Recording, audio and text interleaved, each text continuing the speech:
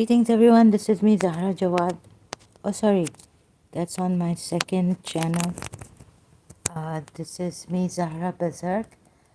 Uh, so I had to pause my introduction video because I forgot to put the volume booster on here. So I apologize for that, a little mistake and forgetfulness.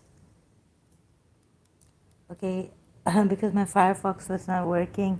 Hope it's working now. It goes to the ayats. It was just on one ayat no matter what tab I opened here. So I had to restart and all this. Thank you for being here. Those who will join me, thank you. And who are here, if any. So we'll continue from my previous live stream.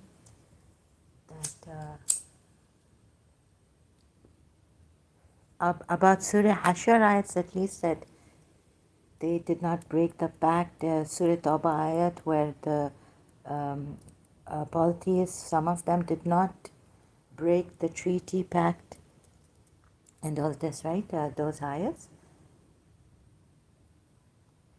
So, just a minute, please. This is.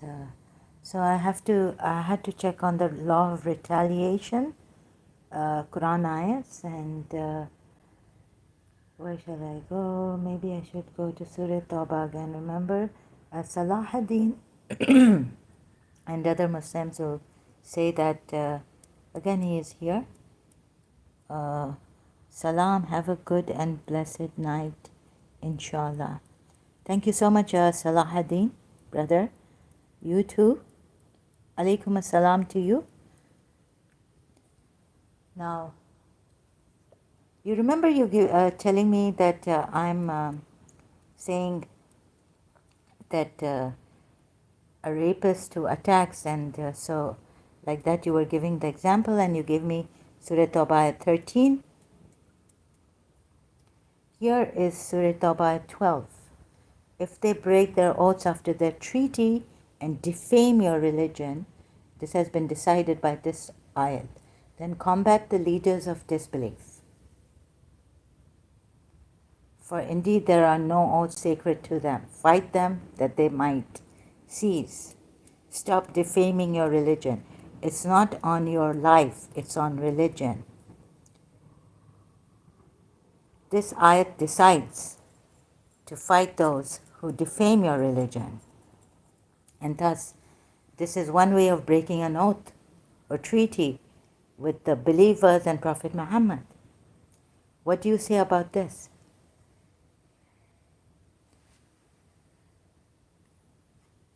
So this, and you would not want to take the law, Islamic law, Sharia law for murder.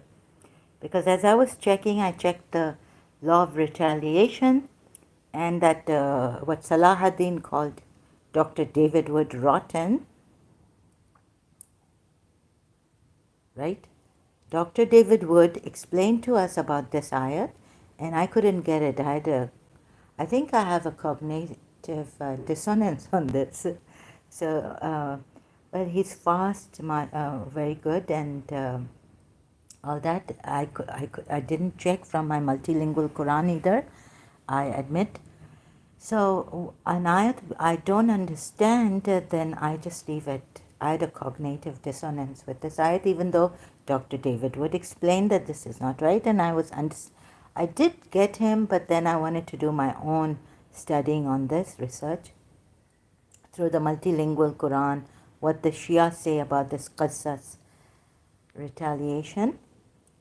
Look at this, 178 ayat of Surah Baqarah. I will read it out to you. O you who have believed, prescribed for you is legal retribution for those murdered. The free for the free, the slave for the slave, and the female for the female. But whoever overlooks from his brother, i.e. the killer, anything, then there should be a suitable follow-up and payment to him, i.e. the deceased heir or legal representative. with good conduct. This is an alleviation from your Lord and a mercy, but whoever transgresses after that will have a painful punishment. One thing to point out here is what Dr. David would try to explain to us in his video, through his video or live stream that I saw later, and I couldn't get it. So let's start from if your female is murdered, then take their female and murder them. So where the murderer is scot free, right? Because you're not killing the murderer. You're killing their female. God help you if you should follow this Qasas law. No one else should be executed in place of the killer. Footnote. No one else should be executed in place of the killer. But what does it say here? The female for the female. The free for the free. Sorry. Can you explain this, Salahuddin? Are you say that one should read the whole Quran and understand it, and then do you understand this Qasas law and this ayat here? The free for the free, the slave for the slave, and the female for the female. What if a female kills a male of another family member or community or tribe? What do you have to say about this ayat? I also had a cognitive dissonance. Then when I went to my multilingual Quran, Shia, below 178, I have to just, this jumps, gives me a hard time, but no problem. Obstacles come in the way, shaitan comes, people's bad intentions come, they just want to stick to this religion for their own interest, emotional security, something.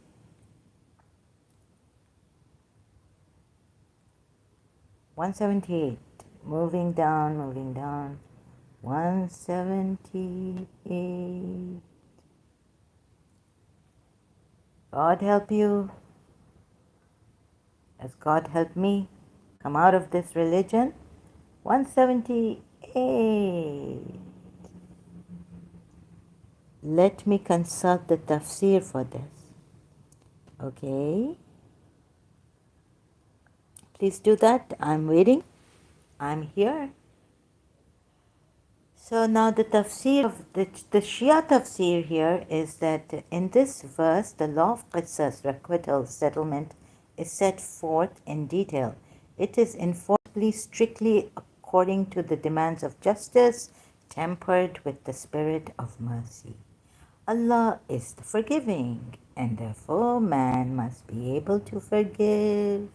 The heirs of the slain have the choice to pardon the murderer if someone on behalf of him pays them the blood price, after which brotherhood is again restored among the parties concerned. Before the advent of Islam, more often than not, Allah Almighty is all-loving and merciful. Never lose hope in your loving Creator. Salahuddin says this. Why are you now bringing?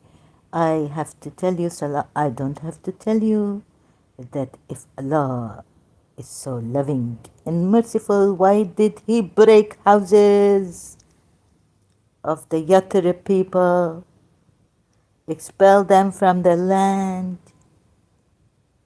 And what Afghan doing, Afghanistan, Afghani Taliban doing now? They have become very strict, I read in the news recently again. They're not allowing their women, girls to go to maybe college, university. Alhamdulillah, mashallah, marhaba. Allah is very loving.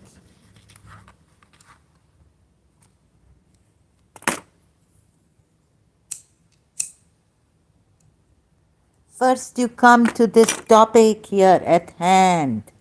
Then we will talk about whether loving God exists or not. The loving God exists in all religion. So why your religion so special than other religions like idol worshippers? Allah the all-loving not come here, send us here, temporary life, and we feel pain. He not a feel pain, and he not even get hurt by disbelievers. It is said here, hypocrites, disbelievers saying anything, Quran ayat. And why you departing from the topic?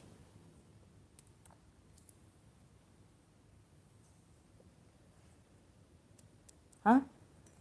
Here it hurt us. There is a rape. There is all these things happening.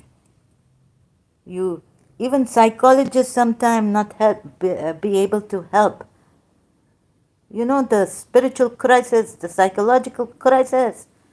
The rapist, rape victim have to go to where?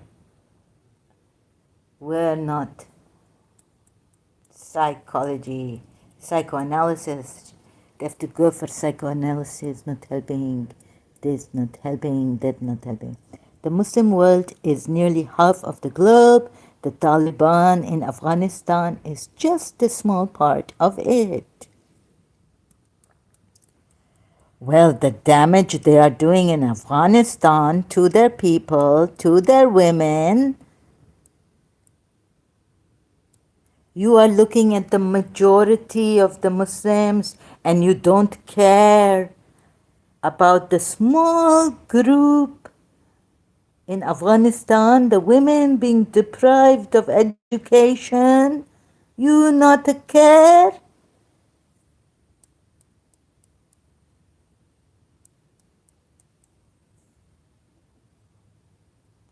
And then what are you saying here? Allah is Almighty, is all loving and merciful. And what Islam say in Surah Taha, what the Prophet Muhammad they separate according to your context, right? Rabbi Ziddi Ilma. Oh Allah, increase us in knowledge. It is not only for the male, but the female too, our Shia say. I wonder what your Sunni Muslims say. Al Hadith? No, I tell you, the majority of Muslim world in cognitive dissonance, not understanding what a terrible religion this is.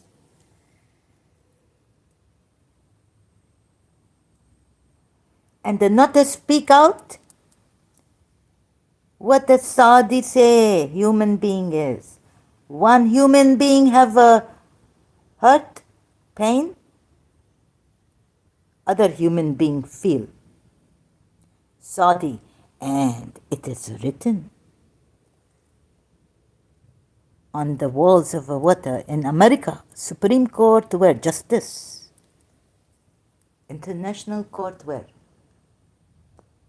Saudi saying, and you are not bothered.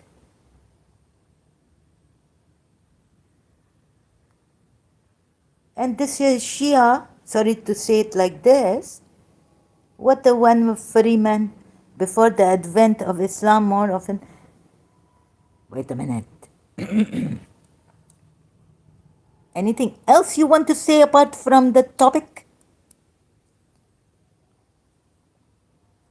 God is, what is so special about this Allah and this Qasas law? Payment should be made according to against idol worshippers. You have any clue, evidence? Slayer, please tell me. Again, we come to this cognitive dissonance. In Shia too, also, very sadly, I could die with pain. The free for the free, the slave for the slave. Yani free. I thought, wait, I also had cognitive dissonance here. I thought the free, no, wait a minute. If someone murder, maybe Dr. David would not write. That is a clear wrong on Taliban part.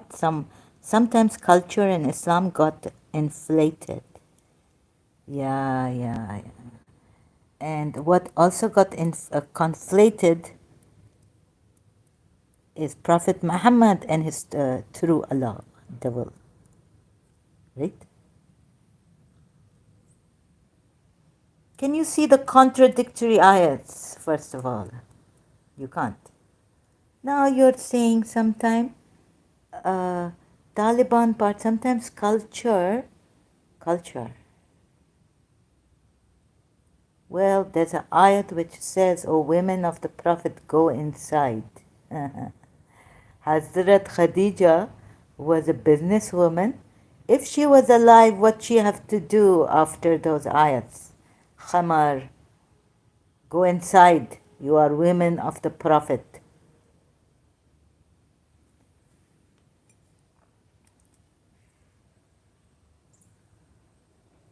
Huh? And behind the veil or door, what the Surah Ahzab ayats? This not culture. This open for interpretation.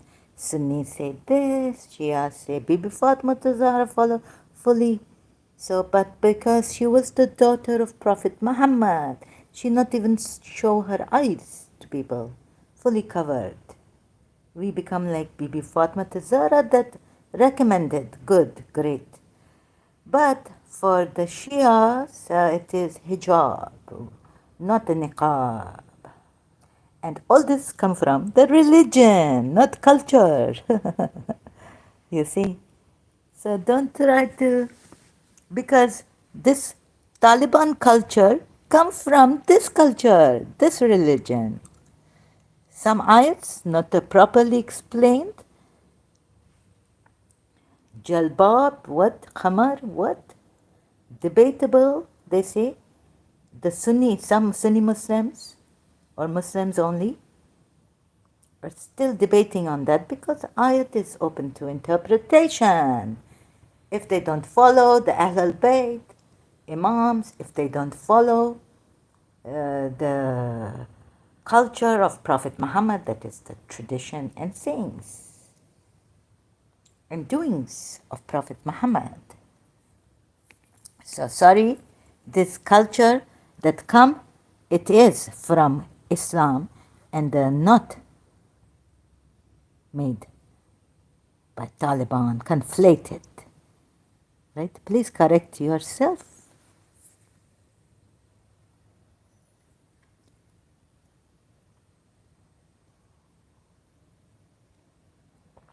So, no, here it says free. No, it doesn't say free women, free slave girls for slave, free the woman for the woman Zahra. So you see, even I as a Muslim Shia, and the Salahuddin, that the rotten David Wood you called him. The Prophet has 4 daughters. I don't know why the Shias focus on only one. Excuse me? That's what is in your hadiths, right? And the Prophet born on 12 Rabi'ul? And where Shias celebrate? Born, you say Prophet born on 12th Rabi'ul? Who gave you that? The Sahabas?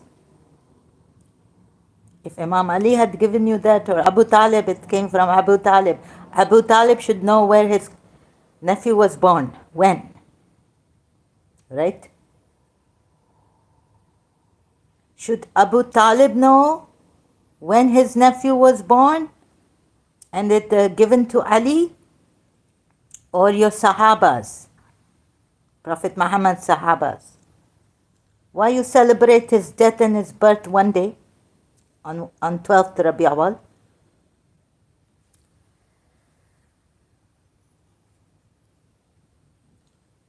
Will you get the birth date, birth certificate of Prophet Muhammad from his Sahabas, or will you get it from the one who took care of him, Abu Talib, who was alive at that time, father of Ali? Yes, it is on our hadith and history that he, the Prophet, has 4 daughters. Yes. And you also say that the Hazrat Khadija was a what? Widow, and she had daughters. Do you know that all 4 daughters were from Prophet Muhammad or from her previous husband?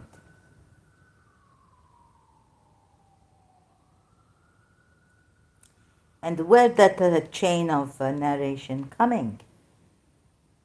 From Waraqa, Hazrat Khadija herself?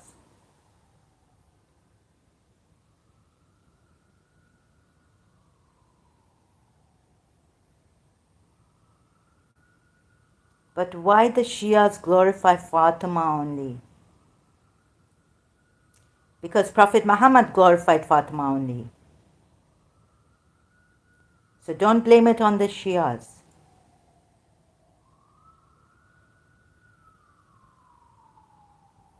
We have hadiths, the Shias,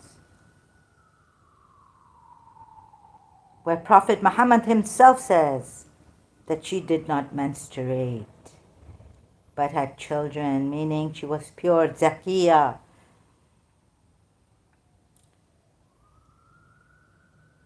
So don't blame the Shias. You know the hadiths where we take that, the Shias take the hadiths from. Why are you blaming the Shias for this?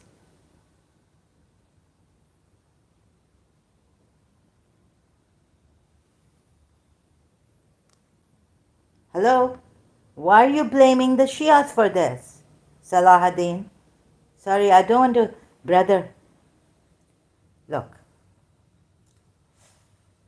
Oh, goodness. Om Namo Narayanaya. Om. Brother, look. What kind of a thing is this, right? You know very well that Shias don't concoct or lie, but they follow the hadiths which Prophet Muhammad came from Prophet Muhammad and from Fatima Zahra. No, the Prophet's daughters are all equal to us. I see they're all equal to you. Then why some Sunnis also have Sayyid as Bibi Fatima Zahra from the progeny of Fatima and Ali? Hassan. Some Shias in Pakistan, I heard, were Sunni Shias. Zaydis even, they say. This doctor, although she wasn't a Sayyid, she was a liar. But then, I realized that even Sunnis are Sayyids, right? From Imam Hassan's. Then why only one daughter from Fatima and Ali? Are you aware of this, brother? Salahuddin, are you aware? Are you aware that there are 2 sides to Prophet Muhammad's traditions? One comes from the Sahabas, the Umayyad, the wives, and one comes from his family. And so the Shias, they take it from his family. Shias don't put anything on their own. but what has come. Now, I would say that, if you can be reasonable, civilized, in a civilized manner, we can discuss this instead of blaming the Shias, right? How can you blame the Shias like this? They don't take anything without their imams. It is a continuation. Let me show you, because now you've distracted me, because you don't have an answer for all this. You see? You don't have an answer. And you asked me, you said you are Ahl Hadith, and you know your hadiths, your Prophet's hadiths, and everything from Abu Huraira to Aisha to, Anas, and all this, right? Yet you don't know. Now you're telling me, let me consult the tafsir for this ayat. You called Dr. David Wood rotten. Ayat, tafsir of Surah Baqarah, ayat 178. You said previously, come on, don't lie. You said you know your hadiths by the letter. This means you have memorized, you know it by the letter.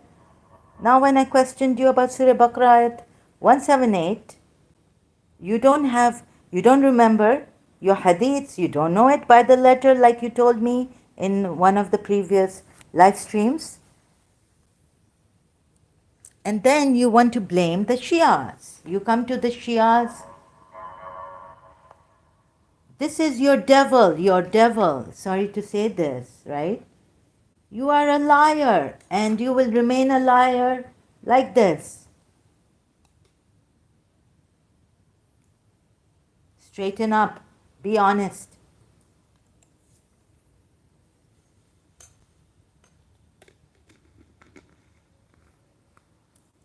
Don't dilly-dally. Don't be dishonest. Don't deceive people. I can only warn you for this. Advise you not to do these things. And this is no way. So why are you against the Shias? They believe in Prophet Muhammad, right?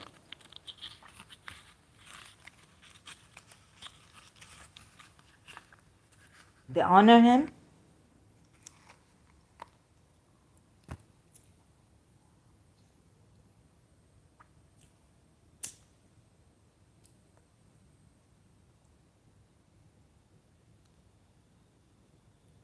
Huh?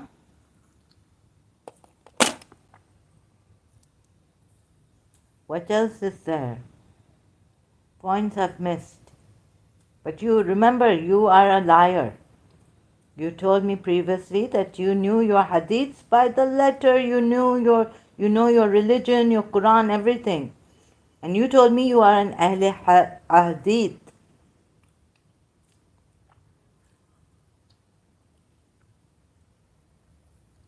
Sorry, I put something in my mouth. I apologize for that.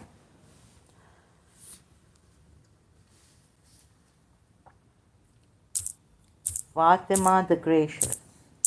The reason why we're not sure, maybe, are you sure? Because the way you're putting things, like Hazrat Khadija, the Sunnis also say this, that she was a widow and she had some daughters from the other husband. Right? I don't know how many times she got married. But Sunnis consider Hazrat Khadija a widow before she married Prophet Muhammad. Are you sure about your hadiths? Because it doesn't seem like it, although you say, you've told me that you know your hadiths by the letter. So here you failed. And you have been lying. And you've been dilly-dallying and you've been distracting when you can me and putting wrong blame on me.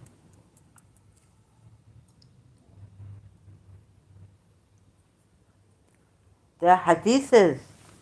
Shias have hadiths from Prophet Muhammad for Fatima, only Fatima. not other daughters. What do you say about that?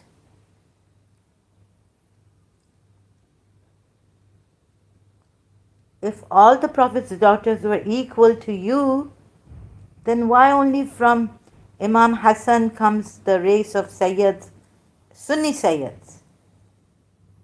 Huh? And do you know that all daughters of Prophet Muhammad with Khadija,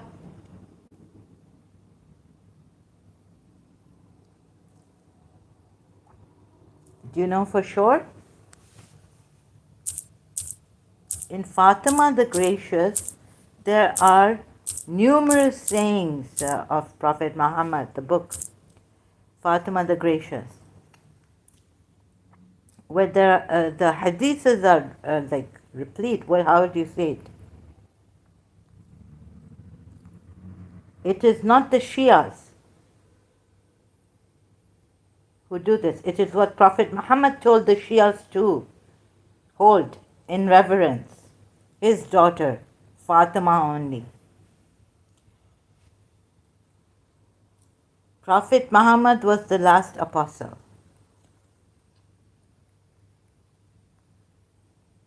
Moreover, various sermons in which delivered Fatima's speeches. Let me just get the. Oh God, now we go to the introduction.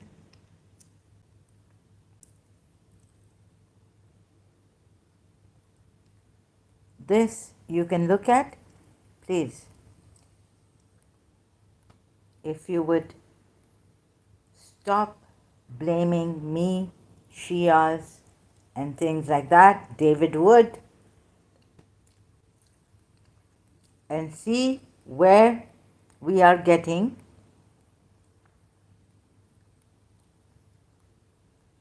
Christian Oriental named Amil Dharmangam wrote a book entitled The Life of Muhammad, in which he slandered Islam, the Holy Quran and the Holy Prophet, and fabricated misleading and deceitful stories about them. This book was then translated by a Palestinian by the name of Muhammad Adil Zu'ayter, who did not comment on the fables and myths included. Among the fables mentioned in this book are Fatima was gloomy, Ruqayya was prettier than her, and Zainab was wittier. There, you have your answer. Did not even consider her father's feelings. When he informed, I had this book, I bought this book in Karachi, Fatima the Gracious. I had it in my hands. You see, now there was, so how can you trust in your, where are you going? But the Shias don't do this. The ones who want to know, they are right. They don't say Sunnis say wrong things.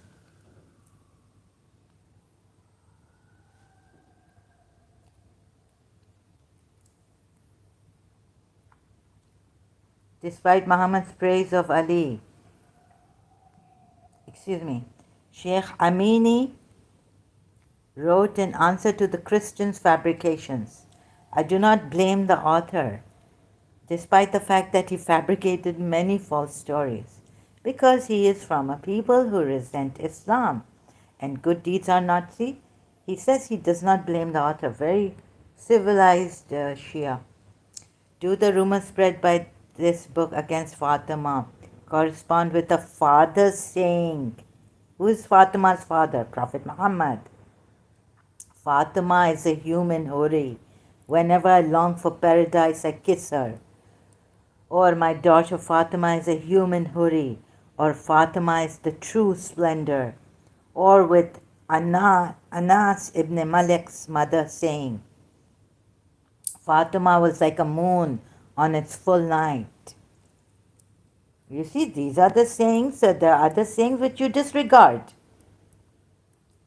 I don't know why you Sunnis don't take these sayings and you take from Sahabas who we were told were hypocrites, Al Imran ayat, We have distinguished between the hypocrites and who was injured. So Shias have done their research thoroughly. Now may I ask you what you are doing, where your hadiths come from? Are they true?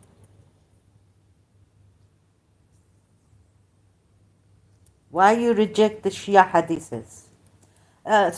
Why do you reject these hadiths which come from Prophet Muhammad?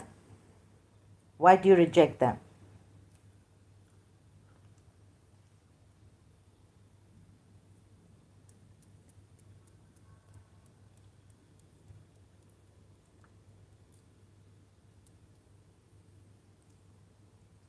Fatima used to speak when she was in her mother's womb. Or Aisha saying, I have not seen a person more similar to the Prophet's appearance, conduct, guidance, and speech. Also in Behaki quotation. You see, why do you lied here to me? Sorry, there's no other way I can put it in a diplomatic way.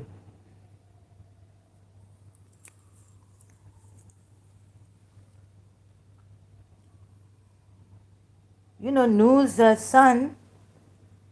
one son, betook himself to the mountain. And then Allah told him in the Quran ayat, it is stated, what? Nuh, he's not from your Ahl. So may I ask you why you reject these hadiths from your own books?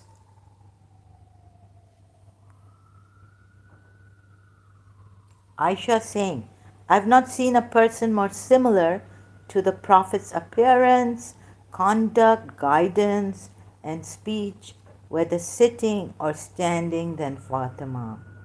When she enters, the Messenger of Allah stands up, kisses, and welcomes her. Messenger of Allah never stood for anyone. The father, this is what my father told me. The father, Prophet Muhammad, standing up for his daughter when she enters, only her. Oh goodness. So this, please read this book. I've read it long time ago in Karachi. I had it. I read the whole book.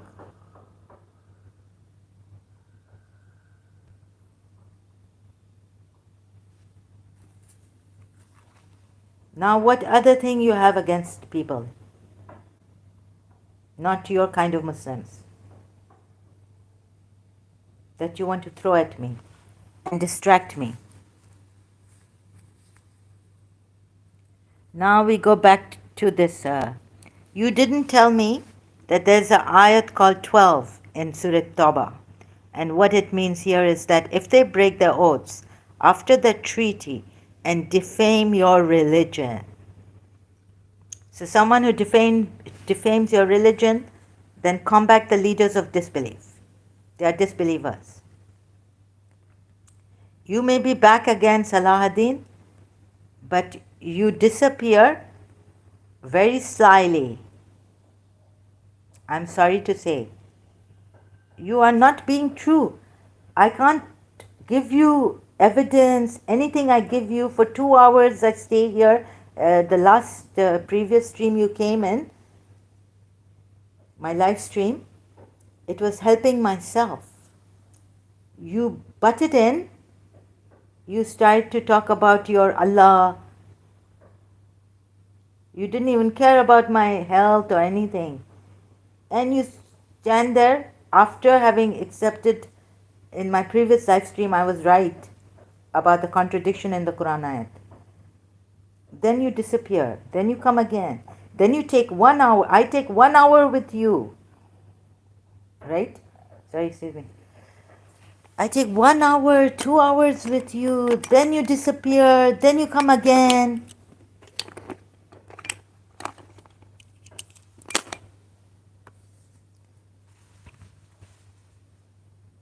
Undecided. You don't know what you are your lies, the way you put your sentences like a snake, sly snake, this will not do. I told you I will not allow this. In my live stream, you came last time. No, don't say what I benefit much from our discussion. You always have interesting points. Oh, God. No, don't say that. I benefit much from our discussion. You always have interesting points. Thank you for this.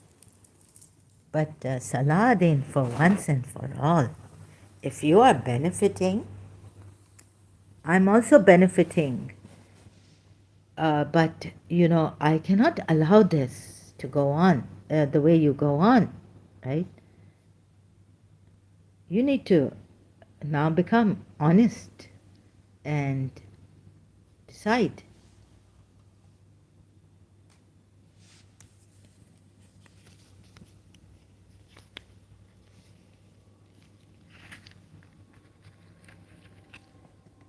Please, I cannot go on because, my energy is very little. And then I get aggravated and my voice raises and I feel very guilty afterwards.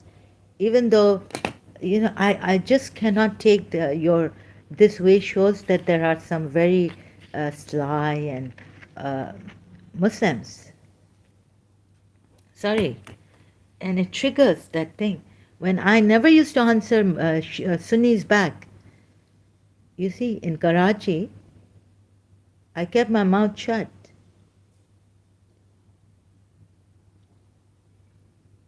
For the longest time, I don't go questioning Sunnis. Why do you say Ya Ali Mada? Or, like, why do you do this? Why do you do that? Why do you say things against us?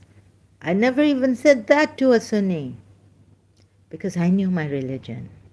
I knew it was a true religion at that time.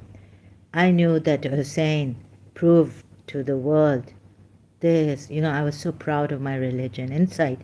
I didn't have to go shouting, screaming, or spreading my religion like this on a missionary.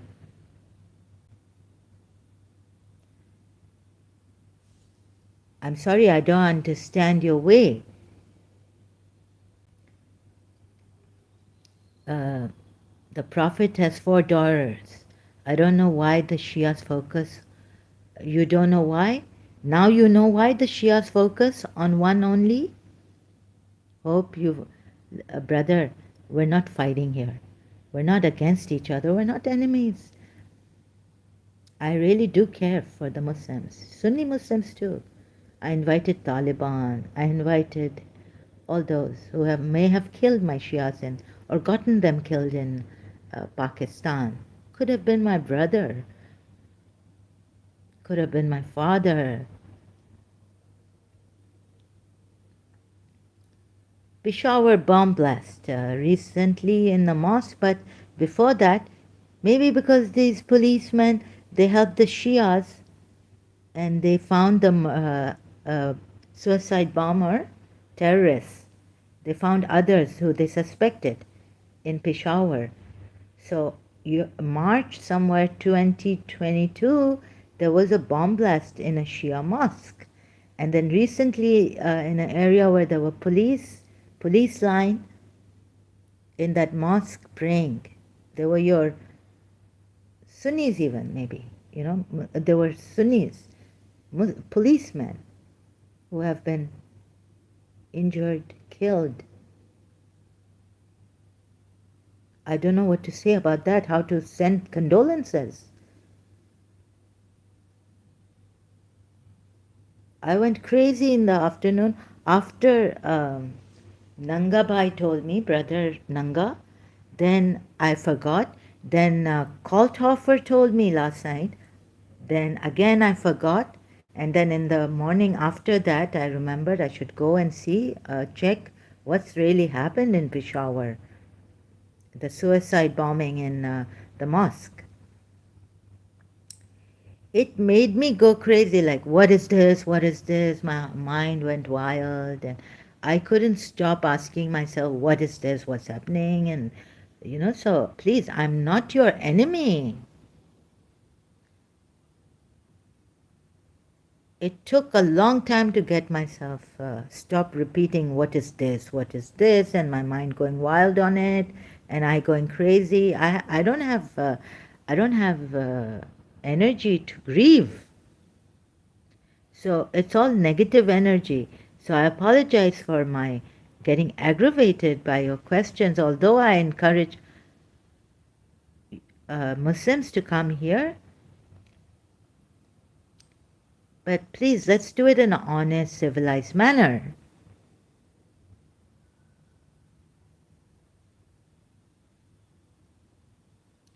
This is about humanity. Please cooperate with me. Shias are also not your enemies. Our Sayyid Sistani has said, take your Sunni brother as your nafs, your soul. You see, why is this in Sunni Shia? Why is this in Sunni so much? That you blame the Shias, the Shias, the Shias. Please see that the hadiths have come and they are not concocted. They've come from the family, and we follow the chain from Abu Talib. You see, like, for example, like I explained to you, that when was Prophet Muhammad born? Please see this, please, so that you understand, for the truth, for the sake of truth. Common sense would tell you, since his mother was not alive now, so it would be a chain from Abu Muttalib to Abu Talib to Ali, right? From Rasulullah himself also. But if the Sahaba say something, and if Abu Talib says about his birth, his own nephew's birth that he took care of, where the Sahabas were not there, yes, you can do your research. You can, of course, take it from the Sahaba, take it from Abu Talib, and do your research. Which one is true? But the thing is, there's been such a lapse on the Quran ayats that what research can I see? And yes, see both, look at both, read both, take both, and then do your research on it. Maybe the Sahaba is right and Abu Talib's hadith is wrong. Let's say it could happen, right? 1%, 2%, like that. But at least do the right research, right? For the sake of finding out the truth.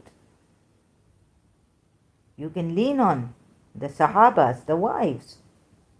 If there are more chains of narration about his birth, that was on 12th Rabiul Awwal, from the Sahabas, but the Shias will not take it like that. The problem is, right? It's not even a problem, but we have made it into a problem, and it is a problem. The whole Islam is a problem.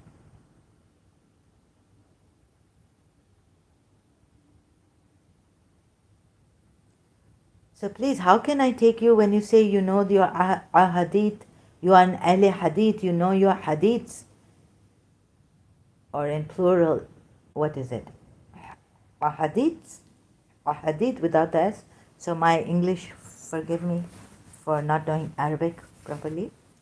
Plural, hadith, by the letter. You know your hadiths by the letter. And now you've told me, how shall I take this? Of course, it's going to aggravate me, right? When I want to have a civilized, honest conversation. I want a Muslim. I'm expecting maybe a Muslim who will come here, look at this, and not give me a hard time like my blood is draining, my energy is draining, I'm bloodied inside. You see, you're aggravating me like this. I hate liars. I hate hypocrites. I hate them. I hate them. Okay, maybe the West won't like this. They will say use a less, like, because Dale Carnegie's quote, in his book I found a man saying, American, no man can make me stoop so low as to hate him. Hate would mean go and kill him or you can't stand him. Of course, you can't stand him, but that means that move, disassociate from him. For us, hate means we hated Yazid, we hated we hated Ibn Ziyad, Ubaidullah ibn Ziyad. We hated him like anything, but we didn't go kill Shias. Oh, sorry, Sunnis. They're his followers. Our thing is to disassociate from Allah's enemies. You can come after me,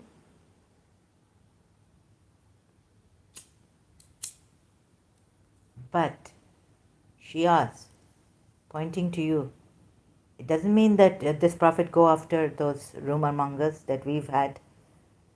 Remember in Pakistan?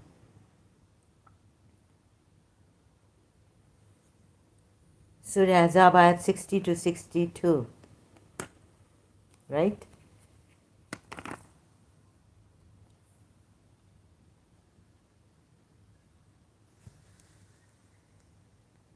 Like, go find them and massacre them with a complete massacring.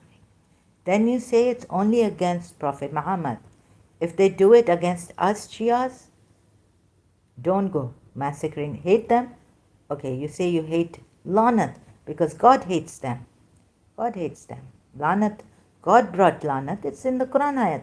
Allah, angels, and the moreover the believers, or something like this.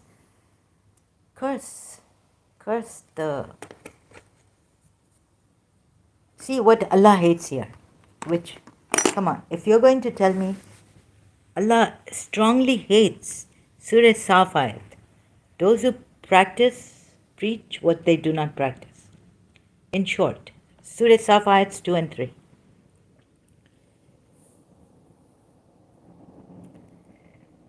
Brother, Muslim brother, here we are, not defending a religion, a truth, even if it be against ourselves.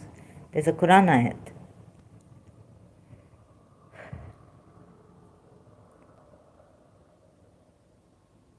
So, sorry, I'm worked up. And I also wish the best for you, Salah ad-Din. There's no fight, right, in this religion, neither verbally, nor do I want to act dishonest or deceive you, dilly-dallying or anything. Even this is not my style the way you come. My style is very honest, upright, transparent.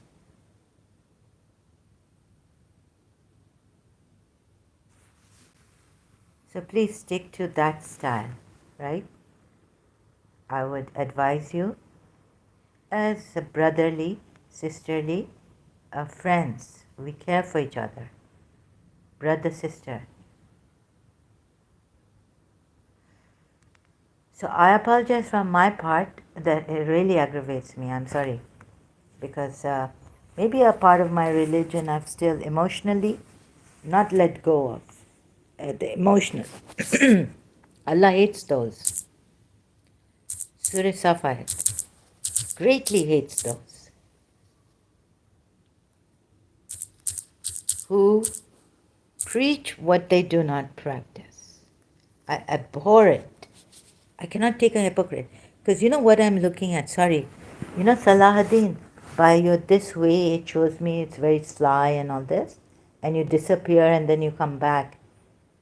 Sorry, for you it may be beneficial. But for me, I see every case, Muslim case, going in Sharia court, failing.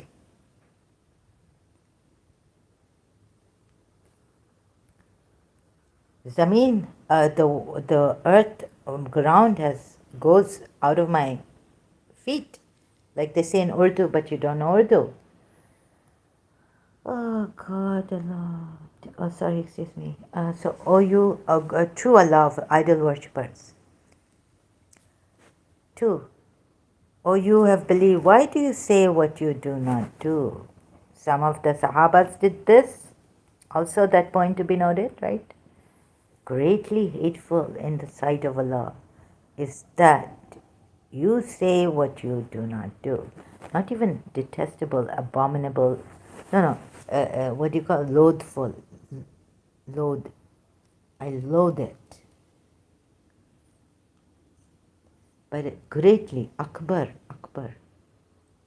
kabira, greatly hateful.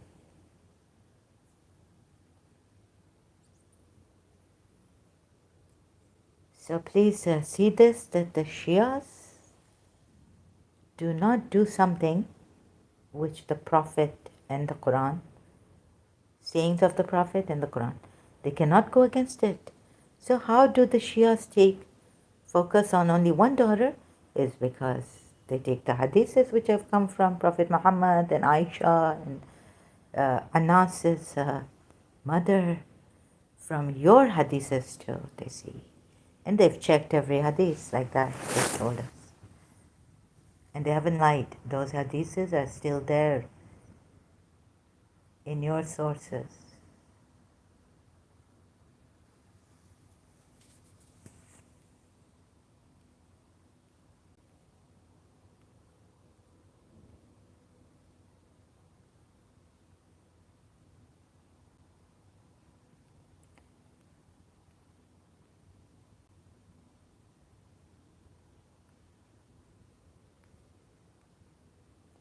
Truly Allah loves those who fight in His cause. They didn't want to fight. Some of the Sahabas there, most of them, we were told, were hypocrites. The ayat in Al Imran says, only one who was injured. The Shias did a thorough research on that ayat. Ali came out. Ali was the injured at Khaybar, right? So this, and we don't want anyone to be hurt. But during this, if you act slyly with me, it aggravates. I'm telling you what is my weakness, right? I haven't reached, I've been struggling. Maybe I've been working on negative energy, struggling that this doesn't make me very angry and I don't abuse. Because when I got mad, I started to abuse in Karachi.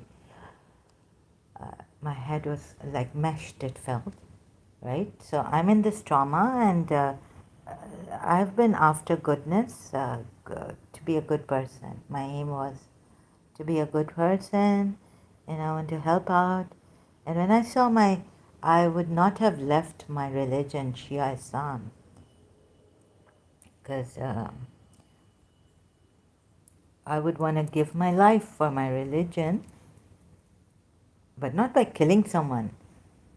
Because anyways, I'm not a man, so I cannot participate in wars or anything. But let's say be a nurse or something like this. I wasn't going to leave my religion, Shia, but I had to. I was forced. My eyes were forced open to this truth through my own research. That's why I take responsibility which some of you may not be taking. You see, you could be blaming Dr. David Wood or Dr. J from P Fender. I searched them out on YouTube, searching for ex-Muslims, searching is Karbala the true story, searching for the true story about Karbala on YouTube also, not only Google search. I read Sheikh Saduk or Sheikh Mufid's on Karbala. I didn't like it. Some of the things I object. I was like, what's this? Not the way they put in majlises. Where's Bibi Surah in Medina? Rawana is going to leave Medina. And Surah, Imam Hussein's daughter. Like, it's not like that. So I went for my own research. So please don't blame others. I will still be searching. Is like, what about this ayat, and if I find sorry if I find a video uploaded by a Christian. Not that I agree to David Wood entirely, but in some of the things I agree to him. But that I think he has a cognitive dissonance on his own religion. But the Christians have reformed. However, if I may, I feel the Christians also have a cognitive dissonance regarding their religion. But I don't say anything now. What can I say? They'll time me out, and they'll say you're acting like a Muslim. You see.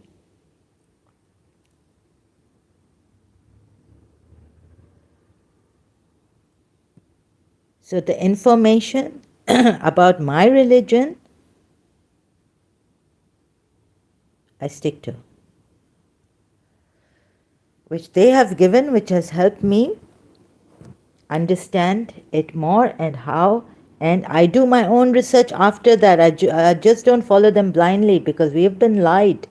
After Shia, I mean, I cannot even trust anyone. Mukesh says, hello sister. Hello Mukesh brother. Welcome here back. So now,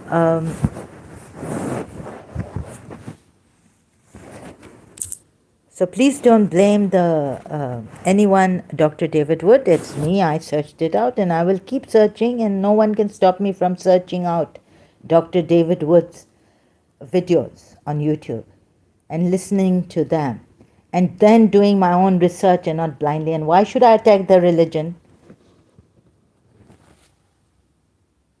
Why I can make my own. You see, I have told them I'm not a Christian. I told Rob Christian's thing. I said they can time me out, do what they like. But I said, you people are like covert narcissists after me.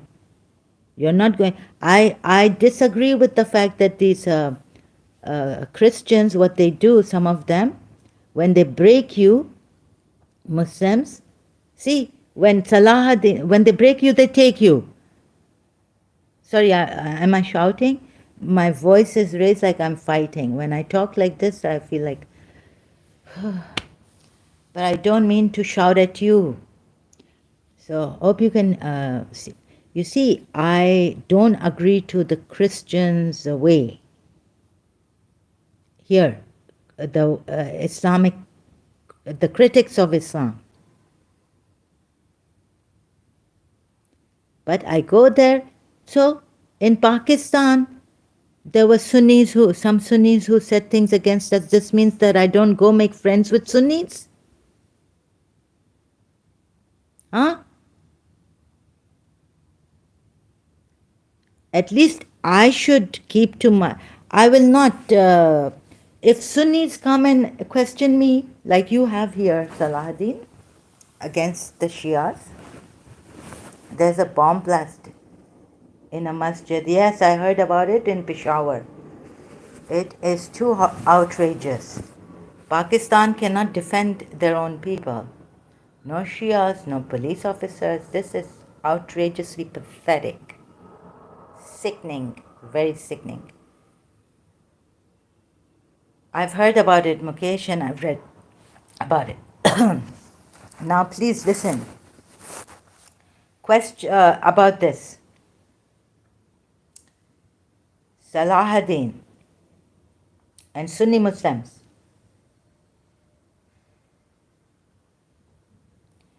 When I was a Shia in Pakistan, I heard many rumors against my Shias. I never went to a Sunni questioning his religion. Never. Likewise, I do here with the Christians who openly criticize Islam. I don't want to question their religion.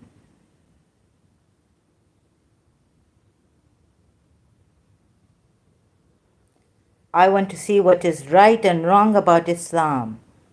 I don't agree to their ways, Pakistani do not take Shia as Muslim. Shia is Muslim, yes. Mukesh, it's not only Pakistan, but I think the whole Muslim Arab world also.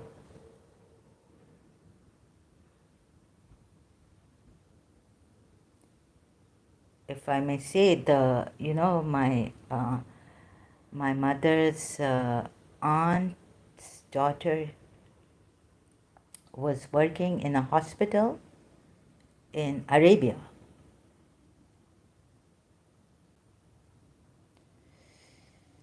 Once we came here and to this Arabia, and she came to visit us, and she was like, these Sunnis ask us questions in the hospital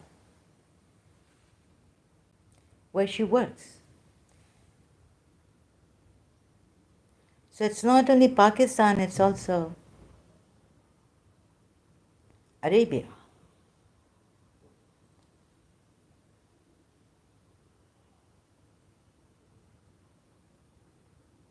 She was like, so, this thing that the Sunnis are not leaving us alone, like they ask us questions in the hospital. You Shias and this and that, where, It's so funny, really. But she was all like, aggravated.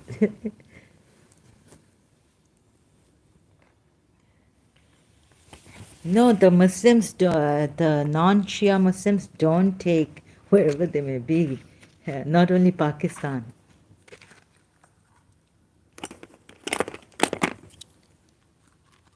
But Arabia too. All the Muslim countries, non-Shia Muslim countries. Even Palestine.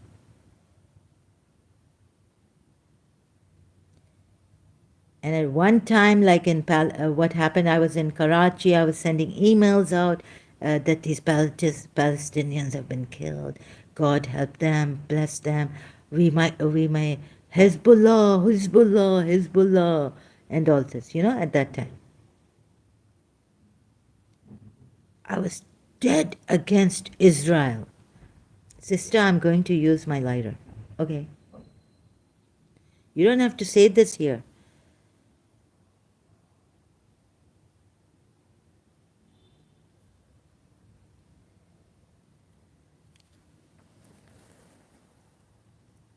So this,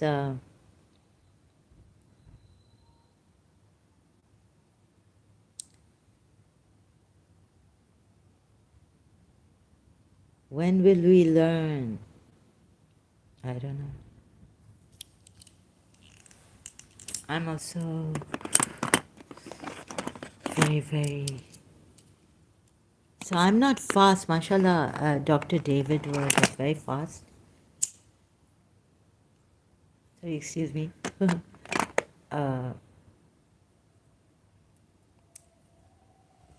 Now I'm an ex-Shia also and an ex-Muslim.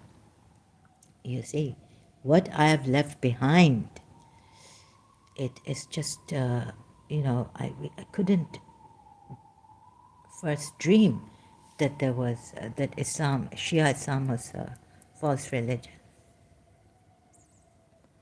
I grew up with a shock. And even now against Shia Islam I'm doing, and Islam altogether I'm doing, and I'm calling out to Shias also to have a look at this. It's been hellish. It's been too hard. Because you see, when I was reading Jiddu Krishnamurti, and I told my father about it, my father said, well, I'm not going after this. You make my mind go crazy. I think there is no such good thing in Islam to discuss. Yeah, but we need to show, I need to prove to so that, we could take another way, they could take another way too. And stop questioning each other and blaming each other. In Islam, Muslims, stop questioning and blaming each other. You are Muslims, you are brothers. What if I unite you both and you come after me? This is what I want to do. Unite you both.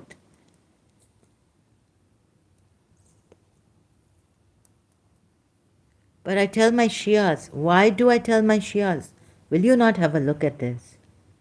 What are you wasting your tears for Azadaris for? That's why I made that short video.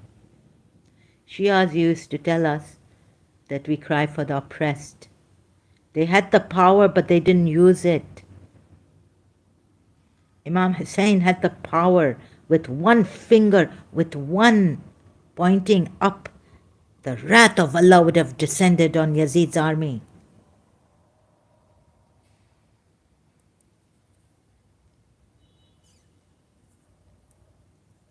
Right?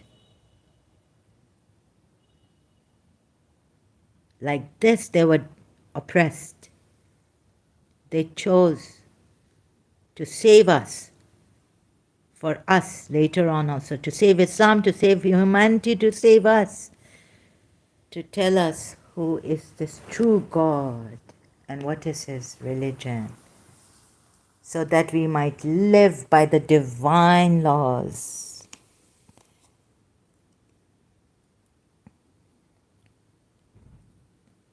You see? So that's why I'm doing this. Mukesh, I think you should. When did you start smoking? I think. I hope you leave it. I pray you leave it.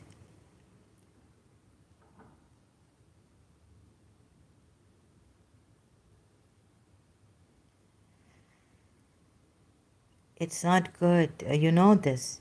My mother once showed me, take a Kleenex, and now you see, you're going to say I'm preaching but not practicing. My case is that I was a child when this terrible Kashmiri made me smoke my father's religion. Cigarette. The religion is too much in my mind. And so if you can't stop it, at least try to cut down on it if you can. It's about 20 years ago. Oh, 20 years ago. Yes, it's the most difficult thing to leave, isn't it? Have pineapple. Pineapple is antioxidant, nicotine tar, they say. I wonder. I heard it from an uncle of mine. Pineapple, eat pineapple. And so if you can't leave it, at least have some antioxidant fruits, this to help you. Drink lots of water, they say. If you don't like water only, you can put something like, I like gulab sharbat. So thank God I got it here. And so I put something in my water or I used to buy this Canadian water with the lemon or green apple in it, taste of green apple from the supermarket here. Now you don't get it, I don't see it. It was so tasty. Otherwise, having just water without anything, I can't have that. So,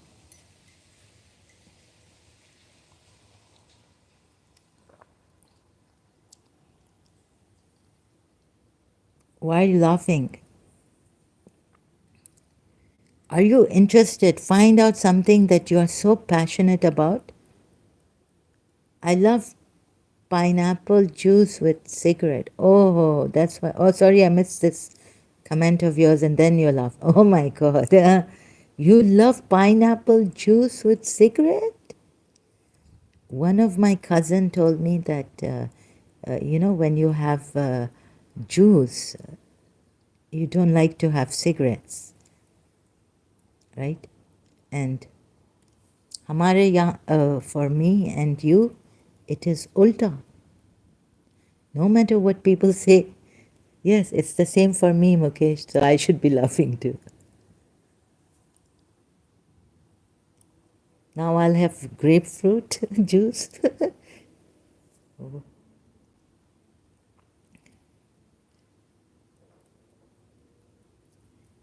This is the problem with us.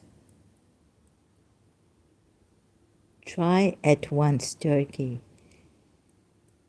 I tried that, yes, before, long time before, but now because of my mental condition, I can't do this. I can't try. There's no strength to try. There's no strength to even move at times. You know what a struggle it is to get up and wash my face?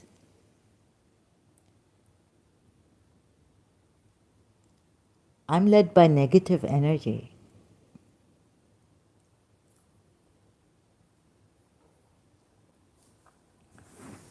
So you see, I would have searched out if do yoga. No. The best thing, yoga is very good, but I can't do yoga. No doing. Don't tell me to do something. Like if you tell me now, why are you sitting in the dark? Open lights. I say, no, just leave me to my own. Shirsh Asan. What's Shirsh? Sorry, I didn't get that.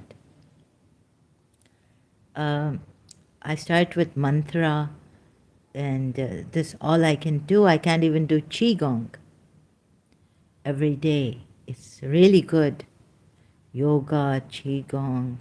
So if you like yoga, you do it, but I can't do the yoga. Or someone says go out walking. Do some, walking exercise. Very simple. Or go swimming. If you like swimming, head on floor. No, don't do that. Sadhguru of Isha Foundation told us a story, a real story, about a young boy who used to do this. Head, standing on his head, putting his legs up. I used to do this also when I was in Karachi American School. Come home, put my head and legs up, right? And even your knees, the way you with the hands out on the floor, elbows out, and then put your legs on your arms, upside down. So Sadhguru said that there was this one boy doing this a lot, and he lost his mind, and it was too late for them to help him come out of it. So please don't do it. I'm still doing this. It improves your blood flow. Yeah, but don't do it for a long time. Sadhguru said that there was a young boy, or young man, who used to do this, and then when a lot, like for a long time, I think you should be, so he got insane or something. He became mentally challenged. Do you have a yoga instructor with you?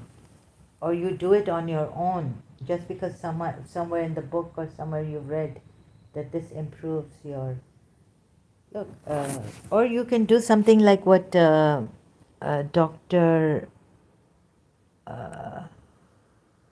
For a minute. Oh, that may be a long time. What you can do is you can put your legs up on the wall like Dr. What's his name has shown us here. Please, I have to... Okay, let me show you. Dr. Alan Mandel.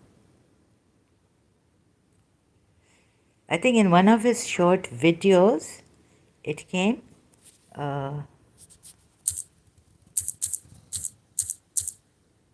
Leg pain for what? Oh, this one. Put your legs up on a wall and your body will... This short video, do you see this? You can do it like this, but don't go completely on your head, standing on your head. Please take care. Please be careful. I do since childhood, without support. Oh, please, yeah, yeah. Sadhguru was talking about a boy who lost his mind and they couldn't help him out of it. He's of Isha Foundation, that in inner engineering and all this he's done with others who go to him. Please cut down on that and try this. This is better from Dr. Alan Mendel. Okay?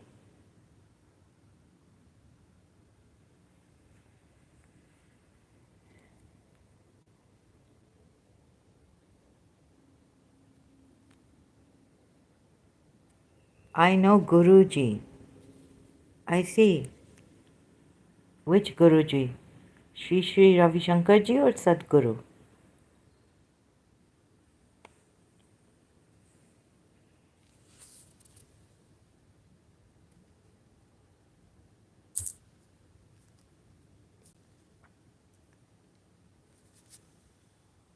Yes, and so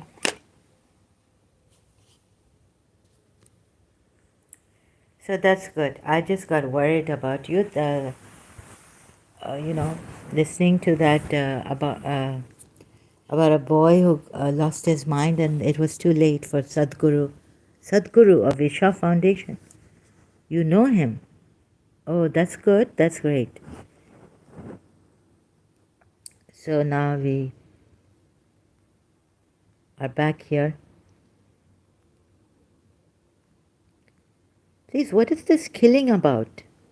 No. I don't want to get into it right now. I'm sitting up. So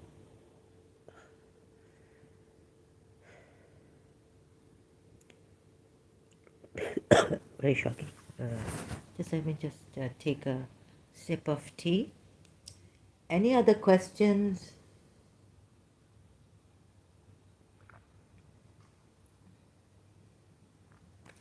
Yes, it's very good to know a guru. But maybe, if... but I just admire Jiddu Krishnamurti. If you want self-inquiry and if you can be alone and go and to risk going crazy in this world, being pushed around, oppressed, even spiritually, sister, life too beautiful than Islam.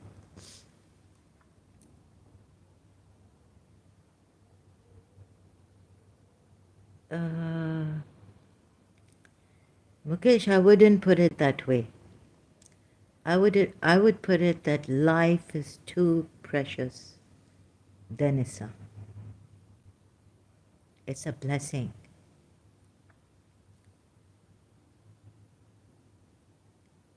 So if they would, no, beauty, meaning how you take human nature. Yeah, beautiful. It's useful. It's beautiful. But not to get into pleasures. It gives me a pleasure. It gives me a thrill. Not like that, momentary, like cigarette smoking. What do you think about cigarette smoking? It gives you momentary pleasure and then it destroys you. So this life you have to see is also temporary world. You mean the world is beautiful? Well, human beings suffering so much that I can say that it's not beautiful, although I would like to bring heaven down, make this world heaven. It's not beautiful. You have to see the reality of things.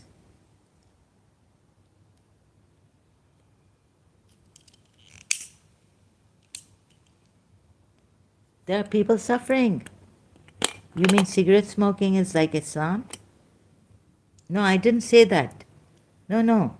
I said that, no, like the world, you said. Life, like life.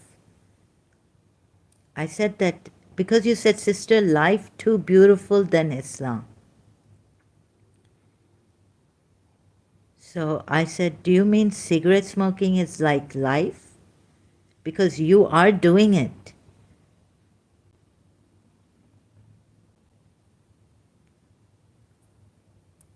So if you feel that life is too beautiful than Islam, then why are you destroying your life with cigarette smoking? Harming your lungs, your teeth, like I am.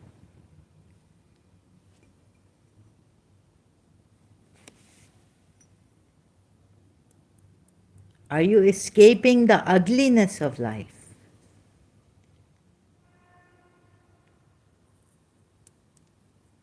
Or there's some conflict in you which you cannot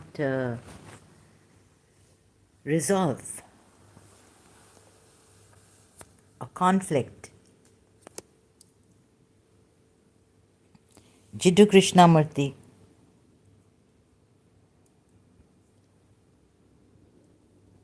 You see, we are not totally free of this conflict.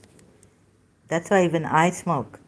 Life is to live on my condition, not on religion that I follow. Who are you? What are your conditions to smoke? When you want to, when you feel like it, it's a habit.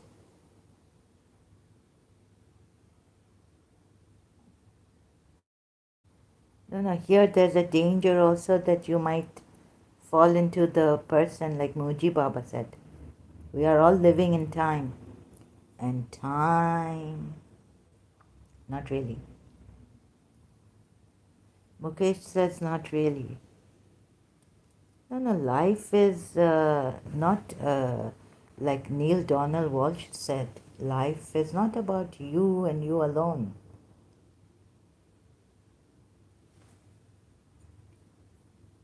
It is not only your life, it is others also. So there could be a danger if you say, I want to live by my conditions.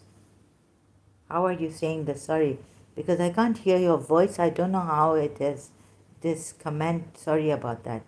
I don't have a stream yard to a link to send here. I don't have that feature. I don't know how it works. So I'm sorry. I may be getting your comments negatively, but this is maybe by helping you, maybe I'm also helping myself see why I smoke and why I can't let go and why am I harming myself. Right? So can you help me, Mukesh, brother? Can you help me here?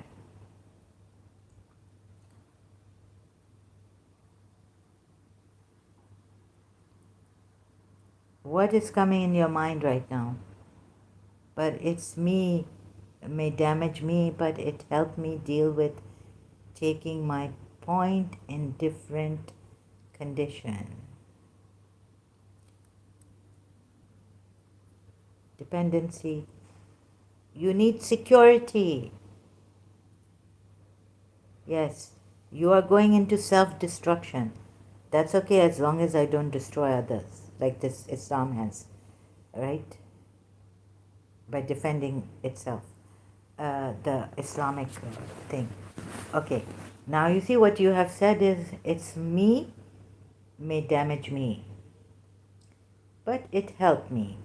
It helped you on one side, but it not help you completely because your lungs going, you mean to say that you are slowly like me committing suicide. You are destroying your health. Yep. Yes. So we see this. We have taken a substitute which is destroying us slowly, if not surely, slowly.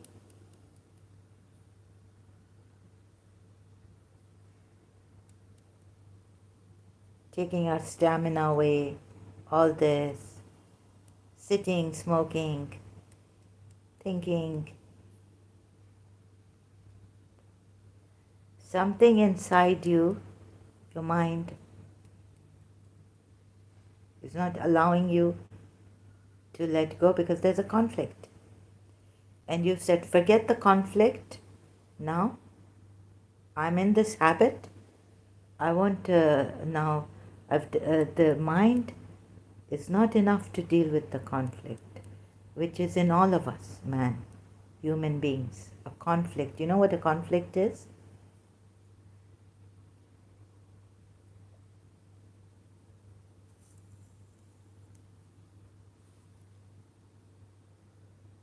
There's something in us which is in disagreement with another thing.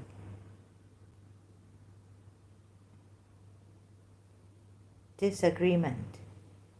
Doesn't agree fully. So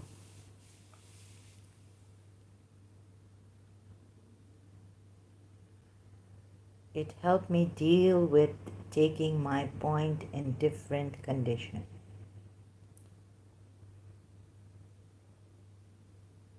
But you see, we cannot, if we try to fight ignorance with ignorance,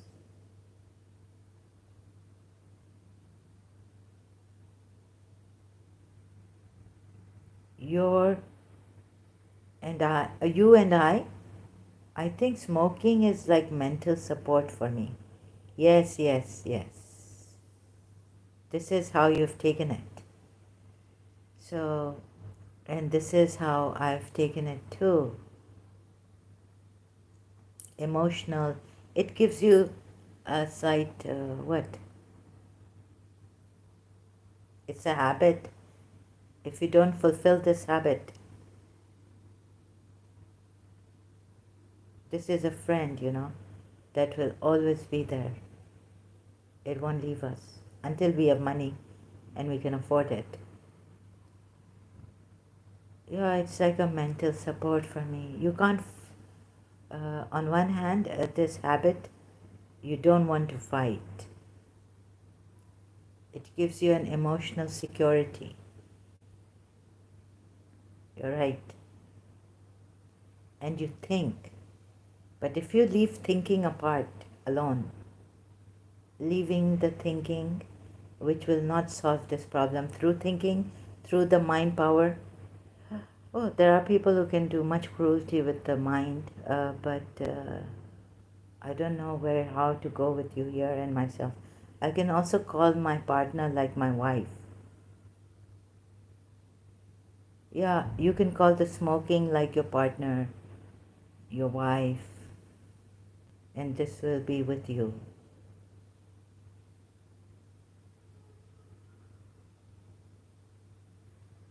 So, mental support. You know who can help you with this? Muji. Muji is very good at this. He will try to show you what you're actually doing. When she feed me, smoking help me. She fight me, smoking help me. And when smoking hurt me, she helped me. Ha ha. Ha. Okay, I see. So, you see, we are not consistent human beings. So, when something hurt her, she fight with you. And then you think she doesn't care, right?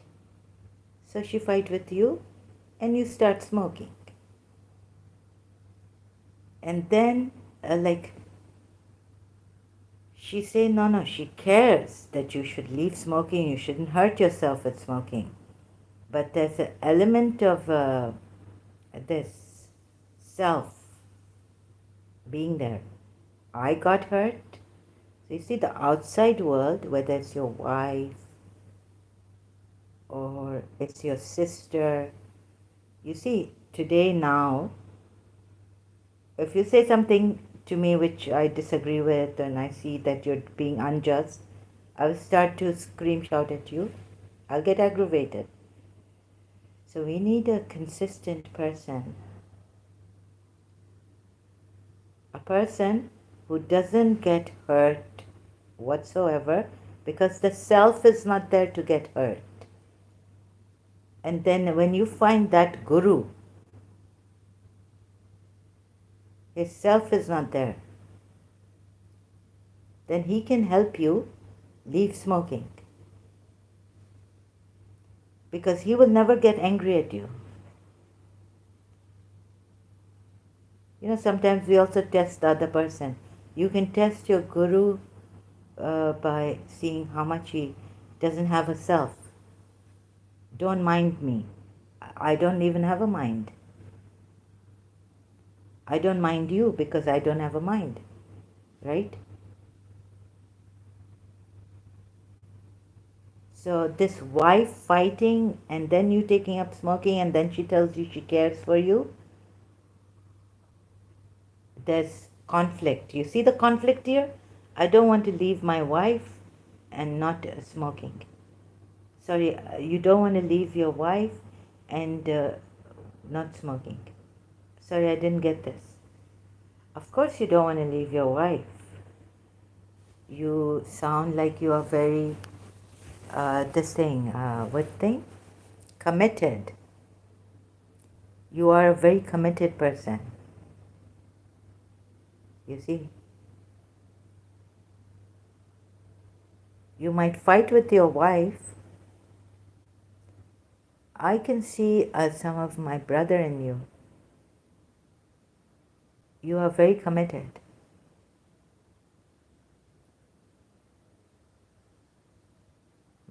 My biological brother.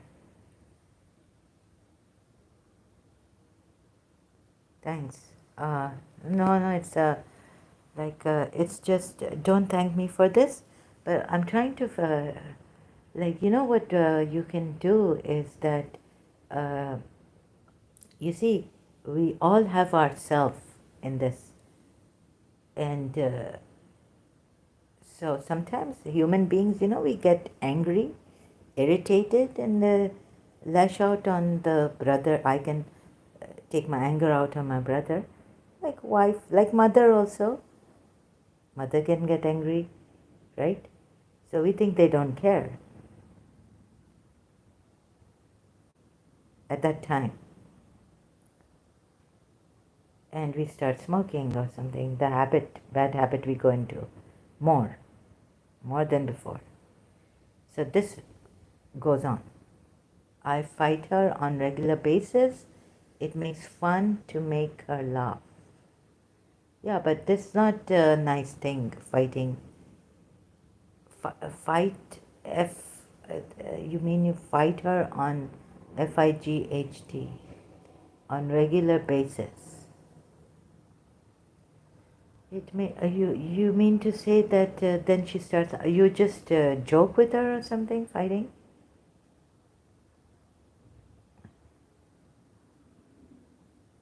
Sorry, I didn't get this. Make her laugh. Okay. To make her laugh. So you're just playing, joking that I fight with you. Sorry, but you know what? This all coming from our time-bound beings. It's just joke. Oh, okay. Yeah. So the thing is that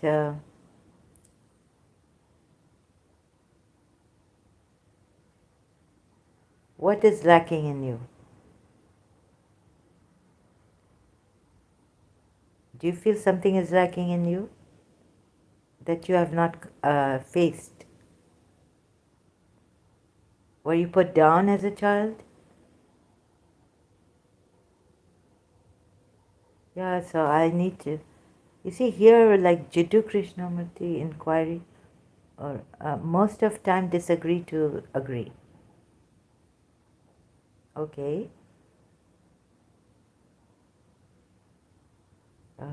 So All this is happening because we are time bound, and we are searching out something to give us, peace.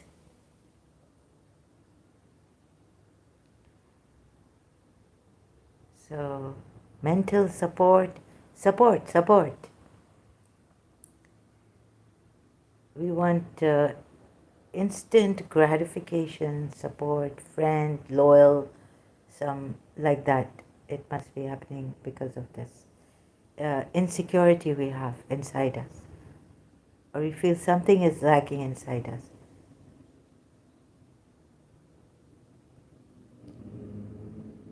And we go into a kind of a self-pity,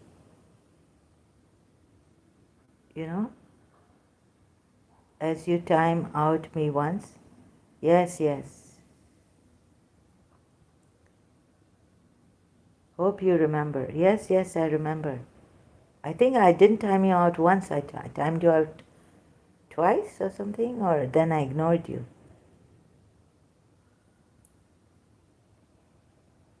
So it's all because we have this ego we are, trying to gratify. The true self doesn't need any gratification.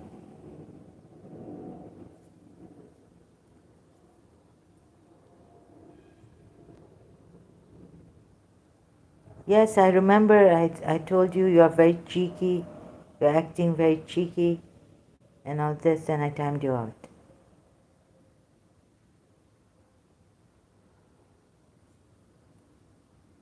So I would refer to, I would say, please do, because myself is there too, and I'm operating from a negative energy. You know who can help you right now? Is Muji. You need to be very good in English to understand Jiddu Krishnamurti books and all this. Uh, so, so it's life. That's how we disagree to agree.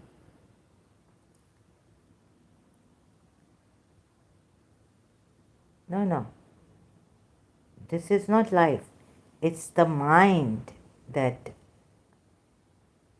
a part of our mind. It's from the mind.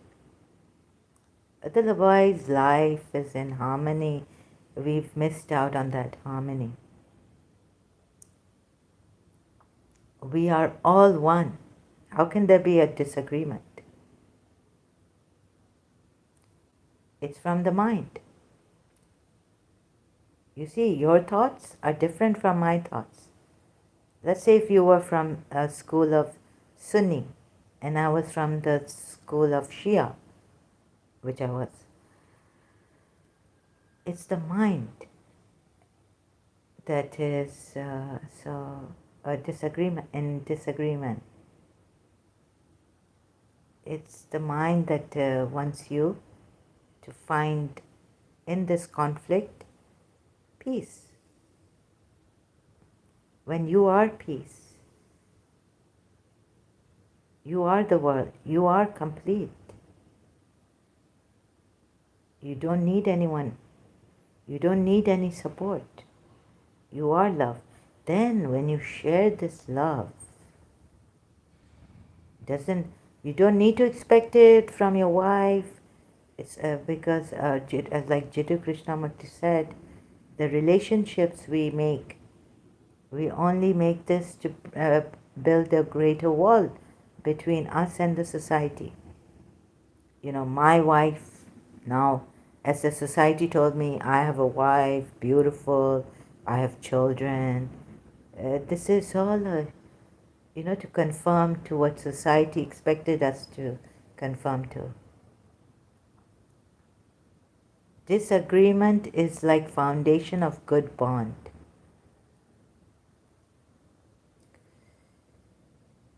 No, no, no. I mean, yes, you've reached that mind where the mind is telling you that the disagreement is like foundation of good bond.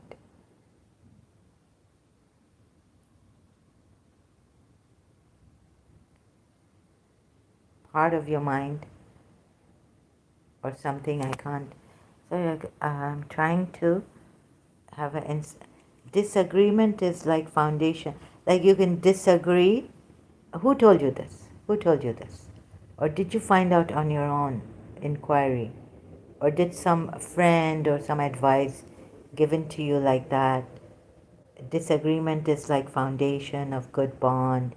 You know, it's healthy. What my grandfather, my mother's father told my mother, that husband and the wife, they have a fight, it's very healthy. This means that you love each other.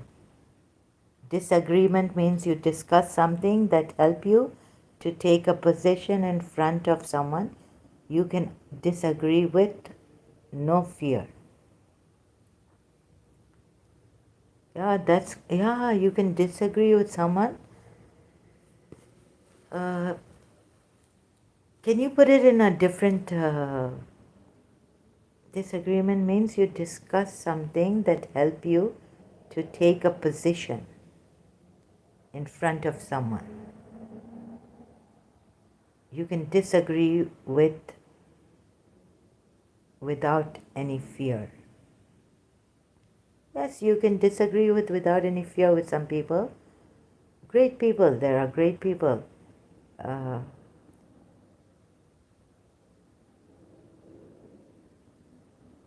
you're right.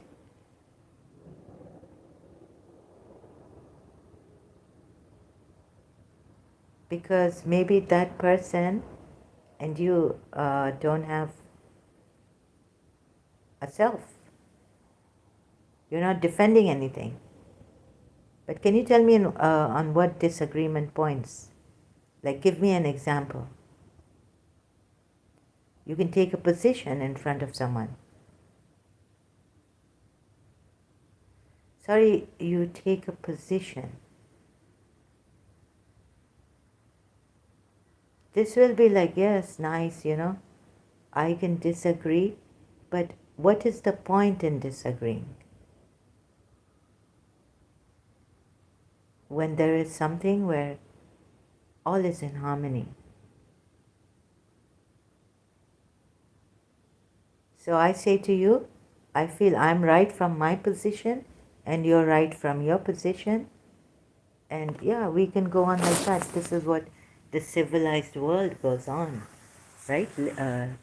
Life goes on in the civilized world with the level-headed people like in London, Western world can go on, they go on like this. Just a cup of coffee or tea. See? Yeah, yeah. Oh, you mean to say, yeah. And then why do you have a smoke? You see, even the civilized world like America, they have drug problems, they have all these problems, alcohol problems, clubbing, dancing, all this problem. Just a cup of coffee or tea, yes.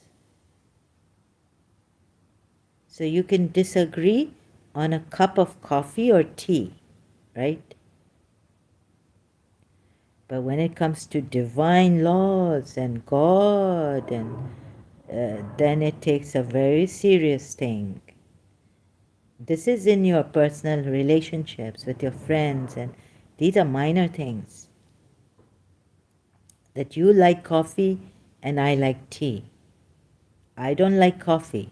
We can disagree on these minor things. But you see, there are serious things happening and serious problems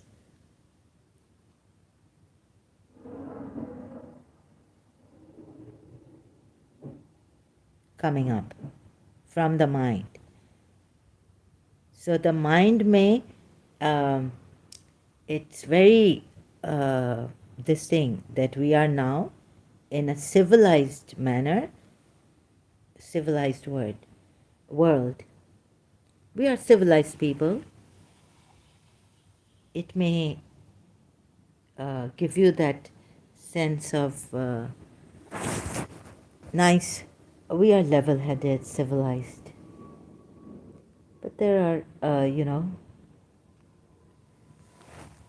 on the personal level, you can go on like this and sometimes have a smoke. No, sister, in Sanatan, it's a lot of way to pray whom you want.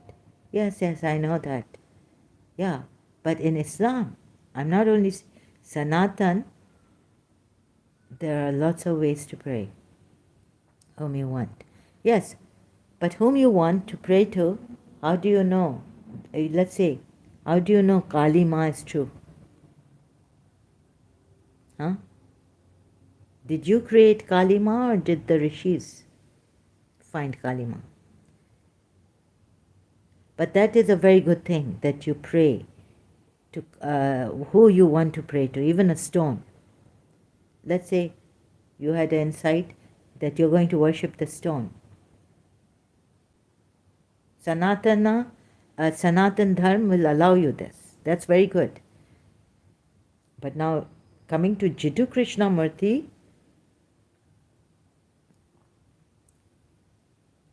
even this will not help in the long run. And you have no evidence. You see, a rishi has found Kali Ma. A rishi has found Durga Ma. And they say, if you don't take it from the original guru, the mantra, this mantra will also not help you. Right? You did not discover the mantra.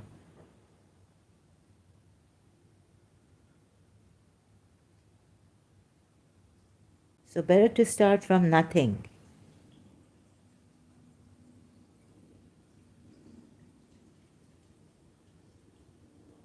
And universal truth.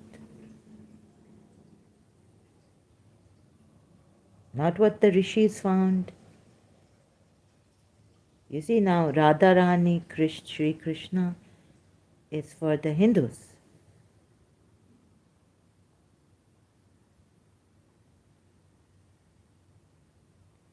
Some people embrace that and they take it. So this way, we will not go very far to finding out, digging out the truth in us. What is the truth in us? Be the rishi. Sister, faith is not bound to have proof. It's divine. No, no, no. Sorry, I disagree with this. There's divine evidence, proof of the divine. How can you say that faith has no proof? It's divine. Then the Muslims can say the same thing. Then people can exploit this Allah which has no proof but it's divine. You can chant Ram, it's okay. Yes, the Muslims will say you can chant Allah and it's okay. But don't chant Ali, the non-Muslim. You can't chant Krishna. Of course you can chant Krishna, Hare Krishna, Hare Krishna, Krishna Krishna, Hare Hare. Oh, you mean to say you can chant Ram? You can. Oh, yes, you can chant Ram, Krishna. Okay. Sorry, I got C-A-N-T. I think I have some dyslexia now or something. I can agree on Allah. You can agree on Allah. But it goes deeper than this. I don't agree.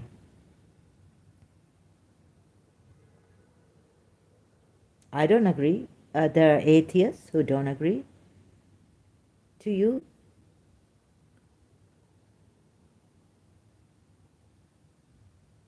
So we can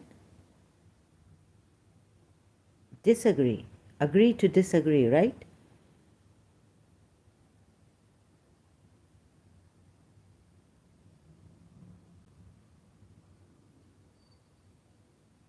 But if this Allah tell you to kill someone,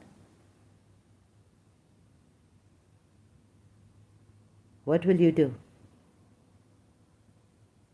You are saying, sister, faith is not bound to have proof. It's divine. No, that's spiritual proof. If you care to search, you will find the divine, proof for the divine. But when you chant Muhammad, it make issue. Who spread heat between Muslim and human? Who spread heat between Muslim and human? Yes, I don't know. Yeah, you are supposed to chant Muhammad, Surah Fat Ayat 9. Not Allah, but Muhammad this time. But you see now, the thing is that Sanatan Dharma, personal stuff, you can do what you like, worship whom you like, your rishis can give you, your culture can give you, Hind can give you, I have no problem with that, you can do that. But that is your culture, that is your rishi. I'm looking inside to find if God gave me a mantra inside, or God, a proof. I'm looking for proof in a divine, spiritual proof also. You see, you may have, you may not have problem. You may say this proof of the divine. Sister, faith is not bound to have proof. It's divine. No, no. We were told in Shia Islam not to follow religion blindly. Even God you must have proof of. Allah, the divine. God you must have proof of.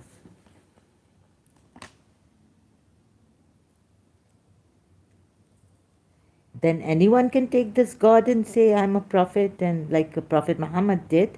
Not anyone, but very, very intelligent, cunning people who are like above average, special people, they think, like schizophrenics. They think, oh, sorry. Like, you know, some in that, they think they are very, this covert narcissism or something.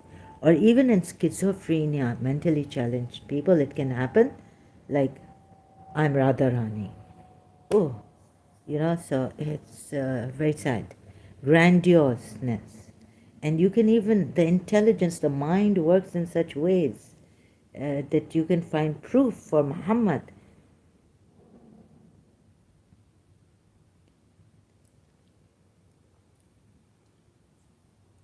He's given us the Quran. Muslims are like, who was he? Ahmad Didat. In one video I saw, there was a religious debate or something, discussion. He got up and he had the Quran in his hand. And he said, this is my proof. There's nothing else I have to say. This is the greatest proof of Islam, the Quran. So you see all these things, problem. We leave the Sanatan Dharma to the rishis who found Kali or who found Ganesh. Now you'll see Paramahamsa Vishwananda sometimes, his disciples say that the murti come out of his chest, out of his mouth. From his chest they rise up and come out of his mouth. You see, the Narasimha Murti. This is the Hindu faith. As long as they don't kill us, or they don't, the good. Keep your faith, very good, this, that. I need proof. And what is the meaning of divine, I want to know. The origin of divine, the meaning of divine, all that. So here we depart, you see, we have different conflict. But we can, you let me live and I let you live and worship who you want to worship. But then comes someone like Muhammad and someone like from Moses come and tell them not to make images of God, and eye for an eye, tooth for a tooth. Then come Jesus Christ and he say, I son of God. And when you become Christian, you are saved. Otherwise, you're damned. And then the horrors of hell is in the Quran given to no extent, like scalding water, this, that, fear.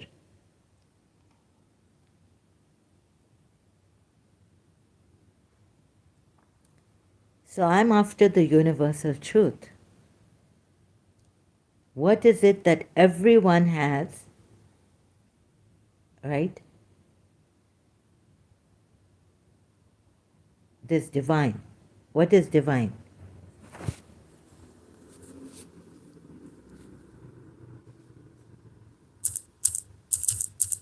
And the proof of it has to be in this world, because in the Quran also it says, see the signs of Allah. So you follow the signs of Allah.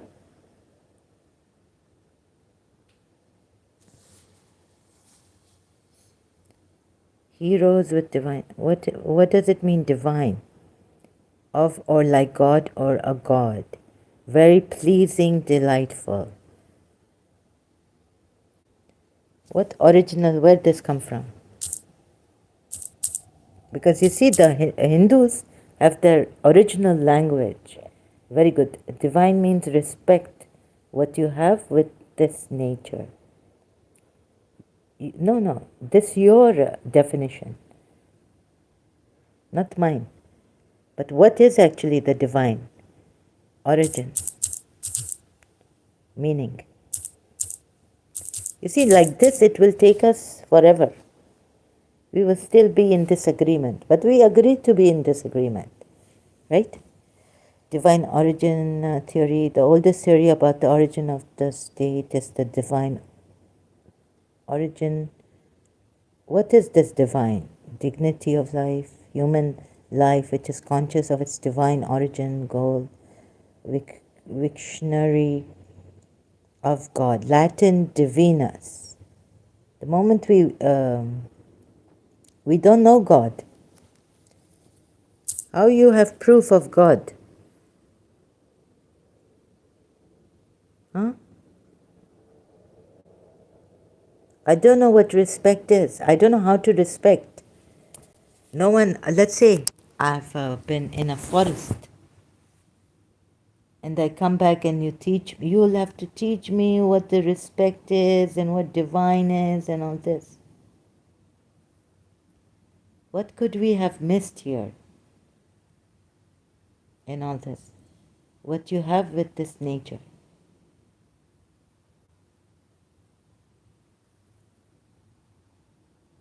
No, you're giving me your form of definition. Let's say I don't know anything. I'm dumb, really dumb.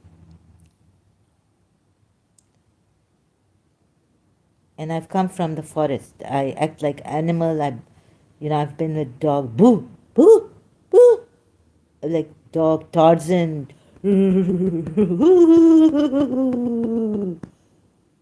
Now for me, divine is what? What will you say? You say I'm jungly. Go back to the jungle.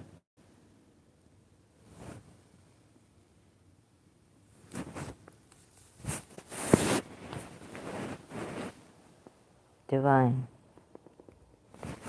So no, I think that all this, your definition of divine and what you think divine means, but the meaning of life, we try to now search in others, right? Forget divine. Divine is very far. When, God forbid, I have a fight here with another human being, what divine? Do you have dog at home? No, I had a dog. He had cancer and he died back in Karachi. His name was Jerry. So after this, I don't have a dog. I can't take care of any dogs or anything. He used to always sit outside my door. He didn't even want to go out in the garden for a walk.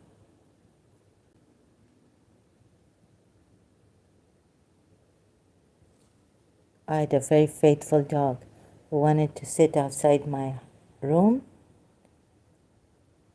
Bus, And when he has to do something, yeah, it's okay, thank you very much. He go out to do it and then he come back. Very faithful dog. So now, but I'm talking about the forest. I'm just giving you a scenario that if I was in the jungle, I come to the city and you think she's the most horrible, disrespectful human being I ever see. She not have etiquette how to eat. She's drinking milk with her mouth going down. So no. Something which is true for all human beings. Feel love of a mother to her child it's a divine. Well, Mukesh brother, not all mothers are like that.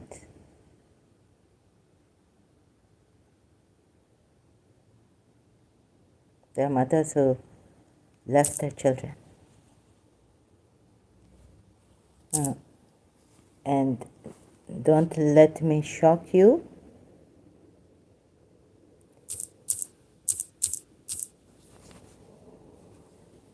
This is the story. Her mother, when she was born, Nina Alk. Where's divine here? Have you read her story? Have you listened to her story? When you plant a flower plant, you take care. That plant as much you can, that's divine. That plant die also, have a lifespan. Then you will be crying over the plant.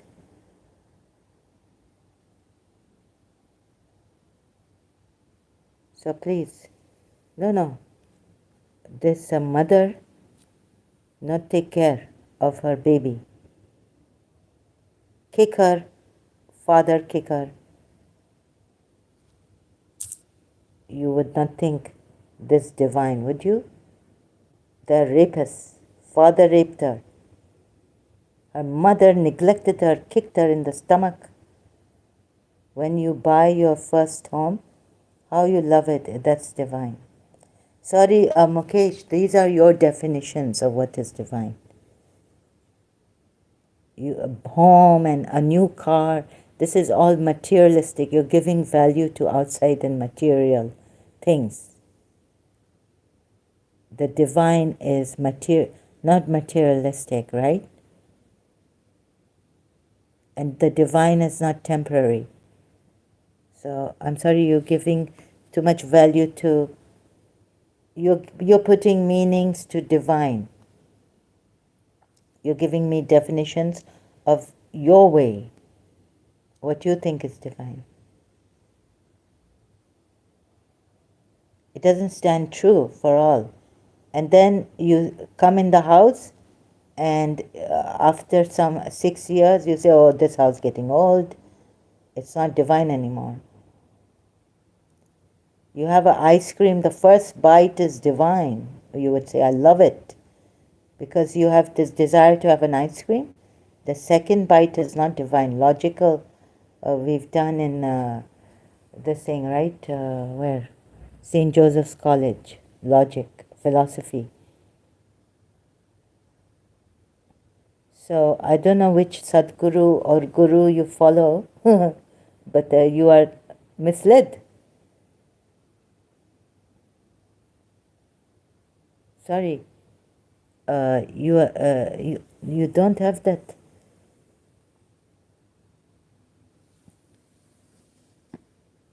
Are you sure you follow a Sadguru or you are with a Sadguru? Or you are on your own? Sorry, I have to ask you this, because if you say you are with a Guru,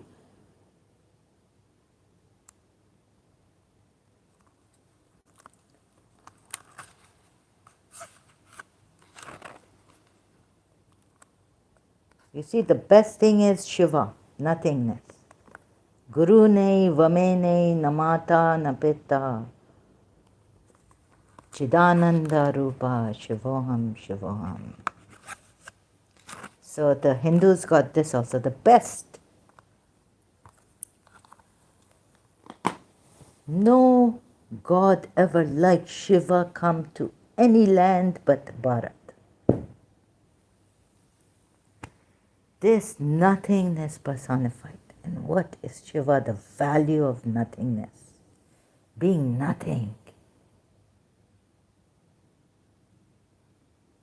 The destruction of your ego, flushing your ego. I mean, Shia gave example, saying this, that, not coming in me. Until, what come in me? Nothingness. Being nothing.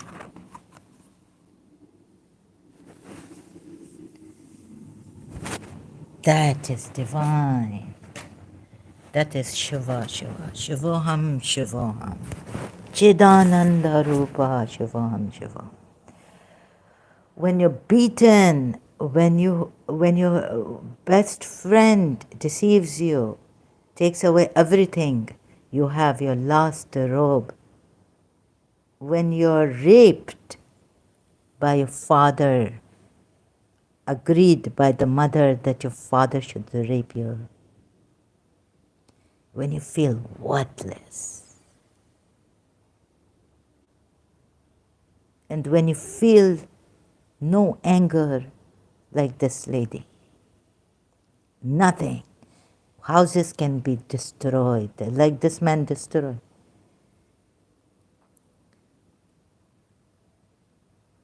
Divine, super sister, yeah. I like this, because this were what, I don't know your English level, so I don't know if I should recommend you Jiddu Krishnamurti Self-Inquiry. If your English that good, you can read and understand Jiddu Krishnamurti. I really, really recommend. Sorry, what you say, sis? Brother, I say Jiddu Krishnamurti best. If you want to go into, if you're listening to me, and if you consider my advice, because I don't see any from your guru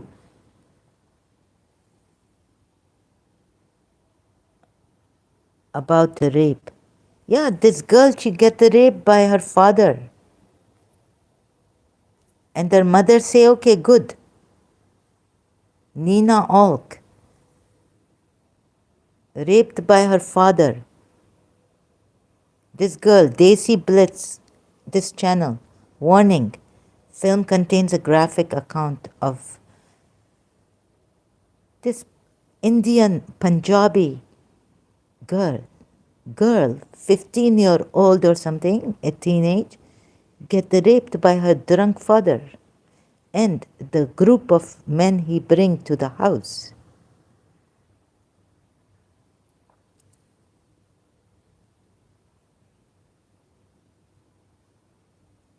He even allowed her uncle, like his friend, father, to rape his daughter.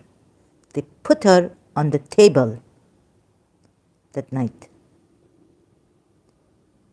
Drunk father coming from, with friends going out drinking. Then he never rape her,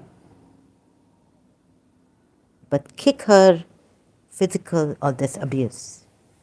Mother, I'm talking about this girl, Nina Alk.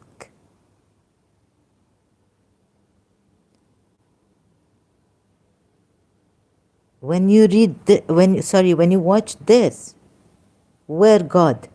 Where God? It is very, very shocking.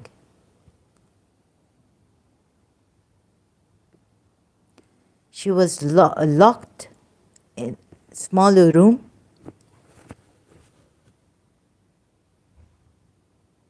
My mother. Well, this a friend of my mother-in-law's. Her father is not a man. This is why alcohol is forbidden in Islam. Oh, Salahuddin, alcoholic person is punished. Oh,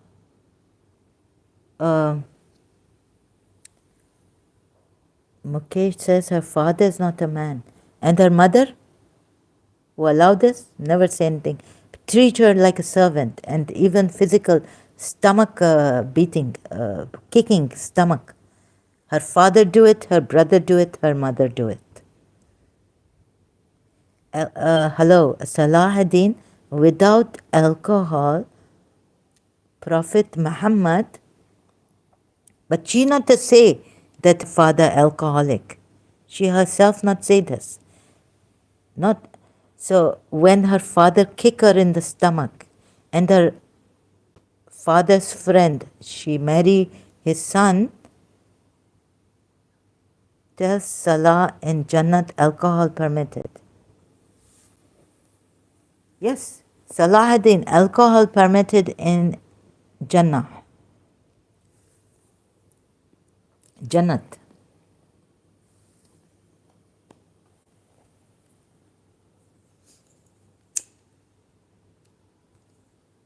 No, no. Honor killing, Salahuddin, honor killing in Pakistan. This father, Afghani father, what was her the name? Canadian. Honor killing. Oh, you say alcohol haram. Honor killing. 3 daughters killed. Canada. By a Muslim family. Shafia family murdered. Where alcohol, father taking, brother taking. No alcohol here. No alcohol. Afghani father. Honor killings. Trial continues in Canada. This is 80 lashes as punishment for whoever sinned by drinking alcohol. And whoever killed by honor? In Islam, what the punishment? And do not say oof to your parents. So children, sorry Mukesh, your thing is being held for review. Mukesh, even sex is permitted in front of wife with other girl. Yes, Prophet Muhammad do this, right, with Hafsa. Oh, sorry. Yeah, with Maria the Coptic. Do you agree alcohol should be banned in the Western world? No, because Western world, their eyes also not to see me like I've lived in London. They come out of pubs. I don't see anyone, any Britisher doing any bad thing to me. I go Saturday night. The pubs are full. No, I don't ban. I think these not in the Western world.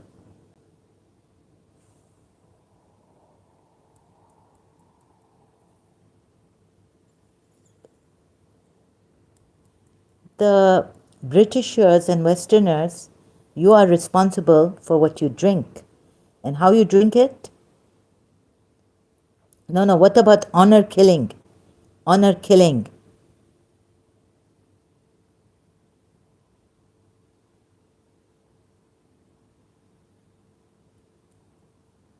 Well, in Holland or Dutch, this girl was telling someone, I overheard her in Lee Abbey, my hostel in London, that I think in Netherlands or in Holland, um, they haven't even banned drugs. They say no, allow it because it's up to the person, his responsibility, her responsibility. So when we ban something, people want to do it more. Alcohol is permitted in Saudi Arabia, also in UAE. Really, in Saudi Arabia? In Turkey? Mukesh says. Do you, Salahuddin says, do you agree alcohol should be banned? You see, I have not done a full research on this. I cannot say, I cannot agree upon that because I overheard a lady, a student in Lee Abbey in London, saying that why Holland or the Netherlands allows drugs because they have a different a thing about this. If you ban something, then it becomes very attractive to the people. So they've, legally they did it. The government, they got together and said, no, we will not ban drugs like hashish, cocaine, and all this. heroin.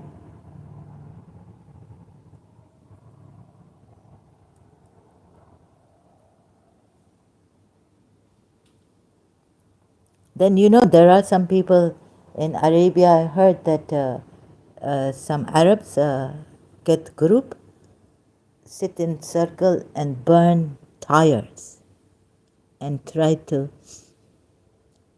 get the smell of burning tires. Drugs not allowed in UAE. Salahuddin says alcohol and drugs are totally forbidden in Islam. So what can I do about that? That good? And anyone use them is punished. But prostitute is not forbidden in Islam of slave girls. Prostitution of slave girls is allowed in Islam, Surah Nur ayat 33.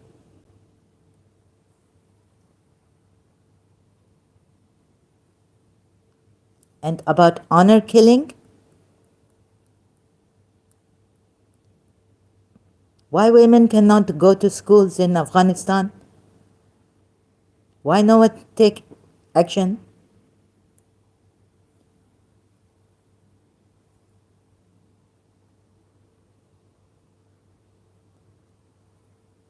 So look at this. And alcohol and what this?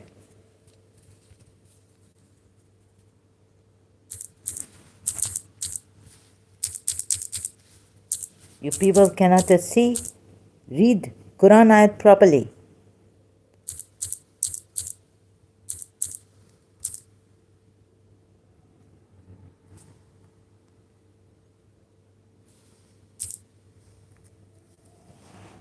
Sorry, 33.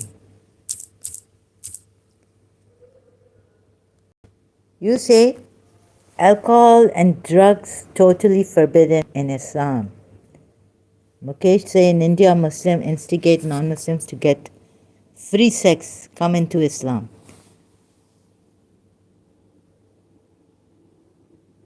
Mukesh, your recent comments are held for review. I have to show them. Press on the show button.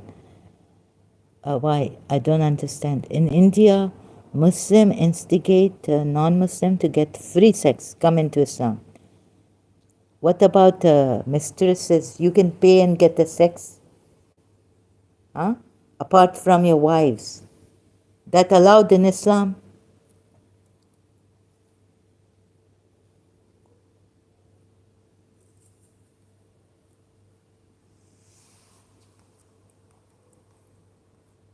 I haven't even gone to that, Mukesh, where allowed sex, slave girls. You can have sex with them without the permission. The guardian take. What about your Prophet Mary, Aisha, 9-year-old, consummate marriage? Himself 50 years old.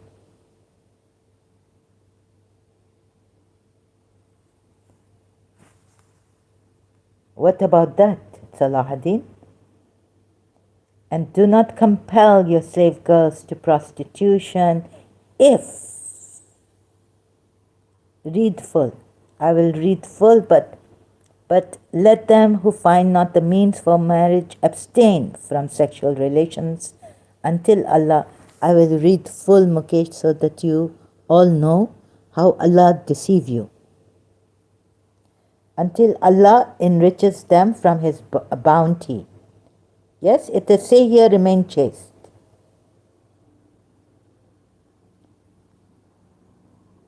And those who seek a contract from among whom your right hands possess, then make a contract with them. There's a contract. If you know there is, if you know there is, if you don't know, if there is no good in them, if you know there is within them goodness, and give them from the wealth of Allah which He has given you. But if you don't know there is any good, if you don't find any good in them, what happens, Mukesh? What happens, Salahuddin?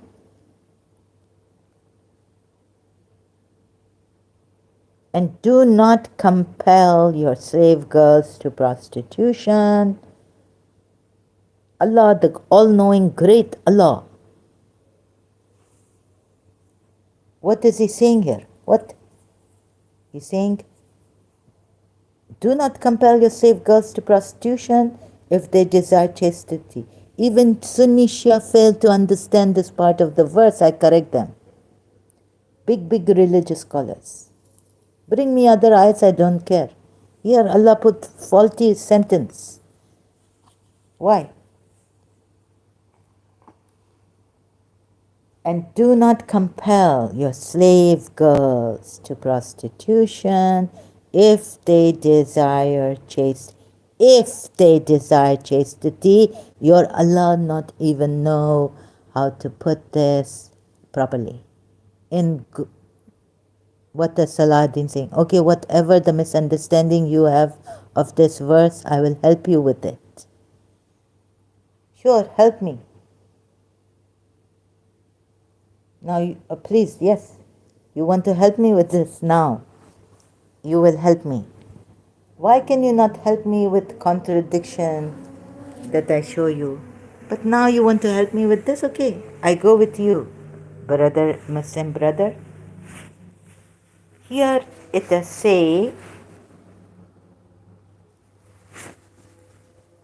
do not compel your slave girls to prostitution if they desire chastity, to seek thereby the temporary interests of worldly life.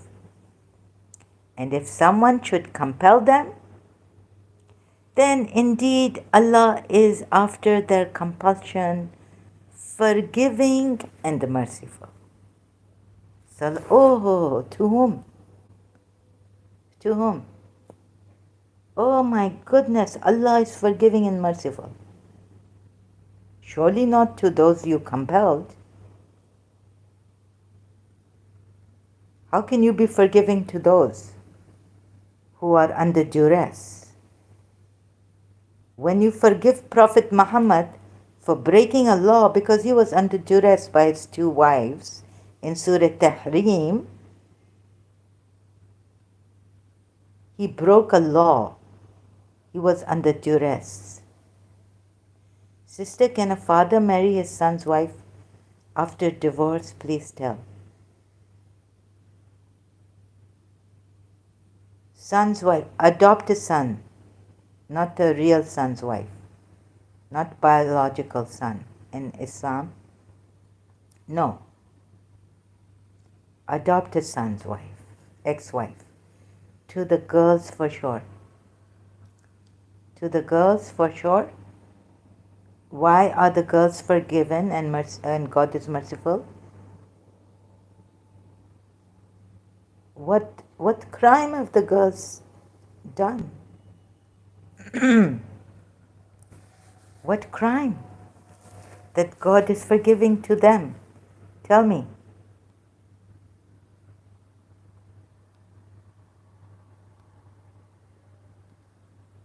How can he be forgiving to the girls for sure? Salahuddin. Oh my goodness. So you say that this means that Allah is forgiving. But what crime have they committed? You get the God forbid, if they are forced.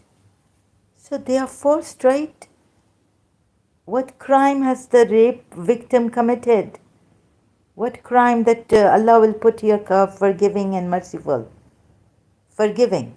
Okay, merciful, he may come later on to console the rape victim. But can you say, since you are raped, can Allah say this? Since you are raped, Allah is forgiving and merciful. Okay, he can say he's merciful because his mercy is there after you have been raped. But forgiving? Mukesh says, okay, I got it. It means in the same way adopted son can marry with stepfather's wife. ex-wife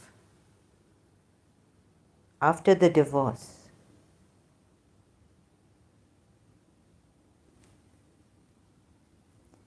Yes, if you follow this logic of Surah Azab, verse 37.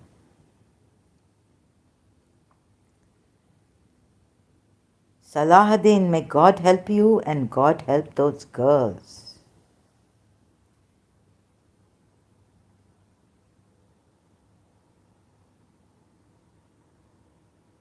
May God guide you to see this. Really, if God had put here, after their rape, they are God is forgiving.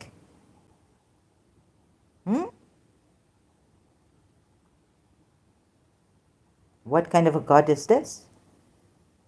You mean to say your God is saying that they have committed a crime after being raped, that they need your Allah's forgiveness?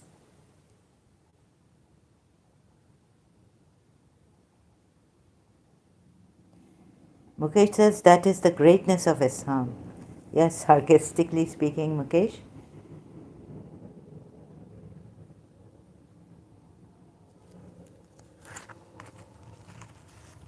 So you see who has deceived you and tried to deceive Allah, who has deceived you believers. And then you will put the blame on ex-Muslims and the critics, foreigners of Islam. You cannot see? You cannot see this?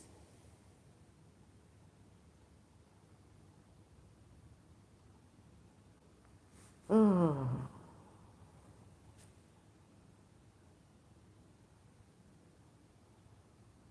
God has forgiven Muhammad. Yes, I can understand. God needs Muhammad's forgiveness, maybe, that ayat. But here we are, and how can you help me in this? No Shia has been able to help me. No Shia commentary was able to help me in this. I checked multilingual Quran. I tried to check Tauba, exegesis, Al-Mizan. There's no explanation online about this ayat from Tauba, Allama Tauba, online, in English translation. But Akapuya and Ali commentary, multilingual Quran, they don't say about this ayat put wrong. Which rape victim is God going to say, I forgive you? For what? That you were forced?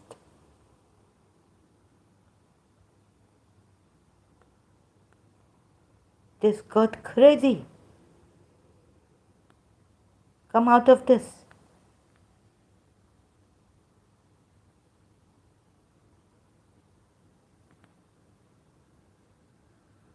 And had he just said, and do not prostitute your slave girls. That's it. That's it. That's all was needed to be put here. But your Allah. Sorry to say, even the Muslims have missed. You can't be for prostitution. Here is it, the ayah against it, just accept it. No, I'm not going to accept anything and you're not going to order me around like this, Aladdin.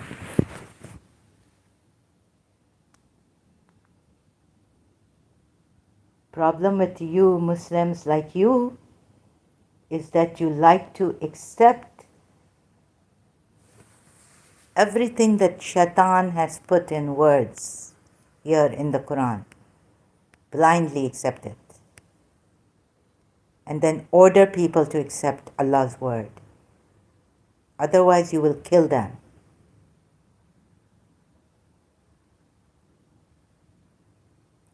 Mukesh says, actually Muslims do not believe in Allah, but they believe in what Prophet had told is right. And whatever he said or done with girls here on land, And also in Jannat. Yes, that's very well put, Mukesh. Very well put. Muslims do not believe in Allah because there is no evidence of this Allah being a true Allah. There's evidence on the contrary.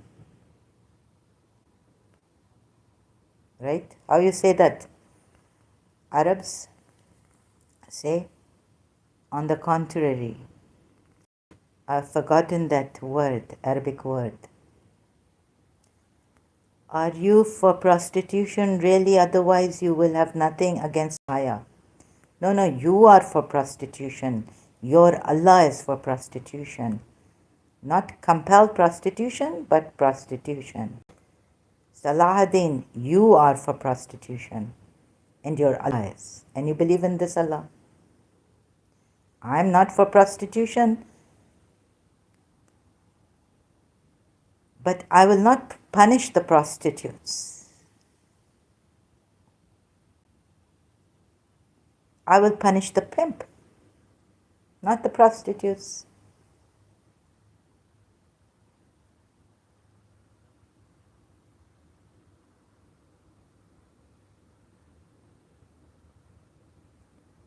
Your Allah is for prostitution, for sure in this ayat.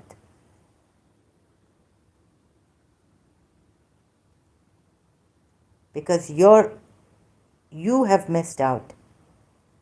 It's not against prostitution, it's against forced prostitution. You have missed out the word forced. Forcing, compel, or force. Every translation you look, even word by word Quran you look. And do not compel. Compel means force your slave girls to prostitution. I'm with Ayah against the prostitution, but you beg to differ. Oh, it is as clear as crystal.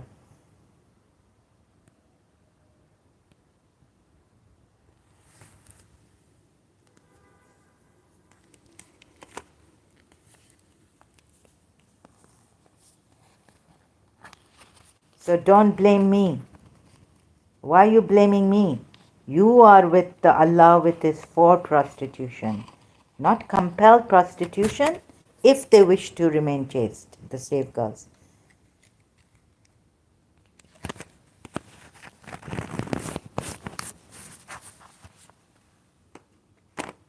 Oh God, I have the Arabic word not coming. On the contrary, I remember the Arabic word.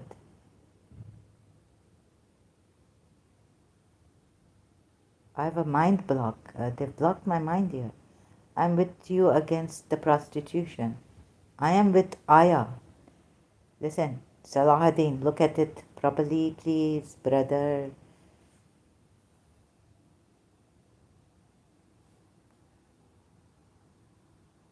You like to be here and benefit from what?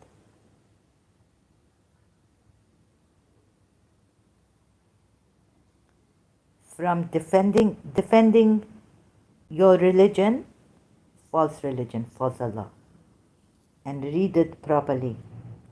No ulama ever, I say, okay, not even your fault, no, the Shia religious scholars, forget Sunnis, have missed out on this. I point out to the Shias, what are you? I called Shias on this to correct me. Shia Quran experts to correct me on this ayat. What? I mean, sorry, but Salahuddin, since you are here, it's okay. Please call, if you have friend Shia, you may be a mufti or something, someone, sorry, but call a Shia. Please, next time invite a Shia to this channel.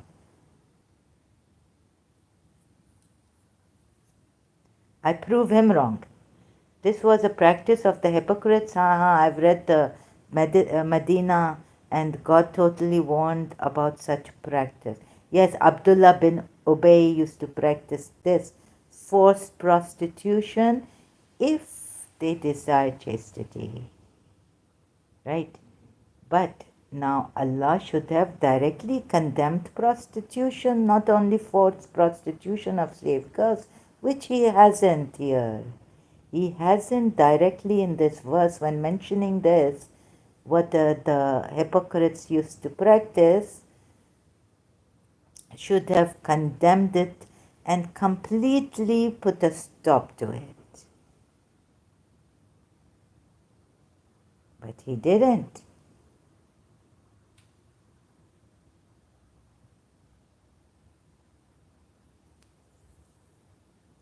Yes, warning about such practice, forced prostitution. Forced prostitution. If they desire chastity, you know, the slave girls of that time, they used to desire chastity. Some of them, if they desire chastity, believers, believers, you have fears of adultery, fornication. Surah Nisa ayat 20. You need to fast and do all these things. And marry slave girls if you can't afford. Bibi Khadija helped Muhammad. She was rich.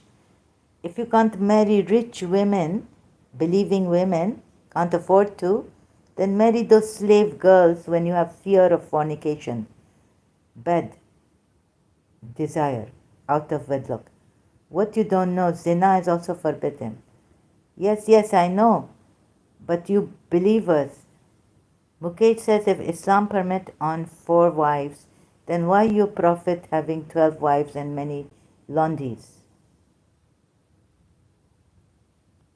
Mukesh says, because he have privilege to marry as many as he liked, then God put a stop to him. Then why Salahuddin God put a stop to your Prophet marrying, but having laundries? In Surah Azab verse 52,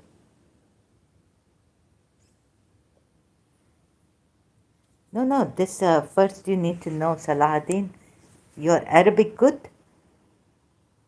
Arabic, word by word. Huh?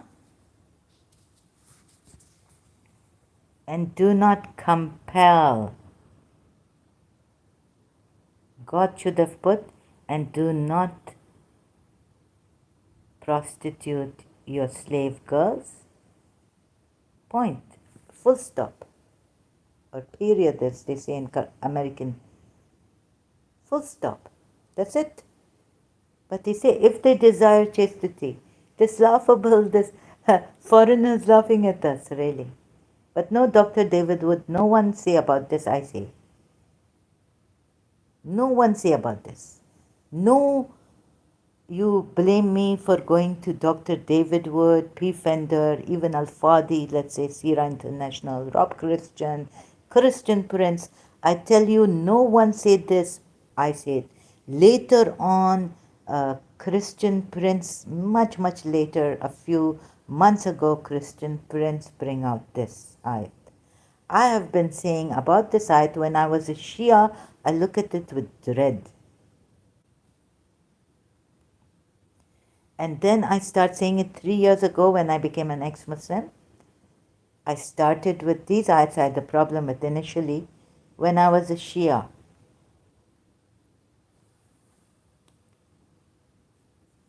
I started my videos on YouTube with Surah Azab ayat 37 and Surah Nur ayat 33.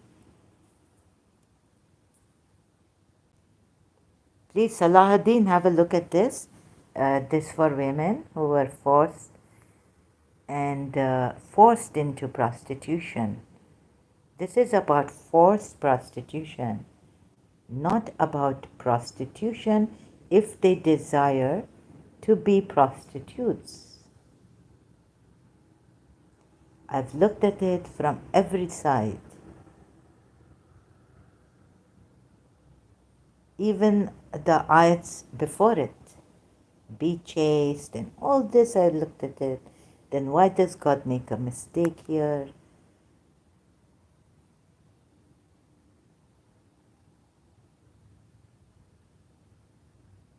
If they desire chastity. all, Shia ulamas, cognitive dissonance, I would call it. Big Shia experts in Quran. God has made the mistake in the sentence structure, everything he has put here, this part.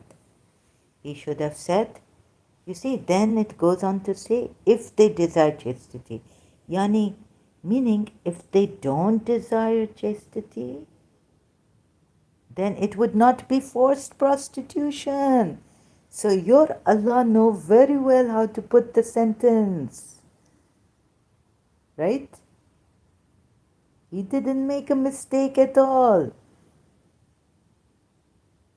Mukesh says, Allah is a word that Prophet designed to protect himself from mistakes or having any girl for his own. Yes, yes. He outrightly become a prophet, have a name, false prophet, but true prophet he exploit Allah left, right and center, and he even used Allah to deceive the believers of his time, and the rest 1400 years now have gone by.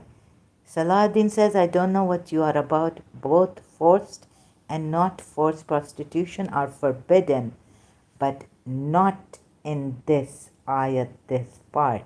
It does not say that.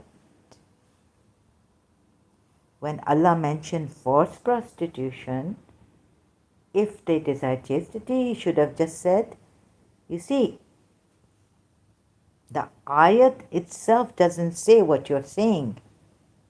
Context, I read Shia Sunni context you can bring. But the ayat itself doesn't say that. And the ayat should have said prostitution of even slave girls is haram, forbidden. Right? Have a look at this. The ayat doesn't say that.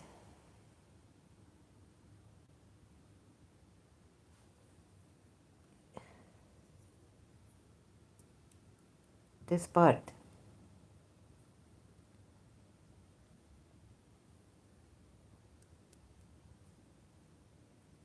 Why? I don't know what you are about, both forced and...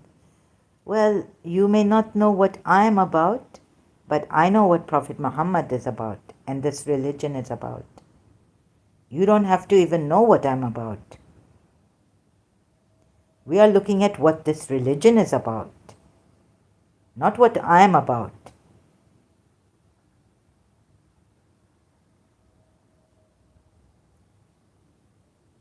I could be a criminal. The police will find me and punish me. You see? What should matter to you here?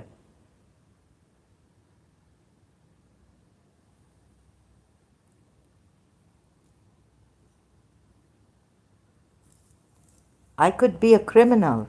Like you said, the Dr. David Wood is rotten. What do you think I am about? You may say what you like about me. Won't make a difference, because this religion, whether I'm bad, false, or a Christian but I'm not a Christian. So you can say things about Christians, Jews, idol worshippers, and me. You are at liberty. But know that this is a very low way to find the truth. Personal attacks. Tell me something now. You are of no help. Sorry.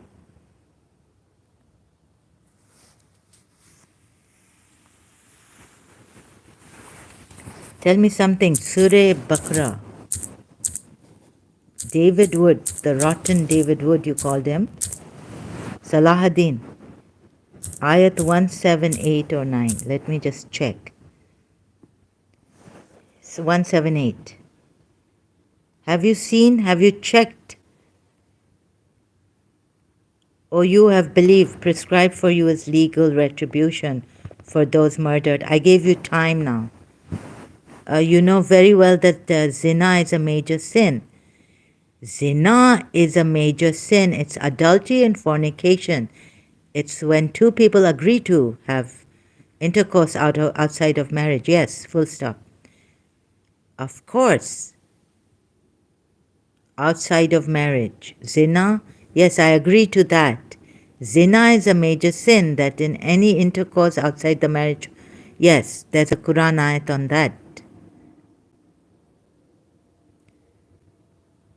But why here in Surah Nur you can't change the wordings of the Quran? Right? You may be tricked into thinking that this is a religion which promotes decency outside of marriage, no adultery, but you do agree laundries are allowed, right? Slave girls, you can have as sex slave girls. You do agree that you can have sex slave girls outside of marriage. It's like prostitution being legalized. And without the consent of the slave girls, your Sahabas can get. Jawaria fell in the hands of, and you can read your hadiths. So on one hand, this Salahuddin, that yes, zina is a major sin. That is any intercourse outside the marriage. Full stop. But what about laundries, what your right hands possess? Huh?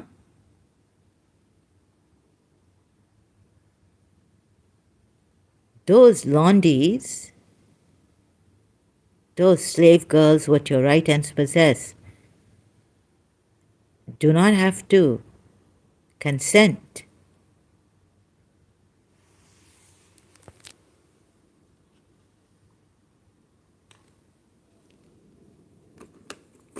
Right? Jawaria bint Harith fell into the hands of one of the Sahabas of Prophet Muhammad. Now your hadith is coming. Without her consent, because she then remonstrated and went to Prophet Muhammad to talk to him. Prophet Muhammad told her, he was in Aisha's house or something, she was standing at the door. Do you accept Islam? I will accept your conditions. This is the way to make a woman accept Islam. Then I will marry you. But first you have to accept my conditions and accept Islam.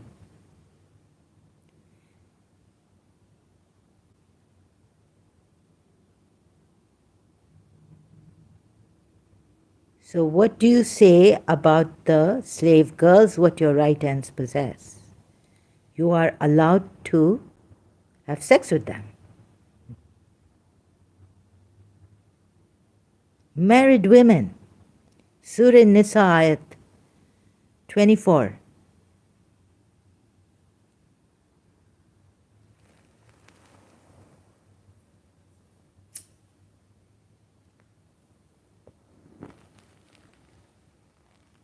What full stop are you putting here for the believing women and believing men? What about the slave girls and the captives of war girls and women and married women?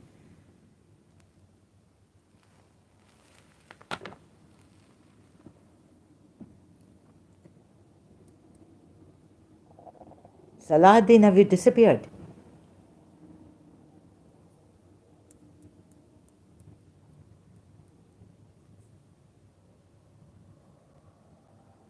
What is this also? About murder, qisas. Oh, you have believed, prescribed for you is legal retribution for those murdered. The free for the free. How can you get the murderer here? You're not getting the murderer. What if the murderer is a male and kills your female, and the female for the female.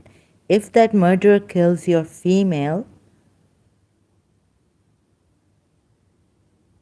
you get their female who isn't even a murderer.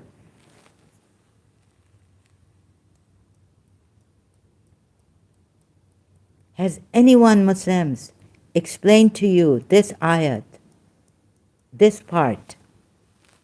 Even I tell you, Shias haven't explained to you this part.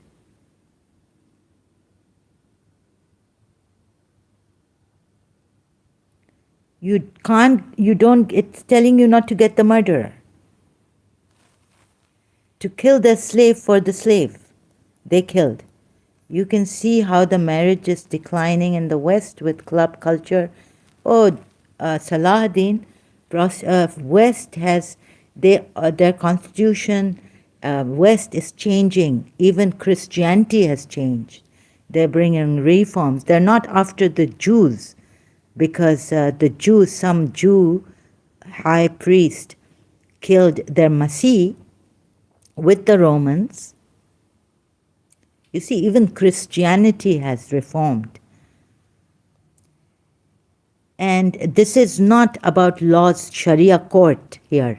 Look at the Sharia court here. You can see how the marriage is declining, Salahuddin says, in the West with club culture and prostitution, but the Muslim world is saved by Islam. No way has the Muslim world been saved by Islam. There is divorce cases in the Islamic world also rampant.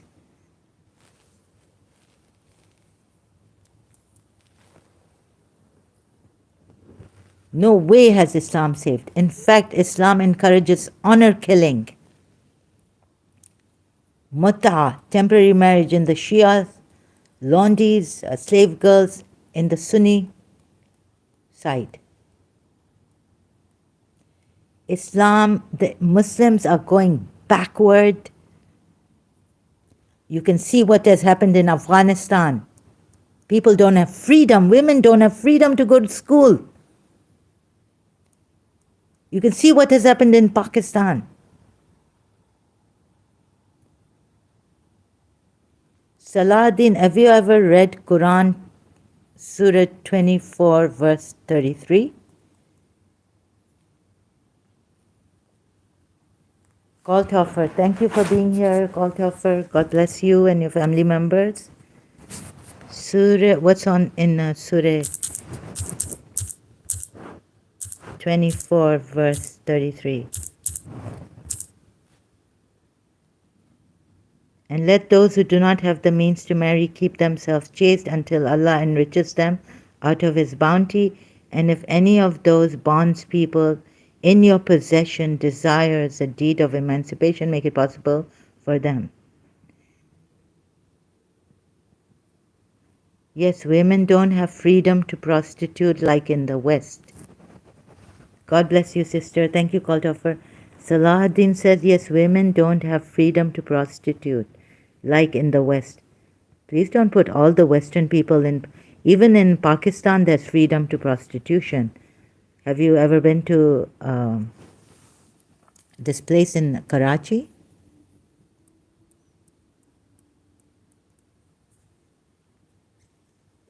And what about laundries? No. Why give him this verse? Why not give him the verse of Surah Nisa, ayat 24? Call Toffer? Allowed to you are married women. Prohibited to you are all married women except those your right hands possess.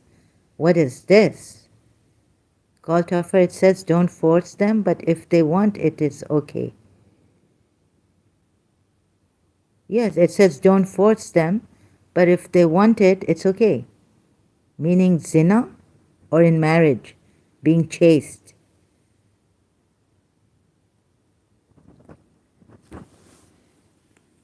In marriage, if they want marriage with you, right? You can't have lovers even. girlfriends, but you can have laundries. Prostitution. Oh, this Surah Nur ayat 33. I've shown him this, he's saying no. This is what I've shown him. This is to marry them. No, he's saying, but what about this ayat, Surah Nisa ayat 24, 4. Prohibited to you are married women, except those your right hands possess. Lawful to marry. Yes, the married women. Is it lawful to marry or what is it? What's the Arabic word for this? Except whom? No, it doesn't say lawful for what? Or lawful. Possess, rightfully. Decree of Allah upon you. It doesn't say marriage. Prohibited are the ones who are married of the women except whom you possess rightfully.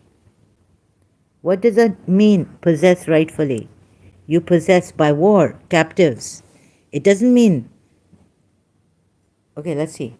What is beyond that is that you seek with your wealth, desiring to be chaste now. Desiring to be chaste, not lustful to be. So what? You benefited of it. It says you benefited. Istamata tum. You benefited. What does this mean? Marriage? Sexual gratification. What does it mean?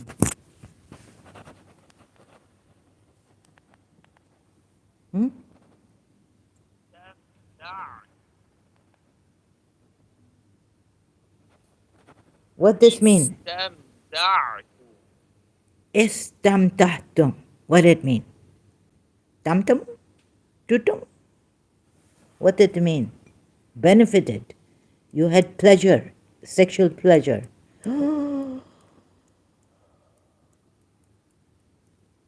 You Arab, right? You are an Arab?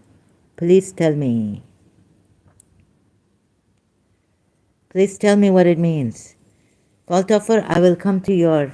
Yes, sister, Surah Nisa 24 has 3 parts. Yes. Yes, it has many parts, but look at this, what you benefited of these women whom your right hands possess. How you benefit. Sexual desire.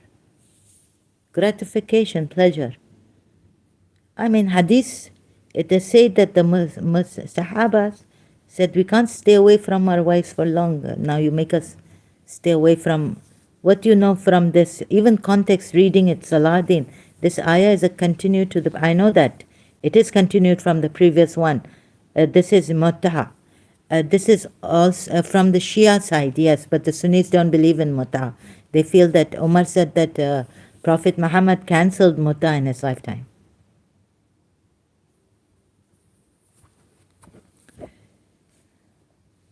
But the slave girls you benefited from, you had sexual pleasure. Sorry to put it this way. From... What is istamata? Istamtatum. What did it mean? Istamtatum. What did it mean? Benefited? These slave girls gave you sexual pleasure. During the time of war, afterwards, you were away from your wife. What did come, hadith? To have sex. Kaltoffer says to have sex. Yes, Kaltoffer, thank you. That's what the Christian pointing out. Even though Arabic not their mother tongue. But oh yes, Christian prince have Arabic his mother tongue. Right? And Salahuddin would want to hide this. So thank you, Kaltoffer. Salahuddin says it started with forbidden on you to marry, and the list goes on. No. Yeah, meaning forbidden to you are all married women, Except, there's an exception here. Illa. Do you not see in Arabic word illa mean exception? Illa. What illa mean?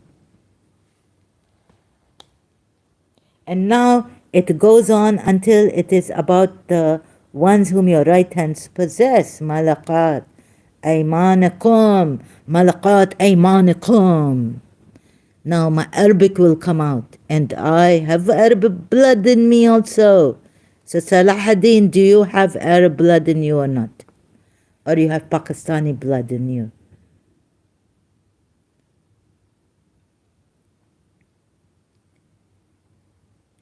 What did this mean? Istamtatam. Kalthofer says to have sex pleasure. Oh, God put it, for the right hands possessed. Lustful, designed to be chaste with them. What the wordings are used here, and then all of a sudden you get a shock. You benefited.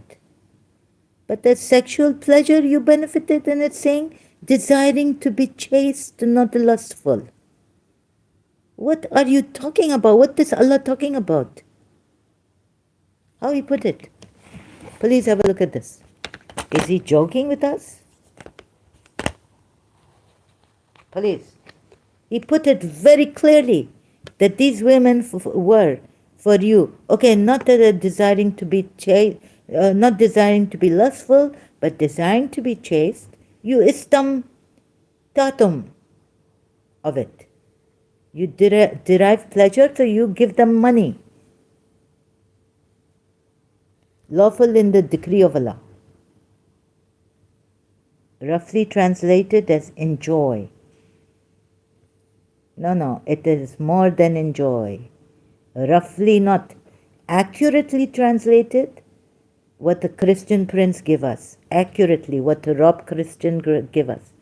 Accurately translated is what Salahuddin, not roughly translated. Accurately translated is what? Here. Woman is not your property. Salahuddin, do you know what except those your right hand possesses mean? He will give... No. Let's see what answer he gives. What does your right hand possess mean? From your hadith, huh? Not from yourself.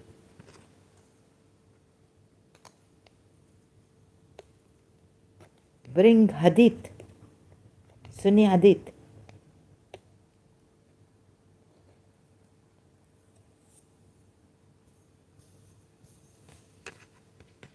Not desire. What is going on?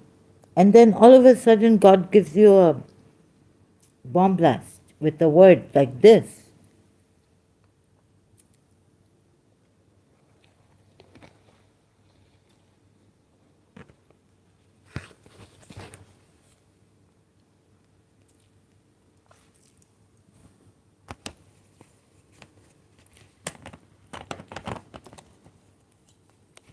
What it means, Salahuddin, someone, a call offer asked you a question here. Please reply. What does it mean what your right hands possess? It's like a possession. What is saying it means?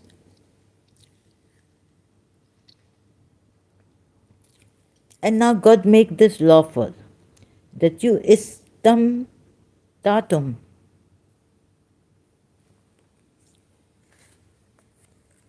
Of it. What istamtatum of it mean? The design, it is so laughable, really. How you have been fooled, you Muslims. It make me cry, but I really don't want to cry now. I crack up. Forgive me for cracking up. Then I will be in pain later on, after this live stream, when I listen to it. Look at this. And prohibited are the ones who are married of the women, except illa. There's always an exception in Islam, it seems. In the prostitution also. I know them as those Jesus ones of your gods Commanded Moses to keep the little ones for himself. What? Salahuddin, I know them as those Jesus ones. Jesus, one of your gods? Acha, one of your gods commanded Moses to keep the little ones for himself. No, no. We are not here what... okay, Jesus also say keep the little ones for yourself in war? Commanded Moses? Now, Salahuddin. Sister, read Jami at-Tirmidhi.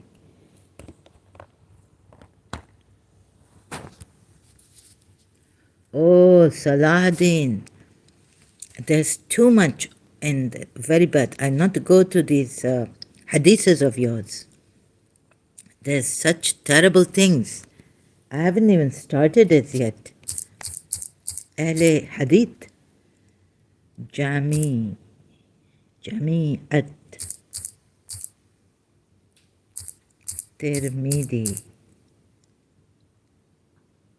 You see, Salahuddin, we first need to accept that in our religion, there is a whole lot of dirty stuff going on. Instead of heavily criticizing the Christians, first we need to accept that our religion is dirty. 2. On the day of Autas, we captured some women who had husbands among the idolaters. So some of the men disliked that. So Allah Most High revealed and women already married, except those whom your right hands possess. Surah Nisa 24. Sahih grade. Darussalam. Jamiat Tirmidhi 3016. Book 47, Hadith 68. Thank you so much, Kaltoffer. You see, when some person, see, no one is perfect. I not say Christianity and this, that.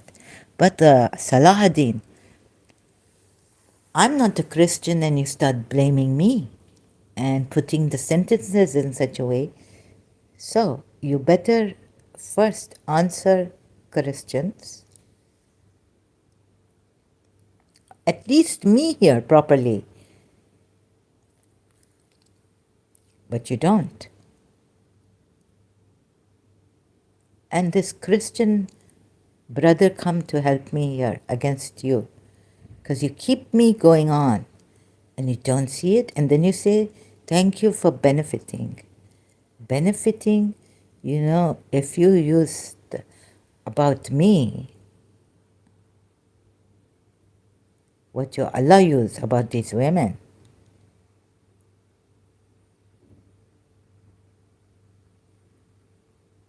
You Muslims are only after sex.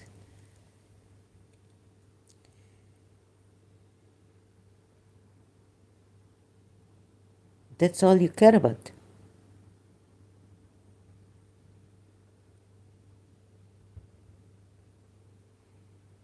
And what does the Jewish law revealed by Jesus say on those topics? I read about it. It's I may not agree to the Jesus' law, but I tell you these hadiths, Sahih Bukhari, Sahih Muslim, what he do? Now, before attacking Jewish law, first you have to accept that Islam also worse. Islam worse than Jewish law even. And Christian law. Islam worse. Kaltoffer Salahuddin says, Kaltoffer says, Salahuddin, your distraction and deflection is not an answer. I accept everything the Bible says.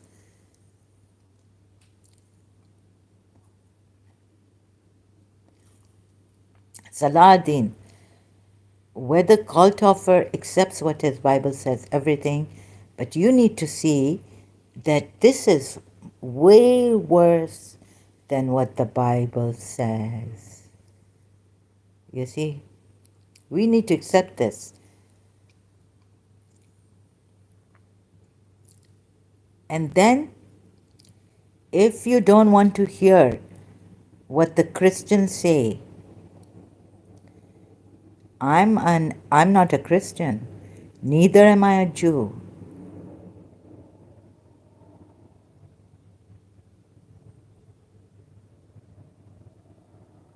So it is distraction and it is deflection. Now, I don't know what these Christians, on what grounds they came to criticizing Islam.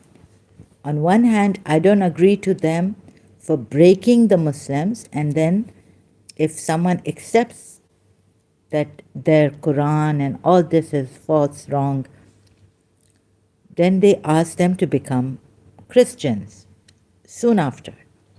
That I don't agree to. Right? Now, I am not a Christian, neither am I a Jew.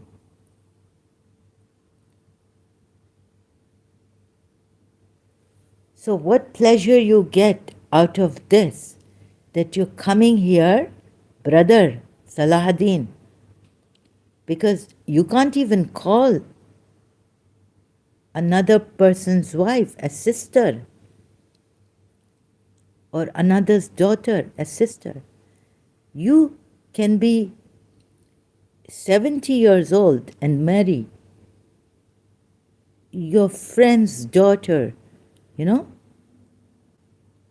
Islam allows you that.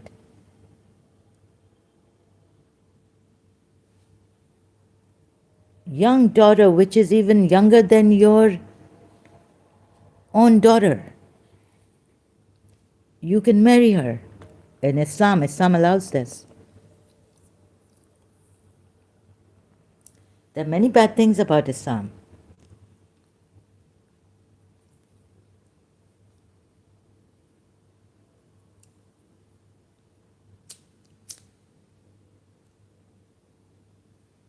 No, but Kalthofer, David Wood tried to explain this verse, and I had cognitive dissonance at that time, and I left it because I was like, this is cognitive dissonance, right? Kalthofer.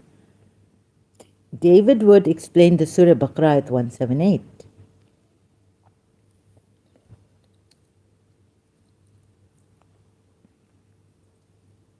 Salahuddin, you even blame Shias. How? The way you put your sentence against Shias. So Kalthofer, he blames Shias also. So what are Muslims and Jewish laws and, what are Christian laws and Jewish laws? Scroll up and see, he's blamed Shias for focusing upon Fatima Zahra, the daughter of Muhammad.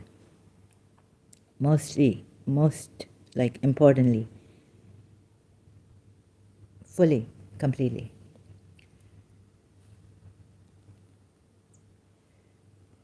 Now you see, it was Dr. David Wood, and I didn't want to come to this verse, but I had to check it for the law of retaliation and then go to Surah Hashar and say, why did Allah terrorize them in the sense that they had to break their houses and leave their land, their city, Yathrib, when the law of retaliation says equal, So I was going to show this other verse on the law of retaliation. How long has it been? Oh God, the neighbors are going to surely want to get me out, or in the morning they will make so much noise I won't be able to sleep.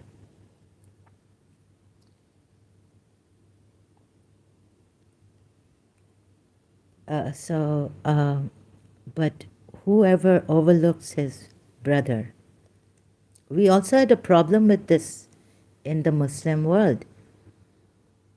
But here, the murderer, can you see this? Sister, because you're not a Christian or Jew, your research is not influenced by being biased toward any religion. That's why I trust your research. Thank you so much, Kaltoffer. This is a very valuable comment to me. Thank you so much. You see, this is what I've been telling Salahuddin, that my research is not biased or doesn't even have a political agenda where I've heard maybe some people could be against, like Salahuddin said, the Western world, he always points at someone or the other, blaming someone or the other, but he just cannot see. He blames the Western world for being,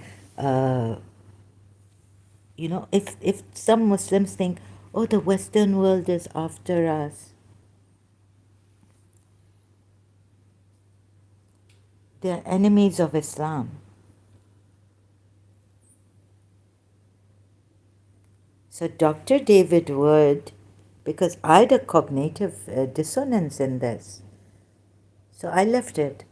When after listening to Dr. David Wood about this, that this ayat is wrong because you're actually not getting the murderer.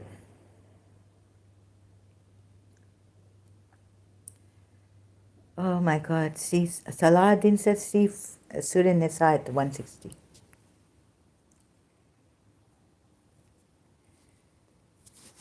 Okay, maybe we are corrected here. What is this for?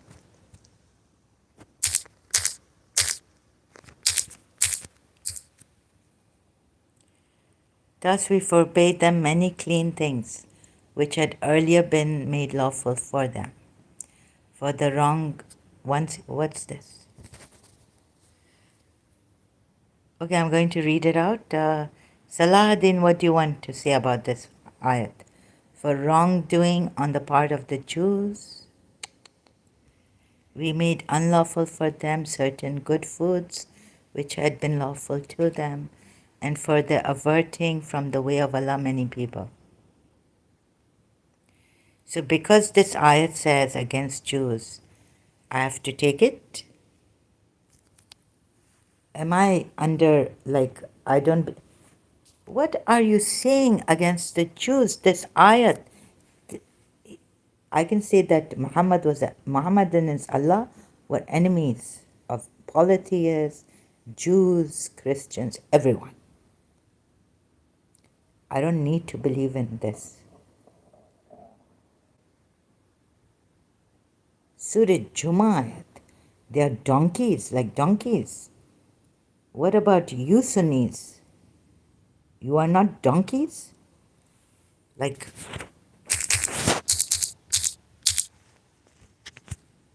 wait a minute.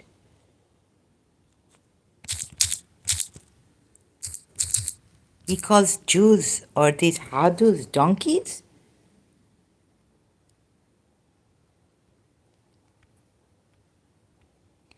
And the Sunnis that give Shias a hard time, they don't even realize. Blaming the Shias for putting Fatima Zahra and so many blames on them. It is you, one who sent forth among the illiterate. Sorry, I apologize, but sorry. What I mean to say is that the Sunnis that give Shias so much problem, foreigners and all, you didn't explain to us this verse, neither did the Shias. That verse, Surah Baqarah ayat 1. See my last comment. What? The Jewish law is most detailed and rough, whereas the Islamic ones is most moderate and reasonable. This is fact. The Jews, but what Salahuddin? What? Right? What is the hell punishment? It is most gross here in the Quran. most horrific, and what not is in this Quran.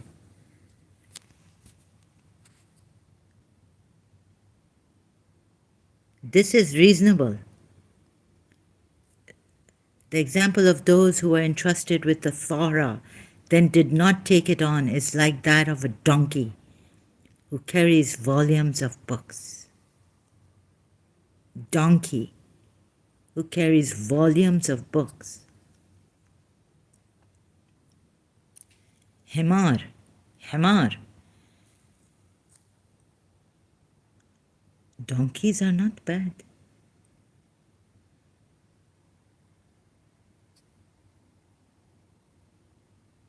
Himar.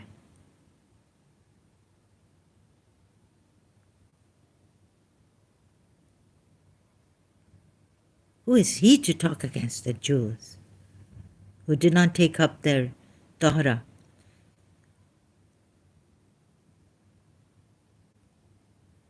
It's like that of a donkey who carries volumes of books.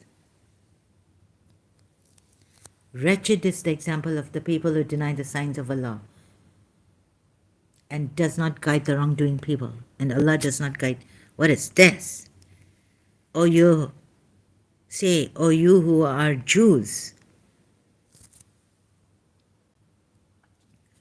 Sister, he managed to take you away from the topic of prostitution and rape allowed in the Quran. That's what they always do, but never give an answer. Yes, and they try to blame others. Christians, Jews, Shias. Salahuddin says, but we're coming to more and more.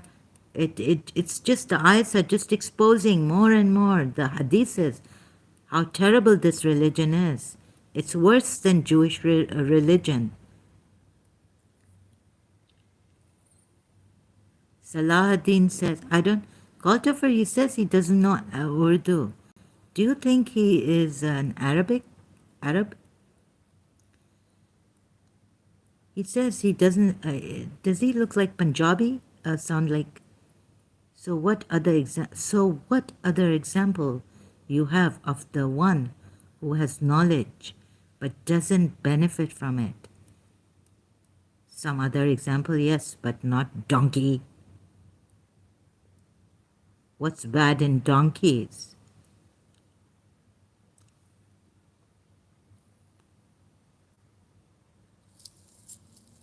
No, he is not Arabic. He is not an Arab.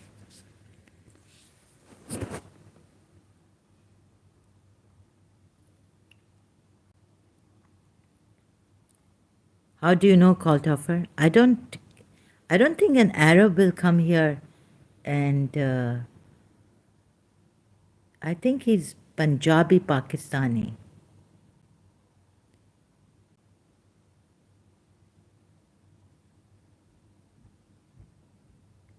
And what example shall we give about you people who can't see the truth? Huh?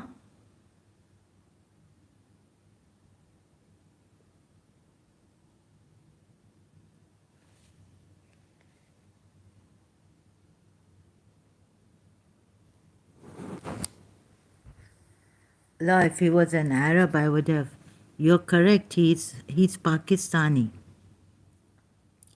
Donkey carrying books on his back is the most fitting.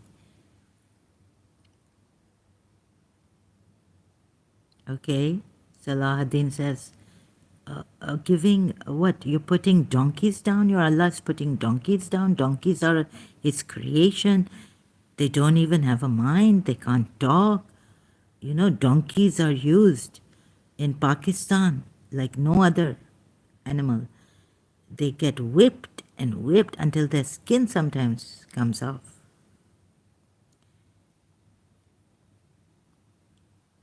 Because your Allah didn't respect his creation, donkeys. Pakistanis, in Karachi, they whip animals carrying loads, from one place to another, donkey carts. They have no respect for animals, nothing, no feeling. This is a creation of God, donkey or crow? You're correct, he's Pakistani. I'm with a Pakistani?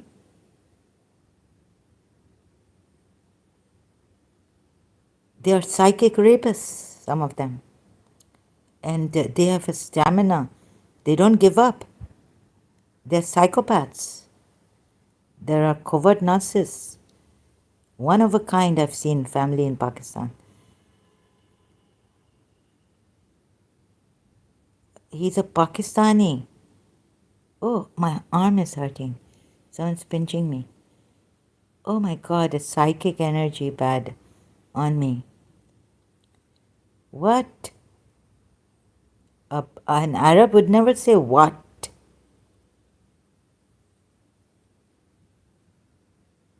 Like this with an exclamation mark.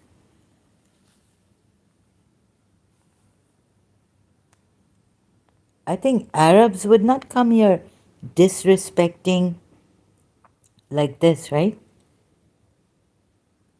A lady? Would an Arab come here like this? What? What? Do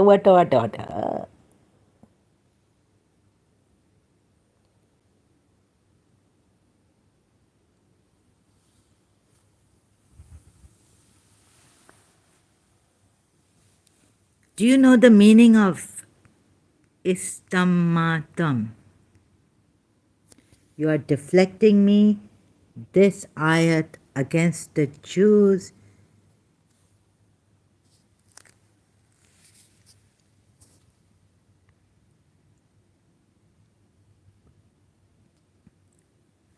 Pakistanis are. This Pakistani lawyer, he was crazy. In London, I praise a Hindu principle. What you can't speak about the whole nation like that. Pakistani nation. Pakistani is a failed state. Forget the nation. You Pakistanis, what you have done. You have raped your motherland. What do you say, Pakistani? I lived in Pakistan. It's not a nation. It's full of covert narcissist rapists. Men raping groups. Have you ever heard? Islamic. Yes. You hear? Where God in Pakistan? It can't protect its Shias. What can I say about such a country? That most men are rapists. If you keep quiet, rape happening, gang rape happening. It start in 80s. I don't know you are racist. Oh, you can call me racist.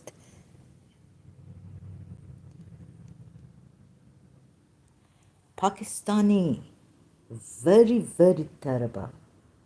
The justice system, I tell you, it is crap. Politicians corrupted. Justice system corrupted. This,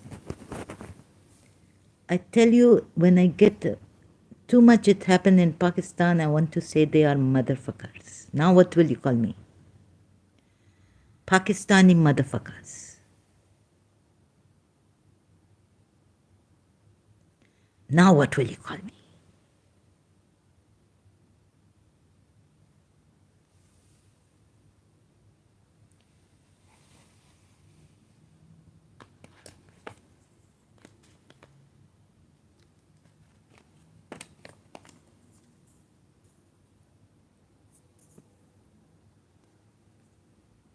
I say on the phone to them, I say, you motherfuckers, we are not well, you callers. What they are called. They call and harass people on the phone. They say, we want to rape you. I say, come to my UA consulate. I see you outside the UA consulate. Come, you motherfuckers. My mother not well, I not well. No law and order, lawlessness in Pakistan.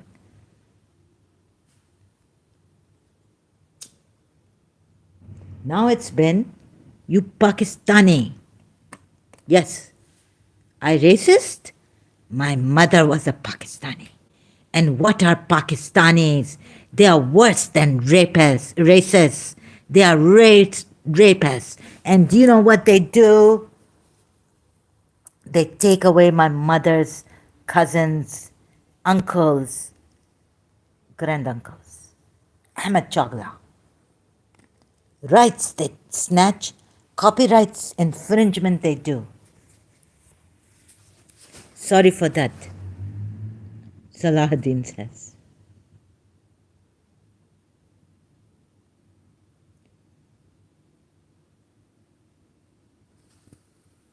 Ahmed Chagla.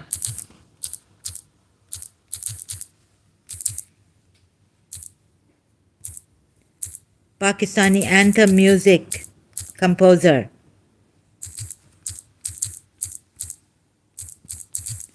They push us to no end. Madness. You don't want to know, you don't want to care what I've been through. You are just here to defend a false religion, that's it, and not see it. Women being gang raped in Pakistan. What her name? What are you sorry for? Don't be sorry. Only words you speak.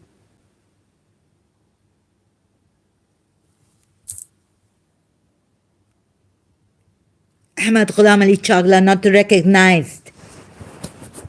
His son go to United States. He never set foot back in Karachi, Pakistan.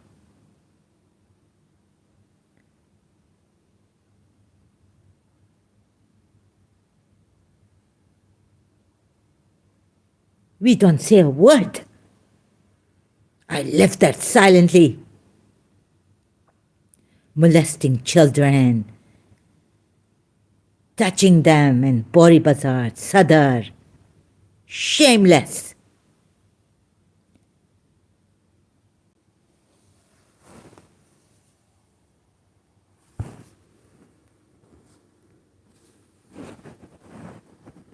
You will call President Musharraf. What he do against the court? You will say treason? Why was he cornered, President Musharraf? Pervez Musharraf? Huh?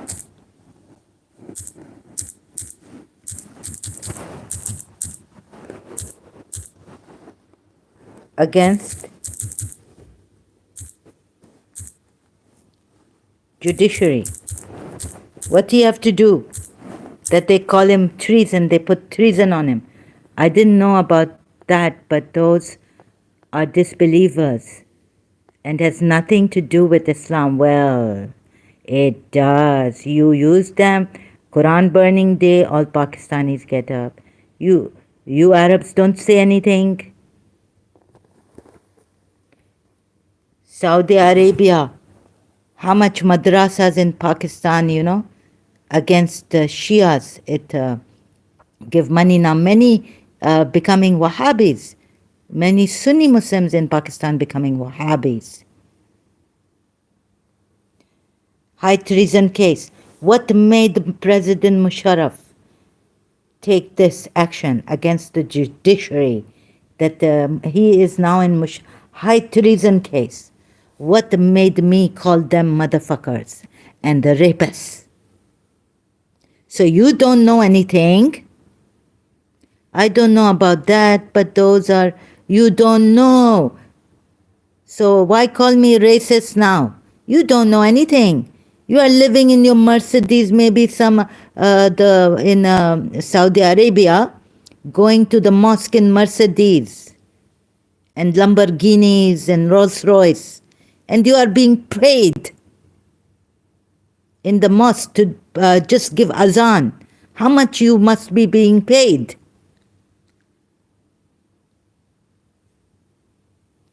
And your women are oppressed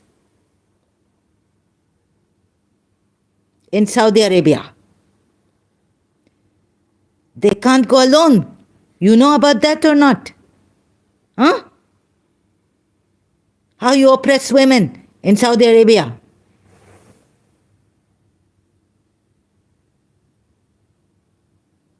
They want to be free now. Some of them have taken a stand. They don't care if they get killed, but they want to run away from Saudi Arabia.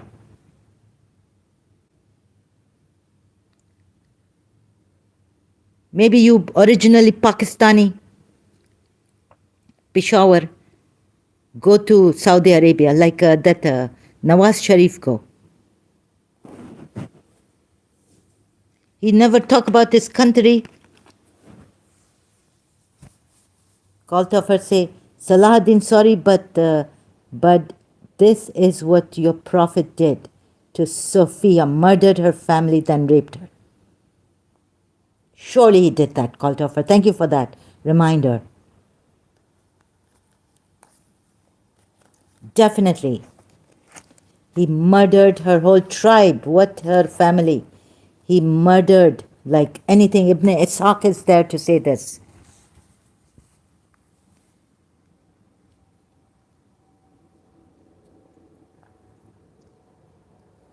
How he murdered the Banu Qurayza. He mass murdered. Not only Banu Qurayza, but Banu Nadir, all the Jews of Yathrib, he mass murdered. And they raped their women and got their women raped only not by himself, but his Sahabas.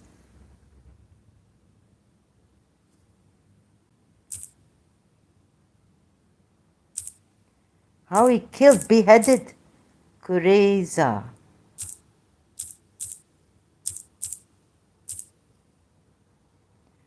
How this dirty terrorist he killed. Who will beheading like this in their city and then marrying the chief daughter, Safiya? Called off her. He finished, he beheaded her whole tribe, he finished. The Banu Qurayza tribe that Safiya was from.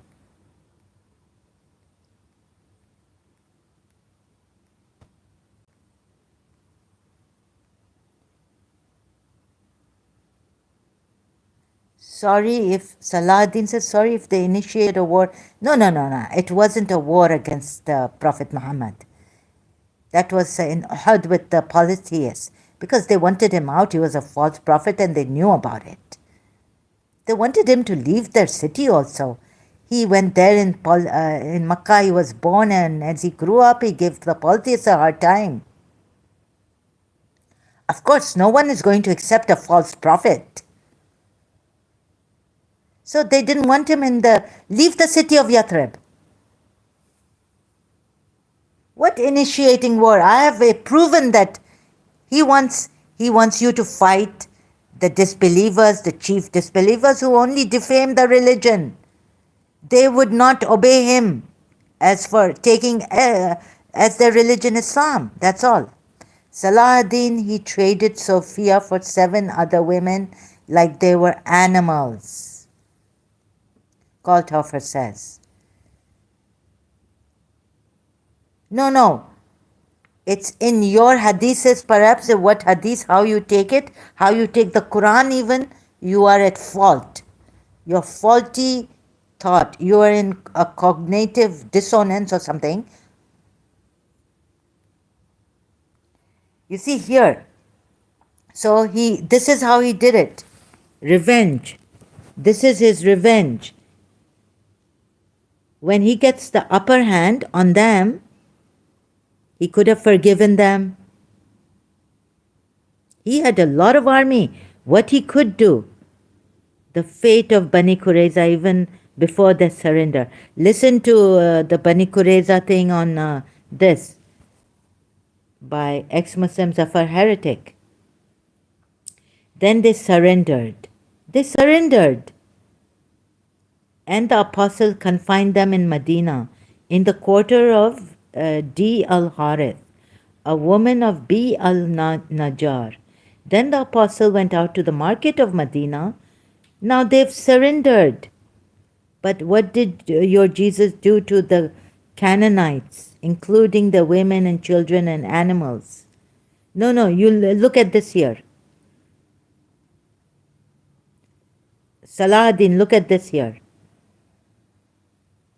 No, Kalthofer has told me long time before as a Christian.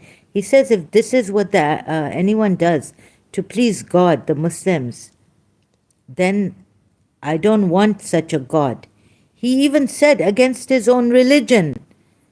He admitted that if my religion, let's say, if anyone, he said, anyone, this includes Jews, Christians, anyone, Salahuddin, you have not accepted like Kalthofer has accepted to me. If this is what you do to please Allah or God or Yahweh, then we don't need a God. We don't need a religion. Kalthofer said we don't need a God. I don't need a God. He personally spoke like this.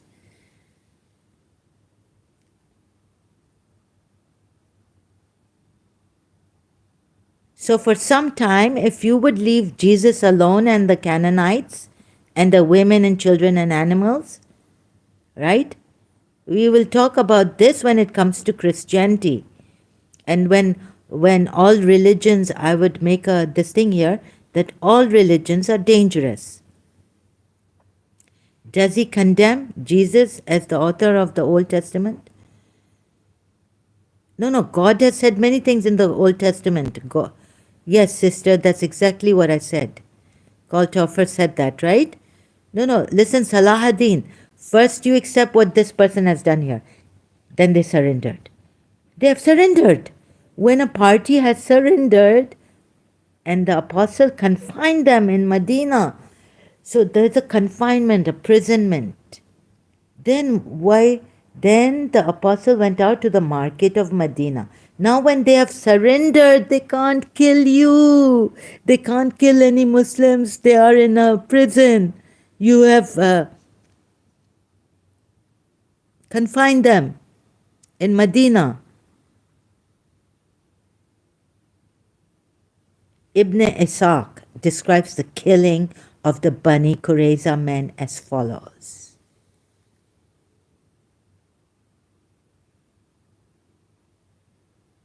Stillman refers from Abu Lababa's gesture that Muhammad had decided the fate of the Qurayza even before their surrender. Muhammad was so powerful now in Yathrib. According to Stillman, Muhammad chose Saad so as not to pronounce the judgment himself. After the precedents he had set with the Banu Kunayka and the Banu Nadir, Saad took the hint and condemned the adult males to death, and the helpless women and children to slavery. So forget what the Jews have done. Salahuddin, your own prophet did it. So why are you condemning the Jews? This is one monotheistic religion, and your prophet is worse than them. Your Prophet Muhammad is worse than the Jews. Jews came many, many years back.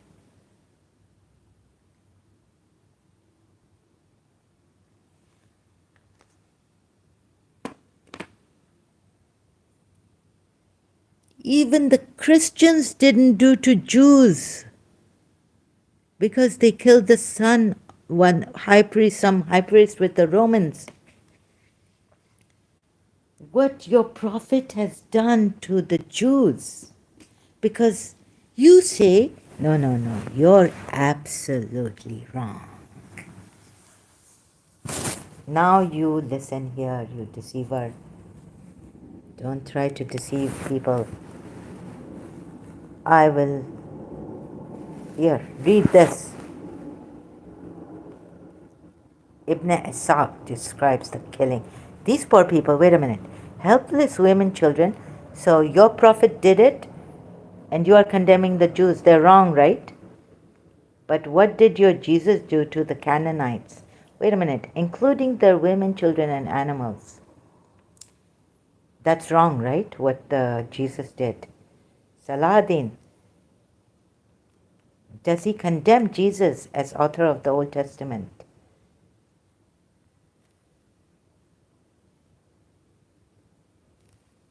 No, no. I didn't say Christianity was true. But you say, what did your Jesus do? Now, what did your Prophet Muhammad do? Come here. You say it's wrong, right? He didn't even condemn Jesus, the author of the Old Testament. Is Jesus the author of the Old Testament, or is Yahweh the author of the Old Testament? Huh? There is one God above Jesus. Jesus was the Son of God. So you think this is right or this is wrong, Salahuddin?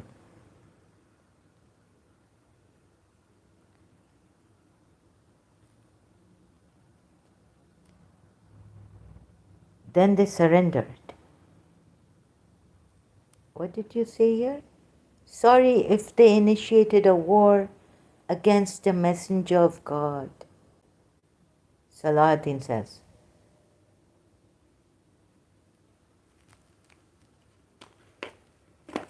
Sorry, I also get shocked. I wish I had the,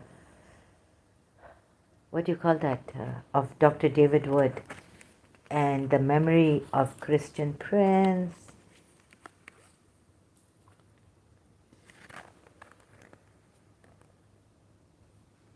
Oh, I just proved you wrong about Surah Tauba at 24.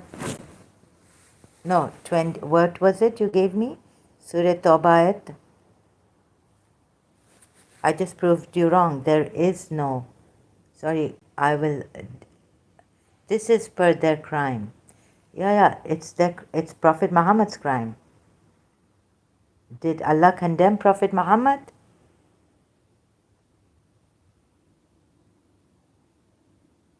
Salahuddin says, Surah 33, verse 27, this is per their crime. Look at what he's done. What did he do? They have surrendered, Salahuddin. They've surrendered. Did Allah condemn Prophet Muhammad?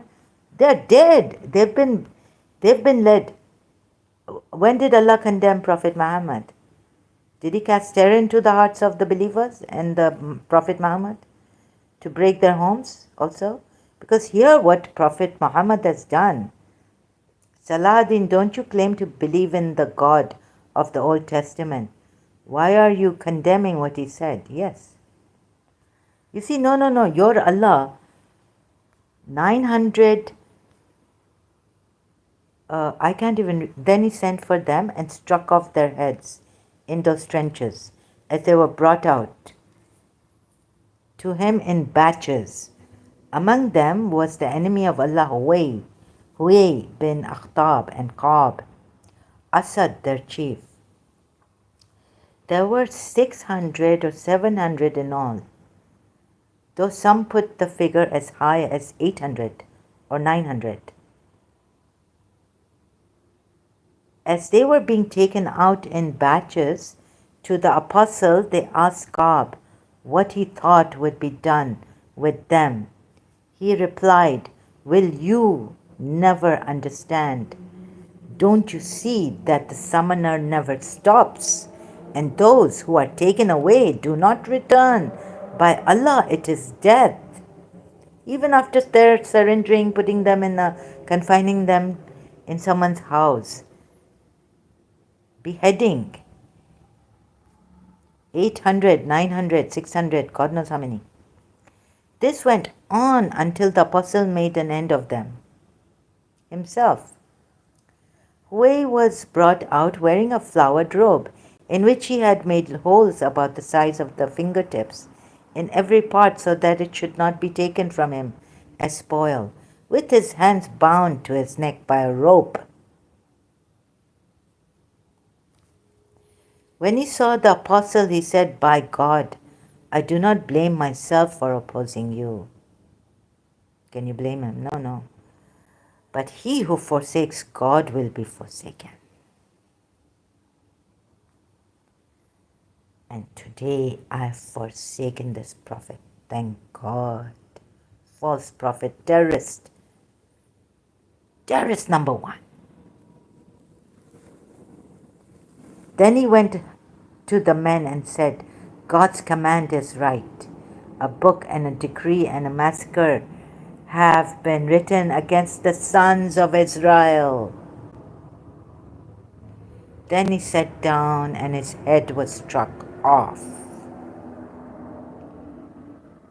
Several accounts note Muhammad's companions as executioners, Ali and Zubair ibn al-Awam in particular, and that each clan of the Aus was also charged with killing a group of Qurayza men.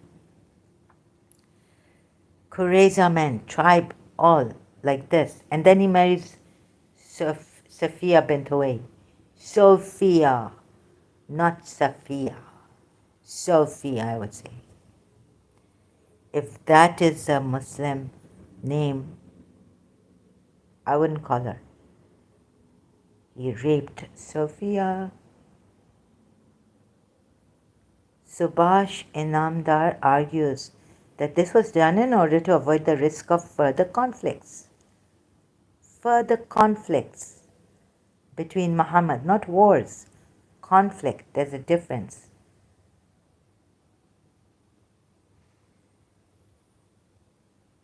You Muslims who read this don't even know the difference between war and conflicts. How can you give any woman justice, any child justice, anyone justice? So you keep your Quranites to yourself and try, you can read this.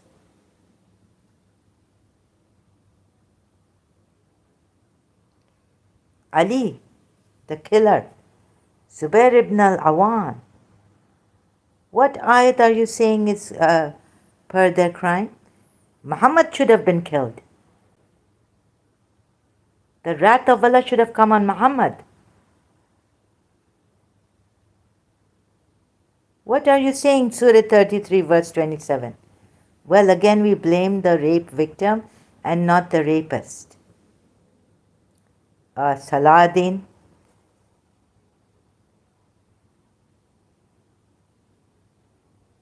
your Prophet Muhammad was a rapist. He raped Safiya. And you are with the rapist. You don't even blame the rapist. You don't blame the terrorist. You are with the terrorist, Prophet Muhammad and his religion, Allah, false prophet. You need to see that instead of blaming me, you blame the rape victim. You are blaming these poor innocent people and not Prophet Muhammad. So I think whether you are from Arabia or wherever you are from, as long as You Muslims, Pakistanis,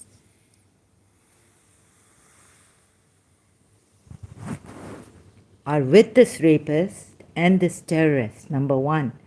Hypocrite, number one. False prophet. You will never be able to stop. I showed you in Surah Tauba that even if you go against him, his religion, not against him, his life, but his religion, you are told to fight the disbelievers. Again, you are in the wrong, you are the rapist for this, following a rapist.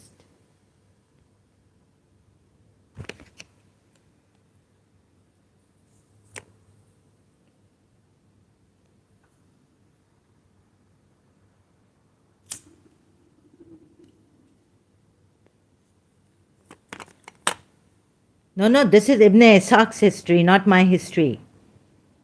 Salahuddin. So now we have history. Don't call me Zahra. Call me sister. You are a Pakistani man. Don't try to be fresh with me here by calling me by my name.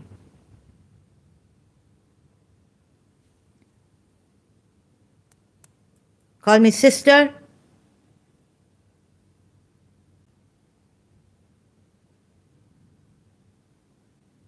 I'm not your laundry, you understand?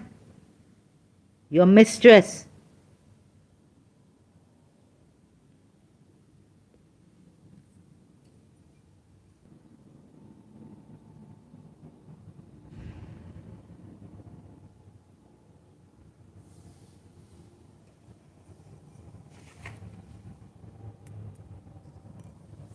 You want to go to a belly dancer, you go.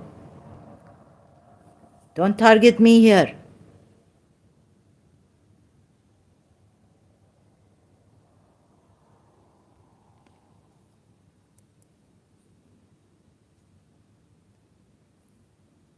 Brother, don't call me by my name.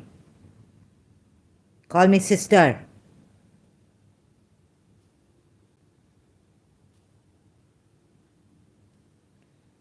Salahuddin says, no, so now we have history. No. We don't have history by Zahra. We have history by Ibn Ishaq. What a cunning liar you are. I show you Ahl Hadith. You don't care.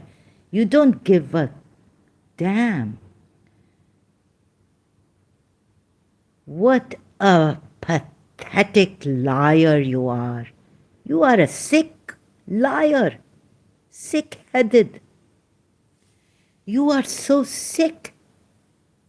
If you are representing the Muslims in Arabia, I feel sorry for all of Arabia.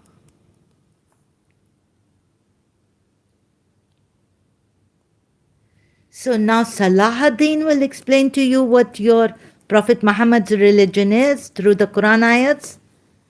Call to offer says, Salahuddin, if a rape victim doesn't have 4 witnesses, I've already told him this. You punish her. I've already said this. He comes back to telling me. He keeps repeating himself. So call to offer, very good point again brought out. I have brought this point out in my previous live stream with him. Salahuddin, if a rape victim doesn't have 4 witnesses, you punish her. So yes, you blame the rape victim for being raped.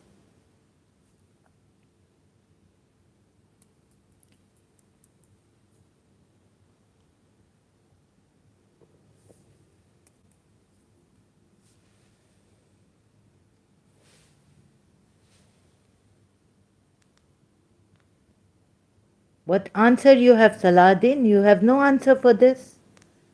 Call Tauba, Christians are winning.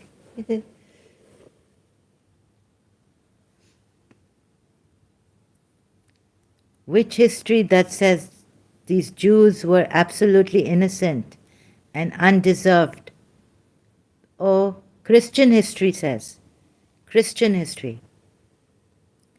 Christians did not punish, even afterwards, when they could, punish the Jews. Christians did not punish the Jews for killing, having a hand in crucifying Jesus Christ.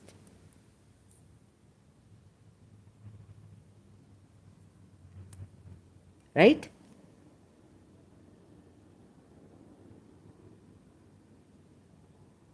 And the people with Moses,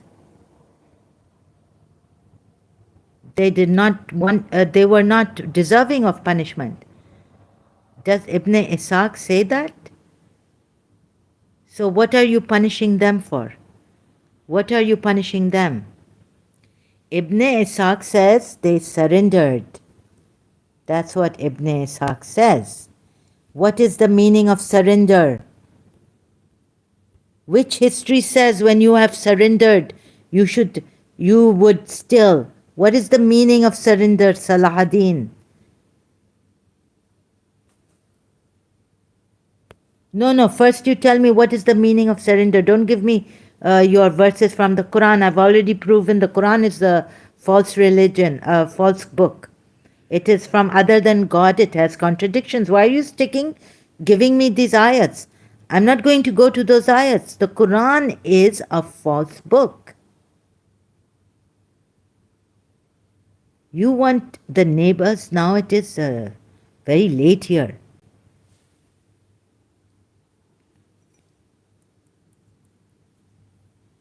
What is the meaning of surrender? Ibn Ishaq describes the killing, not as Zahra's history, like you say.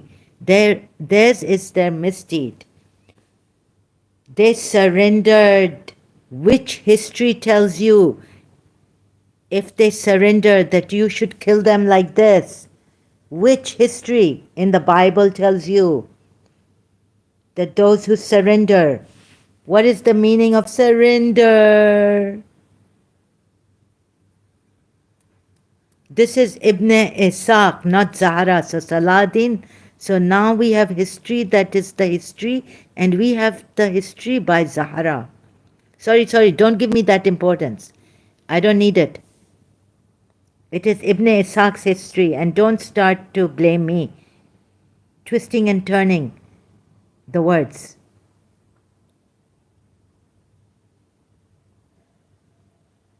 No. Even opposing, having a conflict, like remaining opposing Prophet and the Allah and the Messenger. He puts Allah first before his name, associating himself with Allah. No, you can't trust this ayat you're giving me. Only looking at Surah Tauba at 27. I've already proven that those who had a treaty with him, they were killed in Surah Tauba. Those, when the treaty term is finished, kill them wherever you find them. What do you say about that? Those who even didn't break the treaty, Surah Tauba ayat. Call Tauba says, sister, Jesus said, Father, forgive them. They know not what. Yes, thank you for reminding me of that. Even those that were there when Jesus was being on the cross crucified, he said, Father, forgive them, for they do not know what they are doing. So why should I go against the Jews?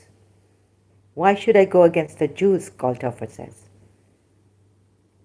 Again, Salahuddin, you keep giving me against Banu Qurayza, Surah 33, verse 27, when Kaltoffer also has given you, you said, where in history says Jews were absolutely innocent and undeserved of the punishment? Does Ibn Ishaq say that? Kaltoffer gave you a befitting answer. When a murderer can be fined and forgiven, just take the money.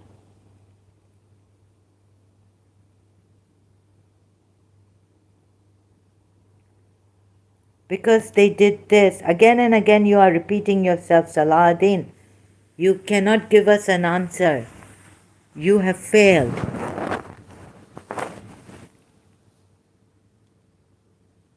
Do you know anything about surrender? When the Jews surrender, I'm not, this is not history by me, it's written on Wikipedia, for God's sakes.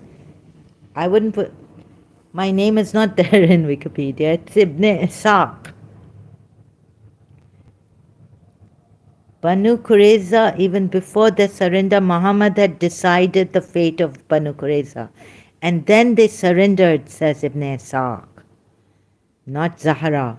So don't twist and turn the words around like a sly Pakistani lawyer.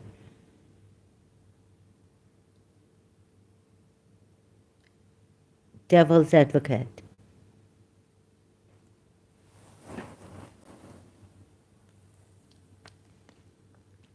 Look, I'm not telling you to have any fear of God, but what I'm saying that have some integrity as a human being.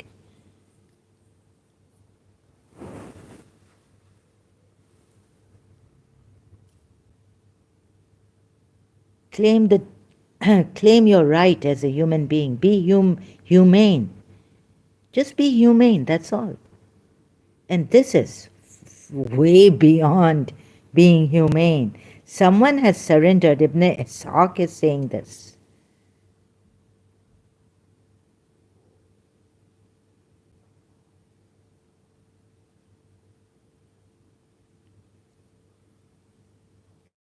Take the responsibility.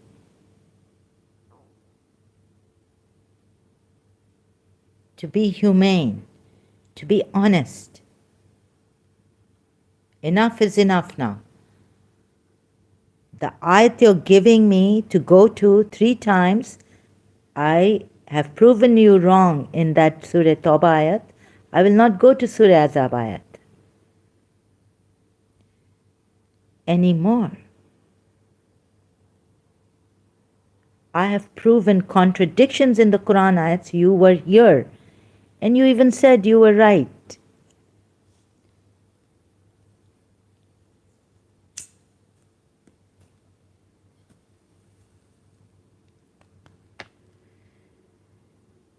You see, again, I'll go to Surah Azab ayat, then I will show you another ayat in the Quran. I've seen all the ayats against Jews, and I disagree. No, this they've surrendered. First tell me what is the meaning of surrender. And they even were confined in Medina. Now why do you have to behead them? Because some say that there was a fear of conflict between them. Medina is not even Muhammad's city. I have exhausted with reason that he should have left, and Quran ayats. Medina is not his city. We don't need to be Muslims. It took me a long time as a Shia Muslim to see, or even as a Muslim,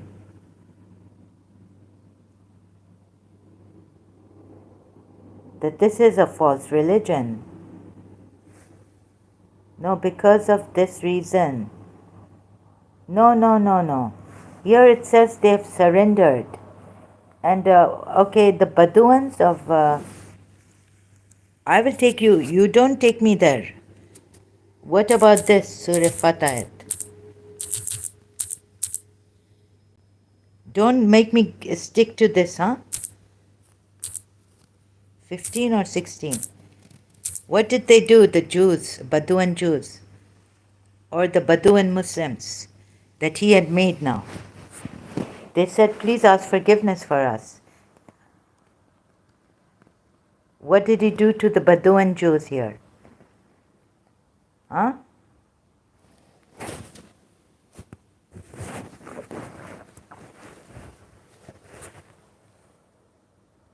What is in the... You give the ayat here. I'm not going there. The ayat you want me to go to, you give it here. Tell me what he did to the Baduans. Say to those Baduans who remain behind. They just remain behind. Here, it doesn't say what may have... it may say in Surah Azab verse 27, because I don't want my blood to boil against his lies and his Allah, false Allah's lies anymore. What I have read now is enough for me. I should be taking a break. A headache is coming on. My blood has shot up. I'm after all a human being.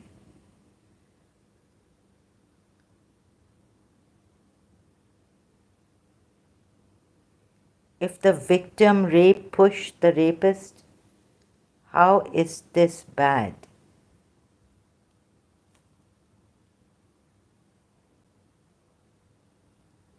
Because it says, if the victim rape victim pushed the rapist, how is this bad? Push the rapist. And this is about rape? So why are you told in Surah Munafiqun, had they come?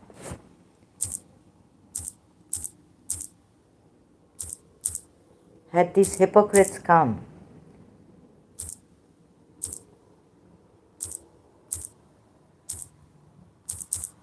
So you don't, there are some rapists too, rape victims who have forgiven their rapist even. Imagine. Right? Jesus Christ forgave their killers. You just don't want to forgive.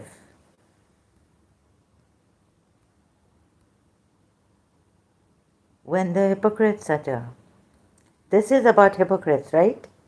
This verse, you agree? They shelter behind their oath and thus hinder their own selves and others from the path of Allah. Evil indeed is what they do. Oof. It's like him doing. That is because they believed and then they disbelieved. So their hearts were sealed over and they do not understand. Now, and when you see them, their form pleases you. They are like propped up wood. They are the enemies, so beware of them. Okay? May Allah destroy them. How are they deluded? And when it is said to them, come, the messenger of Allah will ask forgiveness for you, they turn their heads aside. And you see them evading while they are arrogant.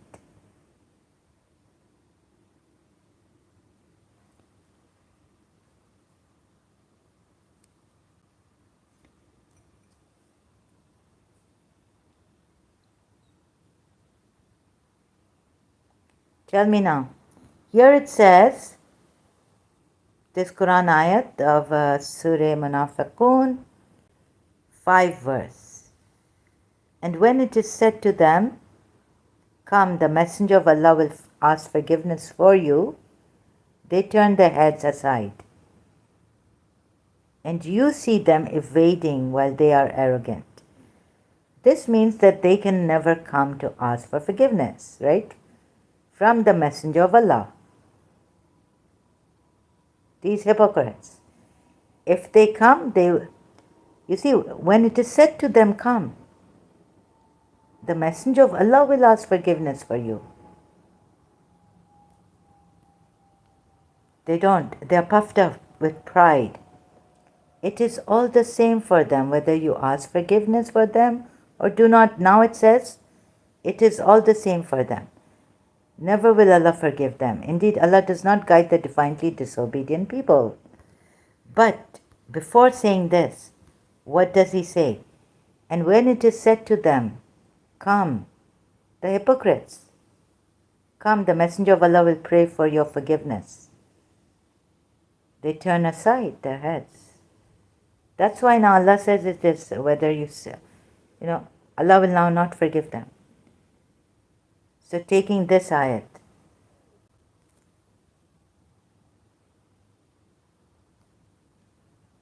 say to those Baduans, look at this. 11th ayat, No, they didn't want to fight. They were saying we are preoccupied. Where did they push the Prophet? And when does Allah punish the thought of a believer even? If you think bad, but you've not acted upon it, the angels right side and left side don't write your bad thoughts, record them as bad deeds. They don't do it. We were told in Islam. I don't know what you say.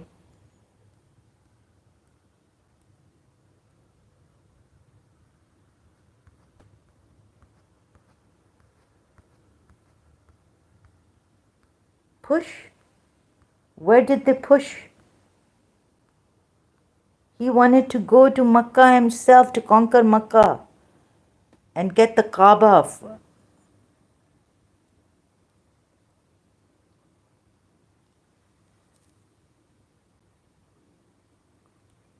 They haven't pushed. These Jews have not pushed the Prophet. He went to Makkah, and that was the victory for him. Abu Sufyan gave him the keys of the Kaaba. Those who remain behind of the Bedouins will say to you, our properties and our families occupied us, so ask forgiveness for us. They say, now the Quran ayat, I don't know if it's true or not, they say with their tongues what is not within their hearts. Say then, who could prevent Allah at all if He intended for your harm or intended for your benefit?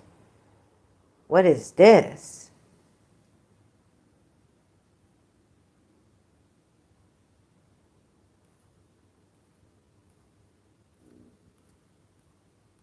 But you thought that the messenger and the believers will never return to their families, but they did. So now leave them alone, right? And that was made pleasing in your hearts. And you assumed an assumption of evil and became a people ruined.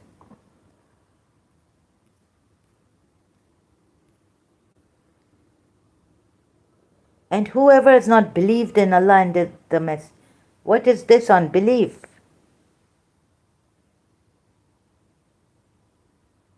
Not helping him, being preoccupied in with their family and properties.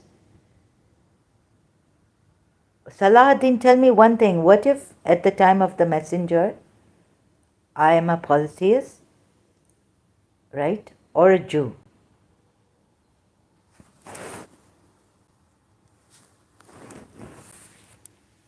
No. They are not proactive measures. Proactive measures are read in light of it. From Surah Tauba, ayat 13. No. All things, all these verses. No. Before Surah Tauba, ayat 13, Surah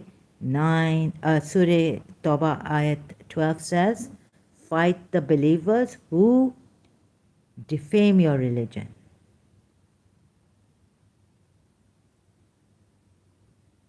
Who defame. On that fight. The ayat is complete in itself. Not hold on, wait. It would have been written another way.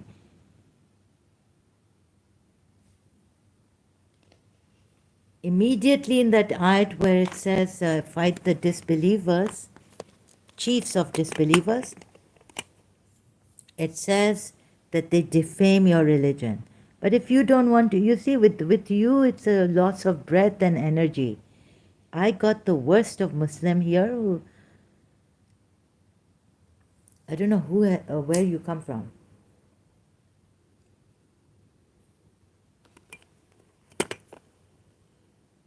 You are not even scared as a Muslim of lying, pathetic deception, like your Prophet. You try to deceive others. Who broke their treaty and started war, you mean? No. Who started to defame?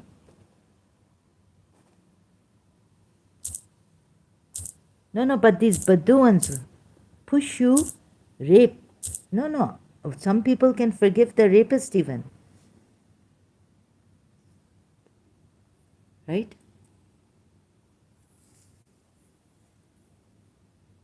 Your prophet has not asked, your prophet has not taught you to forgive the wrongdoer who wrongs you. Right?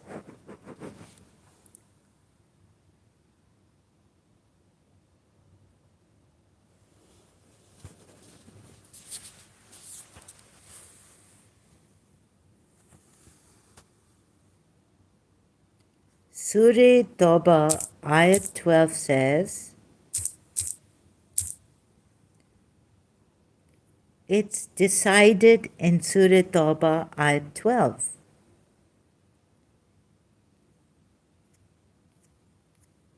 It says, fight those who defame your religion.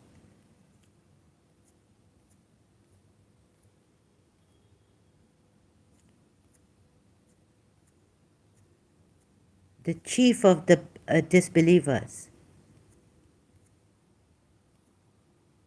What does your hadith say on this? Sorry, call to our first sister, this was his goal. Grade Sahih Darussalam, Muslim, 1767. Sister, this was his goal. What does this 12 ayat say?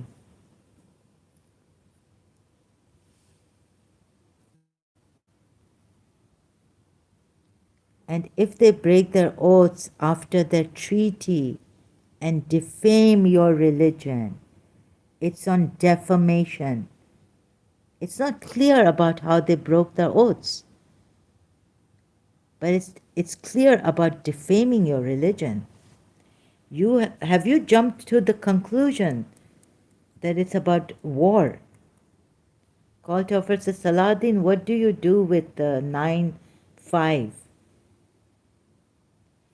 Surah 9, verse 5. No, Salahuddin, look here. It says very nicely, yes, very cleverly, if they break their oaths.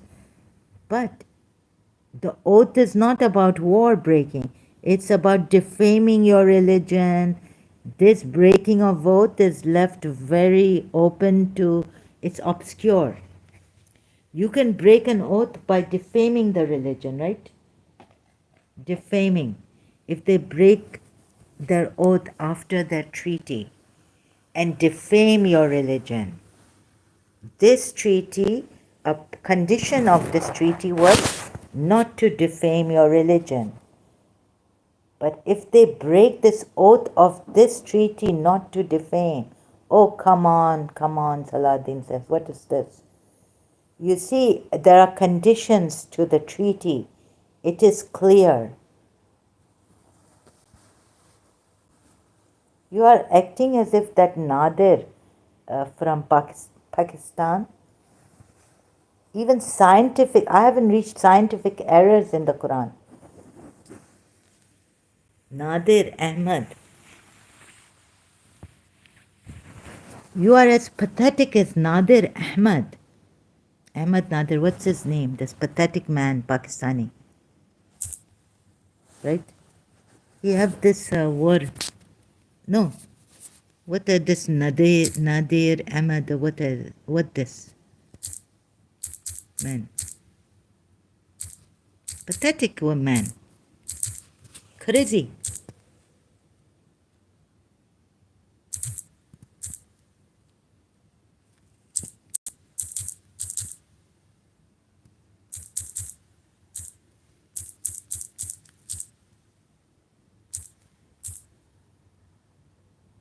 This guy, Christian Prince debates Nadir Ahmad.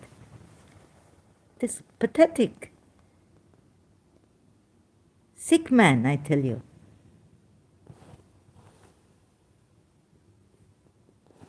What is happening?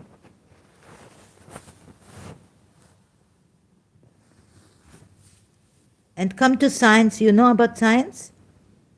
Let me take you. Flesh come first or bone come first? What come first?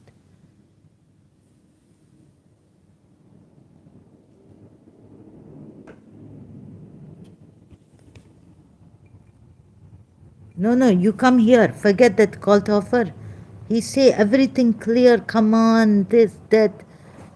This is a condition of the treaty. There are many conditions, like in a contract.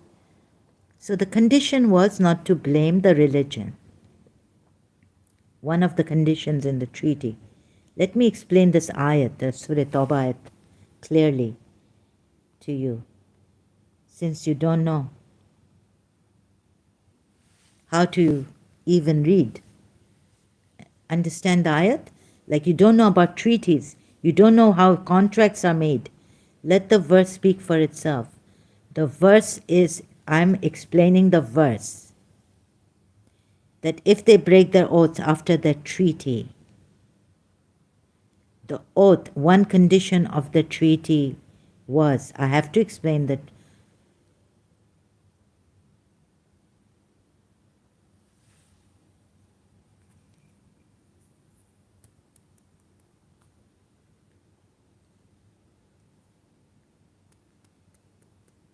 You are a predator, bloodsucker.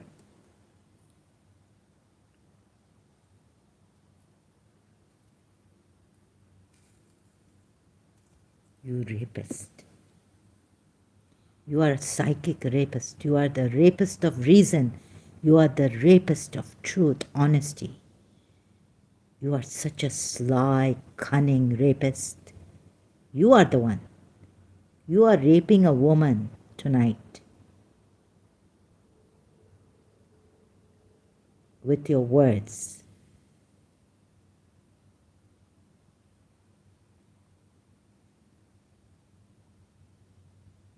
You are a verbal rapist.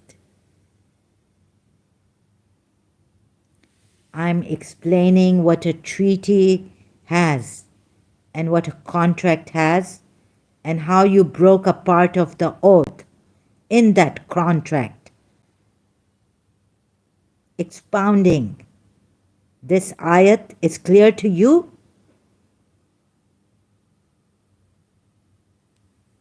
Sister, flesh and cartilage come together, bones are still forming and hardening at the age of 10. Kaltoffer says. Sister, flesh and cartilage come together. Bones are still forming and hardening at the age of 10. So that Quran ayat. First, let me explain. Thank you, Kaltoffer. Yes. What does that Quran ayat say? Can you remind me which Quran ayat was it in which surah? It's not clear to you, Salahuddin. I'm trying to explain the Quran ayat, not putting my own words. There are some conditions in the contract. You said this means war. You said who broke the treaty and started war, you mean. No, I did not mean that. And God didn't mean that here either. Allah, in this ayat. So stop twisting and turning and putting words in my mouth and saying what I don't mean.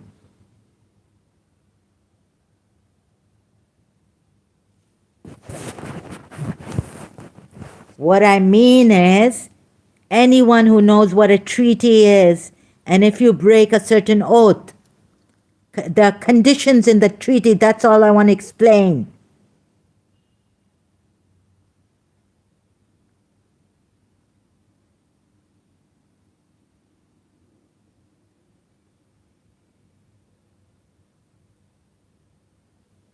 What is a treaty? It has conditions. Which oath did they break of the treaty? After breaking the treaty, after their treaty. If they break the oaths after their treaty, so after the treaty, if they break oaths, what is the oath they break? And defame your religion.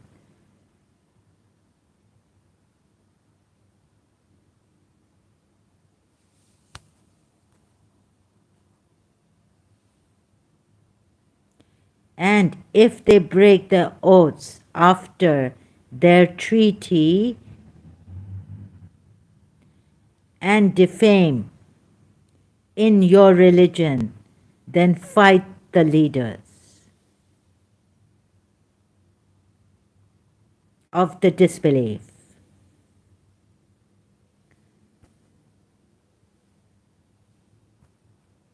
No, no, it is both right.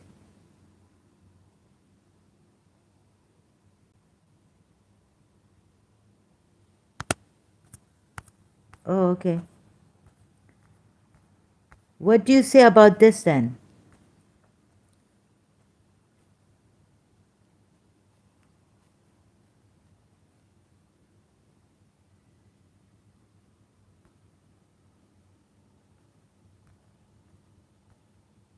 But the treaties are not dissolved with those pagans with whom you have entered into alliance and who have not subsequently failed you in naught, nor aided anyone against you.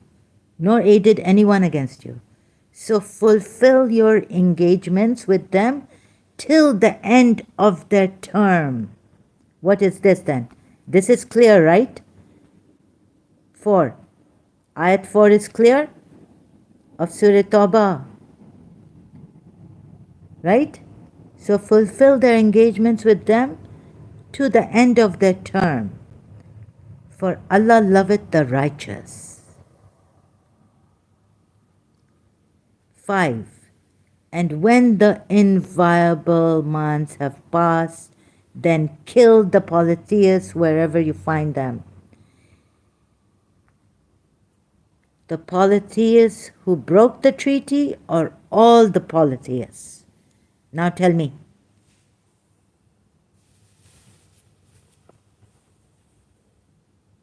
Capture them and besiege them and sit in wait for them at every place of ambush.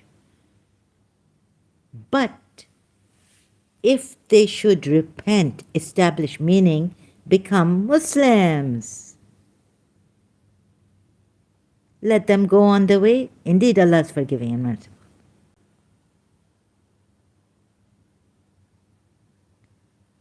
This means kill all the polytheists, even those who kept the treaty. 4 and 5, I heard. Taking 4 and 5 together.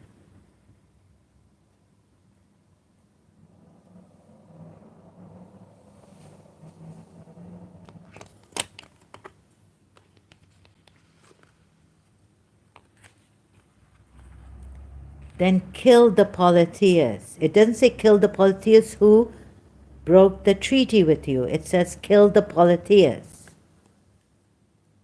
First it says here, can I explain? Or will you say the verse is clear?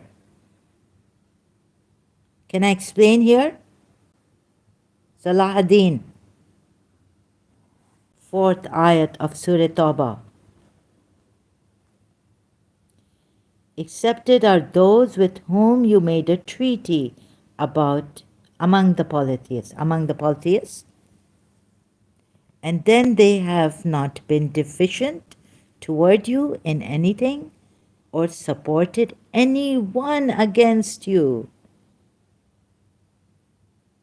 They have kept their treaty, these polytheists. So complete, now God is saying complete for them their treaty until their term has ended. Until the treaty's term has ended or until their term has ended? How is it coming like this? You see, because they've kept a part of their treaty. Indeed, Allah loves the righteous. You're very righteous, Allah loves you. 5th ayat, immediately after 4th ayat. So why is it saying complete the treaty? Why is it saying complete the treaty with them? And there, what is it saying here? Complete the treaty. Because some of the polytheists broke the treaty. Now you want to, what is Allah doing? Complete the treaty with them. When treaty should not be completed, treaty should stand forever, right? Peace treaty between the polytheists. Those who haven't broken the treaty, they'll keep that treaty. They'll keep the treaty until the end of time with you. If you allow them to live with you, but you want to clean the polytheists out of the Kaaba, Makkah. So what does Allah do? Say, nor aided anyone against you, so fulfill your engagements with them to the end of their term. Their term? Because their term was that we will also be in Makkah, allow us to worship our gods in Makkah, remain polytheists. This was their term, perhaps. That's why Allah is saying their term.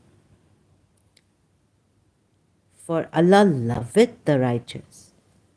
But then, fifth ayat is, and when the inviolable months have passed, then kill the polytheists wherever you find them, and capture them, and besiege them, and sit in wait for them at every place of ambush until they become Muslims.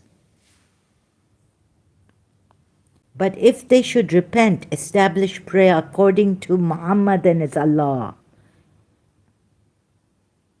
Sister, this was the term. You see, they killed all the polytheists. And all the rest of the ayats after this are just fooling you. Bring them to a safe place if they ask for any. And if any one of the polytheists seeks your protection, you have subdued them like anything. You have taken their big ones away, the elders, their fathers, God knows who. Then grant him protection so that he may hear the words of Allah. So that he may hear the words of Allah, meaning peace. Those who kept peace with you, their treaties, it's fooling you, these ayats. You have to become a Muslim. Then deliver him to his place of safety. That is because there are people who do not know.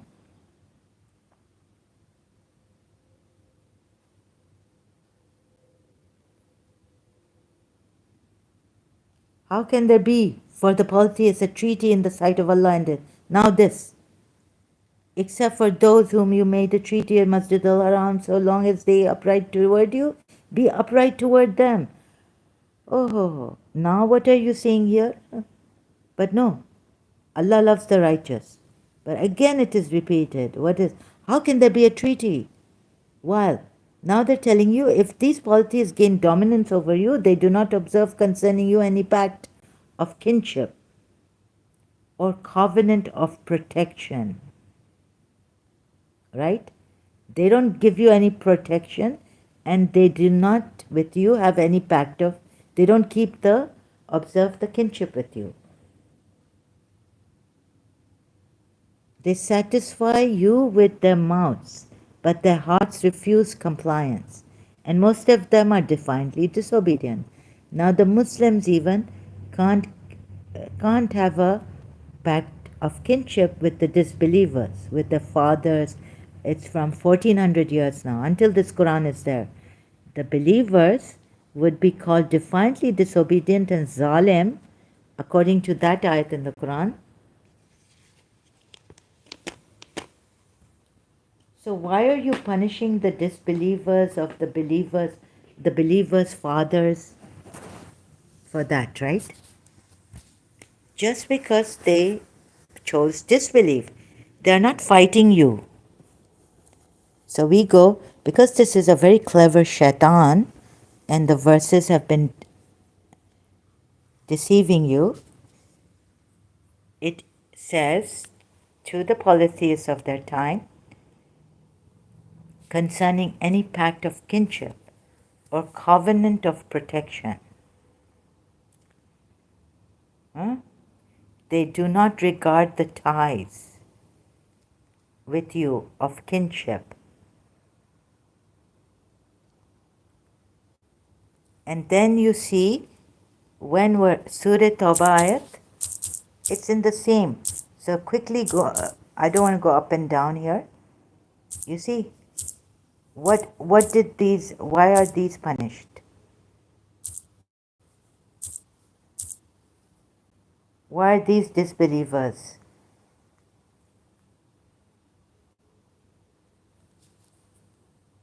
Have you, your Allah is saying, do not respect the ties of kinship here with your fathers or your brothers.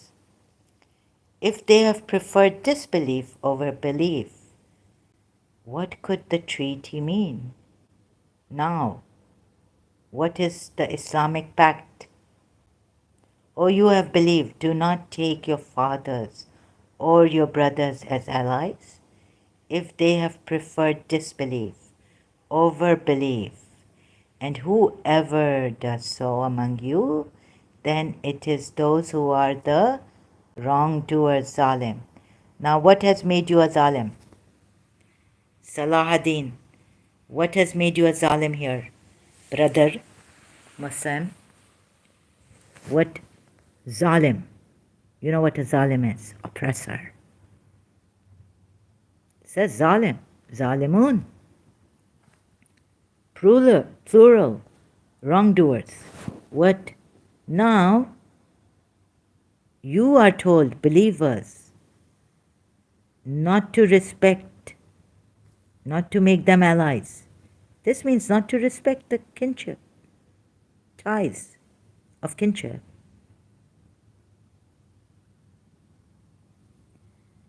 What a strong word to use. You have become zalim. And since then, 1400 years, you can't have anything to do with your fathers or your brothers. Right? You didn't respect the kinship. You are the one, because this verse says so. How can you Muslims go to a Nijis father, polytheists? You can't. O you have believed, do not take your fathers or your brothers as allies. Okay? And say, O Muhammad, if your fathers, your sons, your brothers, your wives, your relatives, wealth which you have obtained, commerce wherein you fear decline, and dwellings with which you are pleased, are more beloved to you than Allah and His Messenger and jihad, then wait until Allah executes His command, and Allah does not guide the defiantly disobedient people. What will it make you? You have to choose Allah and the Messenger and jihad above your fathers, your sons, your brothers, your wives, your relatives, your wealth, every tie, commerce. You better be sure that this is a true prophet. And when you're taking a life of someone, a disbeliever who has defamed your religion, you better be sure that you are taking a life for a just cause. Like for now, the neighbors are going to get me out, right? Because Salahuddin has pressed me forward. And he won't leave me until he takes the very last breath of me. Good. UAE will at least be free of this beggar. No more.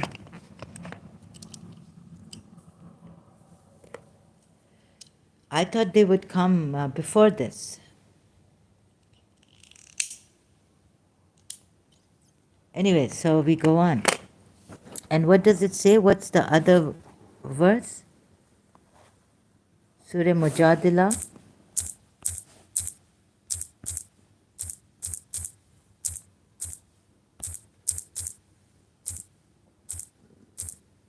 "22.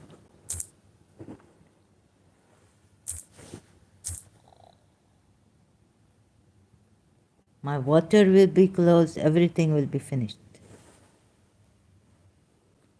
Here I will be executed.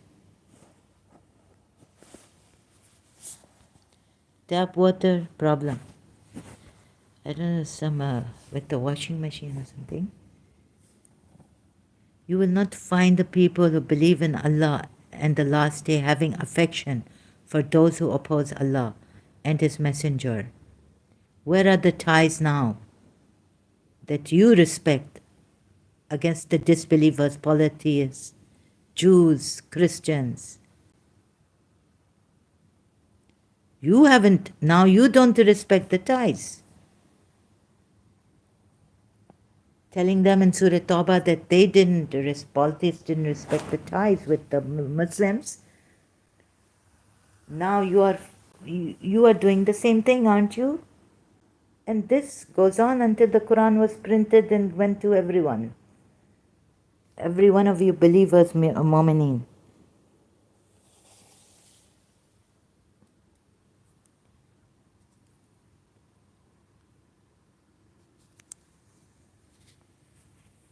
So now where are you? Where are you? What are you saying?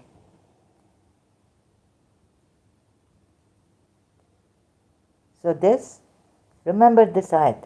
You will not find the people who believe in Allah and the last day having affection for those who oppose Allah and His Messenger. Oh my God, I'm getting an attack on my body. And my head is hurting now slightly. Like there is some psychic rapist here. Energy. So Salahuddin, are you happy to keep me like this and then get killed?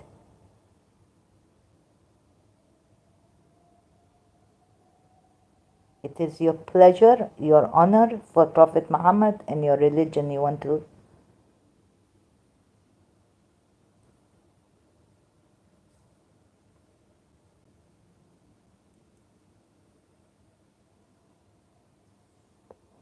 You are actually helping those in Pakistan who did this to us. Get our energy drained, headaches, attacks, psychic attacks. Very good, Salahuddin. You are doing a very good job. The stamina is like Pakistani. I also said I will die, but I will. This cult offers says, sister, waging war on Allah and His Prophet does not mean attacking with an army, but anyone that says Allah and the Prophet are false are waging war on them. Cult offer, can you prove this, please, quickly? I need, because you see, I've given everything. This is, but they don't listen. We say, Salahuddin says this is at the time when the two parties of Makkah and Medina at war and it restricted to this condition only. Please don't assume things about me. You have assumed and twisted and turned my words.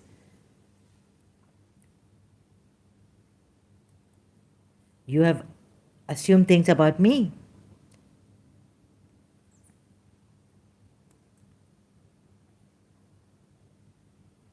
This is at the time when, no, Salahuddin, this stands forever.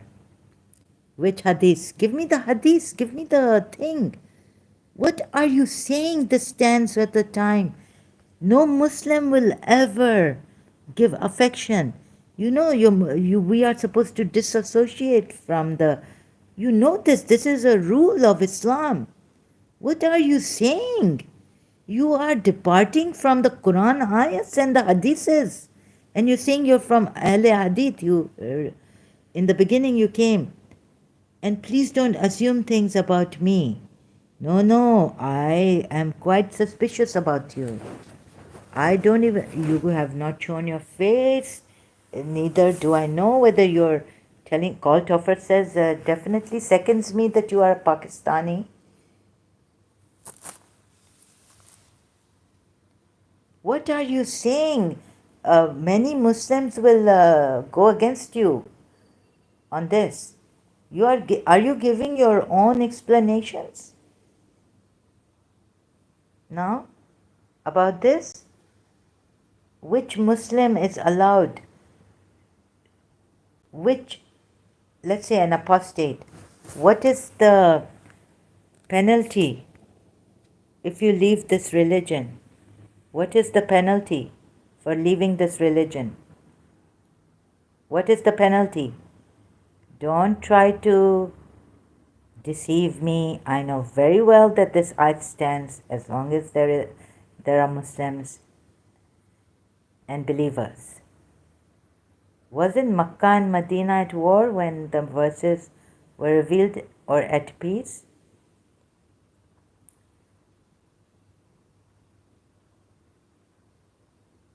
I don't know. You search me. Get this thing right, please. Hadith. But doesn't this stand like, can you accept the disbeliever? Will a Muslim accept? What is the law, Sharia law? Sister, go to Maida 533. No, but I'm just a minute. Salah called over. I will go there. Just please hold on. Salahuddin, what are you saying?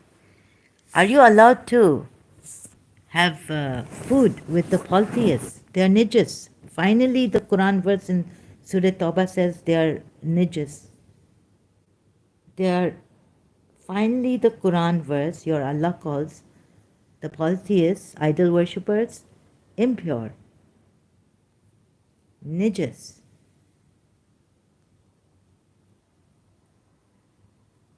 What if a Muslim son once says that I am a polytheist? Huh?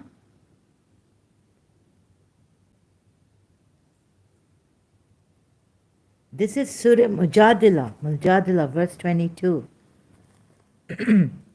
You will not find a people who believe in Allah and the last day having affection for those who oppose Allah and His Messenger. Just opposing Allah and His Messenger. This verse defines what waging war on Allah is. Oh,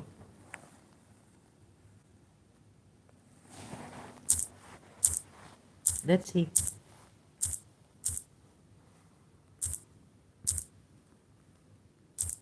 Thank you, Kaltoffer. Have been quoted and denounced killing.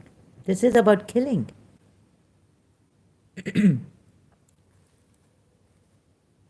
Indeed, the penalty for those who wage war against Allah and His Messenger strive upon earth. This is cutting off opposites. This is about waging war. Kaltoffer. This is not about defaming Islam. This is not about opposing Islam. Do you see this, Kaltoffer? This is about waging war.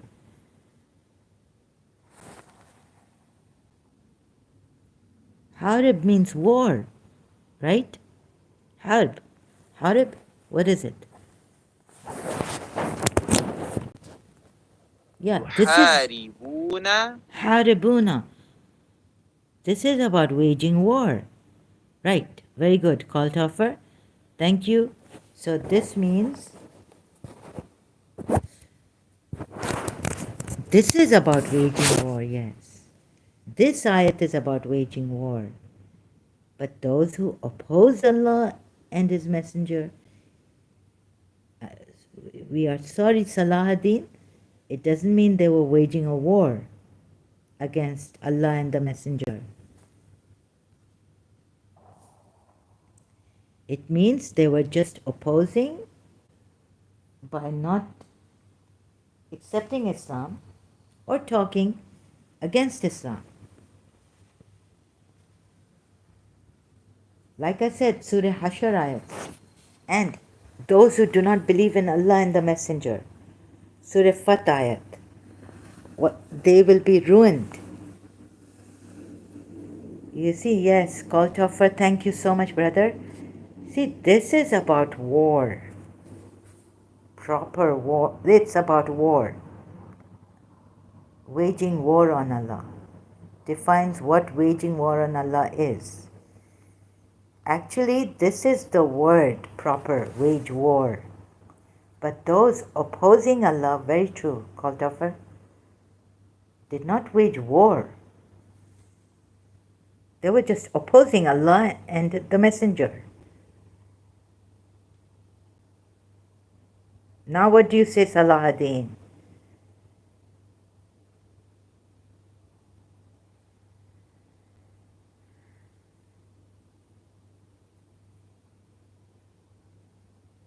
This is war. Those poor people were just opposing Allah and the Messenger, breaking treaties because they did not think this was maybe, you could think about it. They were not waging a war. They were just opposing Allah and the Messenger. And in another ayat says that if you only, oh, thank you. And not only that, but wage war, yeah. This is war with sword and everything. War, killing, fighting, war. Opposing is not war. Like I said in the previous live stream, opposition can mean like with the mouth, saying things, spreading news that this prophet is not a true prophet.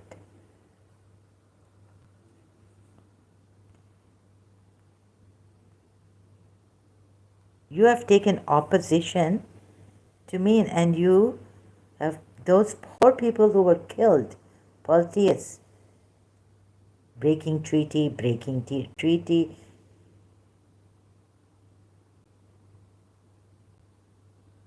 And when did the Yathrib people expel Prophet Muhammad? They gave him 5, which Fatima wanted to take, right? From Abu Bakr. Fadak.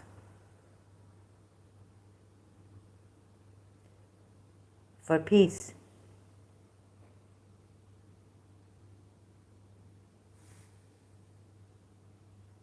Waging war on Allah and the Messenger. Spreading corruption on earth. Yes, this is war. But the words used here in Surah Hashar ayat, Surah Fat ayat, it's not war. It's just opposing Allah and the Messenger. Very true. You get killed.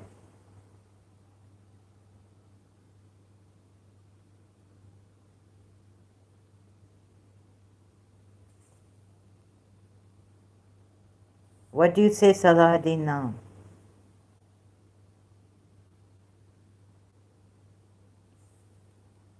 Sorry if I assumed and I was wrong about you, although you've given me a hard time, you can't see it. Salahuddin, I apologize from my side. You see, it's too much from the Muslim Islam. It's this person, Ibn Ishaq, reading Ibn Ishaq, and the way even the Shias have been misled by Hussein's sacrifice. Please, it's too much. I hope you understand that I cannot take hypocrites, slyway, and all this. Although it is a good practice, no worries. Thank you so much. Okay, now, so, who has deceived? The one who tries to deceive. It's not harb. It's not that war. Opposition could mean or breaking treaty that they wanted to disassociate it from, or they wanted to separate, cut off from Allah and His Messenger. And can you blame them? Opposition does not mean war. The Bedouins in Surah Fat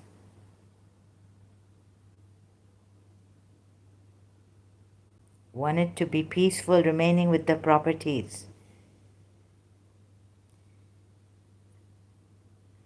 And well, wouldn't you, if you had someone terrorizing you and forcing you to believe in Allah and the Messenger, you've given your part of land to him. You've given refuge to him from Makkan polytheists when he was expelled.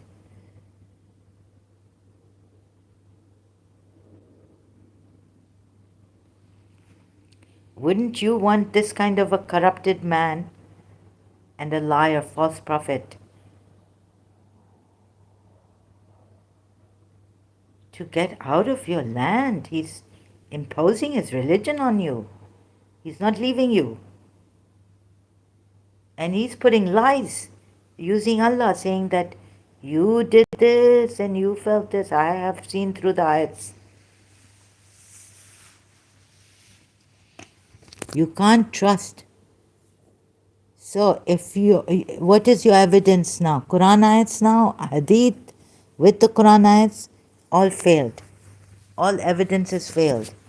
The one who tries to deceive Allah.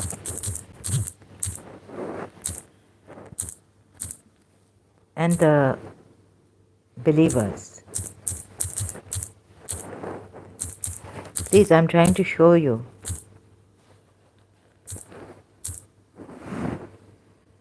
Surah Baqarah ayat 9 again.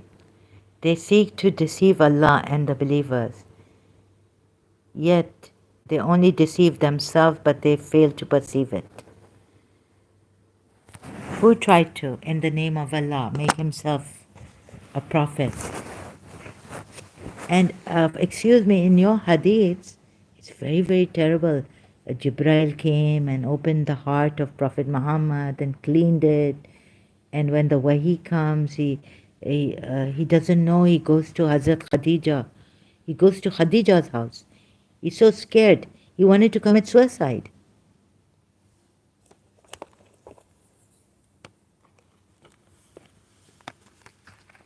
And he's trembling and sweating and all this. What kind of a prophet is he? He doesn't realize that an angel has come to him.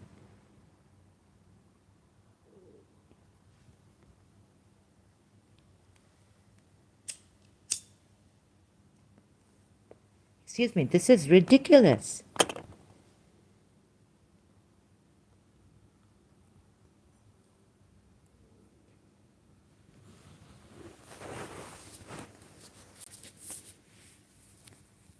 He goes to Khadija. Allah can't even inform him. He's so scared of the angel like it's shaitan. He thinks it's shaitan or something. Or he's possessed. He himself thought he's possessed. It's recorded in when the wahi came to him. Right? In the mountain. He was in the mountain. This prophet was shaking and trembling. And he runs to Khadija. Khadija, something has happened. Oh, God knows what he say. Let me see. Prophet Muhammad runs to, the wahi come to him, runs to Khadija. Sunni Hadith. What is happening? Oh.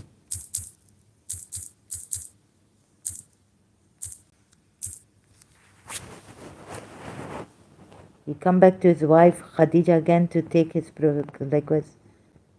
Muhammad prior to Islam was a Hanif. There was such Hanif in Arabia. He was what Hanif he was, that when the angel came to him, he get very scared. She believed in me when no one else did. What is angel coming? First time, first wahi. Prophet Muhammad and the first time Jibreel come to him. Angel come. What is happening? Who in their right mind will believe this? The birth of Islam proclaimed. Where the Sunni Hadith?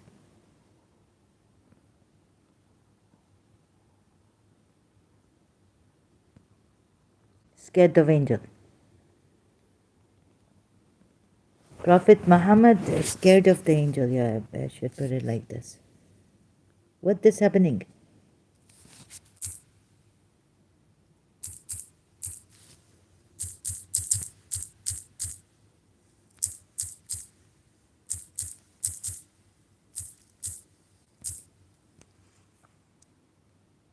Sunni Shia, maybe the site it would not go to. I need the hadith.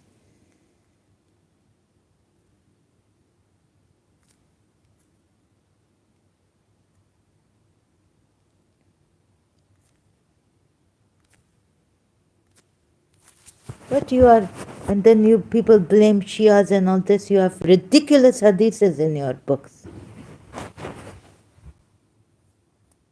that I cannot find right now.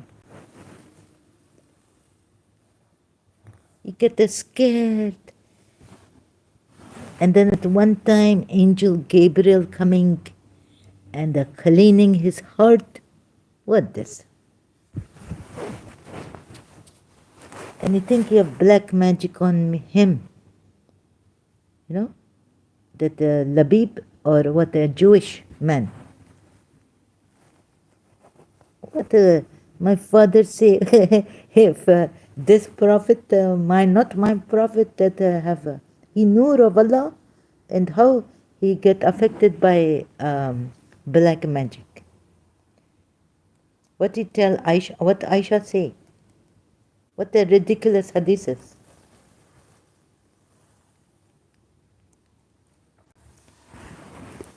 And what this? Sorry, I don't want to. Copy. I'm not good in hadith searching. But if you go to ex-Muslim, Ahmad, he's Christian. That's why I'm not. I just subscribe to his channel, and sometimes I watch something. He gives Sunni hadiths. What a white angel? No, sorry, white devil. What's this white devil? I never find white shaitan. White devil. From Sunni hadith, what this? Sorry. What is happening? The book of prayers. Hadith, the messenger of Allah sent a Jabir on an errand and has been reported through another chain of transmitters. Kitab al-Salat. What is? I don't see white devil. The messenger of Allah, man in the company, seized. I said, Allah have mercy on you. The people stared at me with disapproving looks. So I said, woe be upon me. Oh my God, why is it you stare at me? They began to strike their hands on their thighs. And when I saw them urging me to observe silence, I became angry. But I said nothing. When the messenger of Allah, peace be behind him, that's what I copy Ahmad, ex-Muslim, Christian now. I'm not Christian. Peace be behind him. And they said the prayer, and I declared that neither before or nor after him. I said the leader who gave instructions, Father Ransom, swear that he did and that he did not scold, beat or revile me, but said talking to persons is not fitting during the prayer.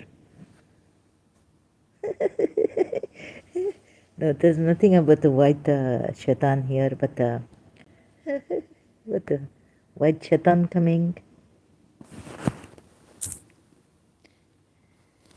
So this about on Sunnis, I don't want to concentrate too much on the ridiculous hadiths.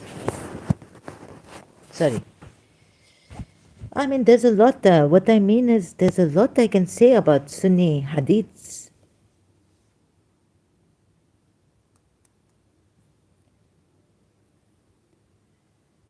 But why I be stupid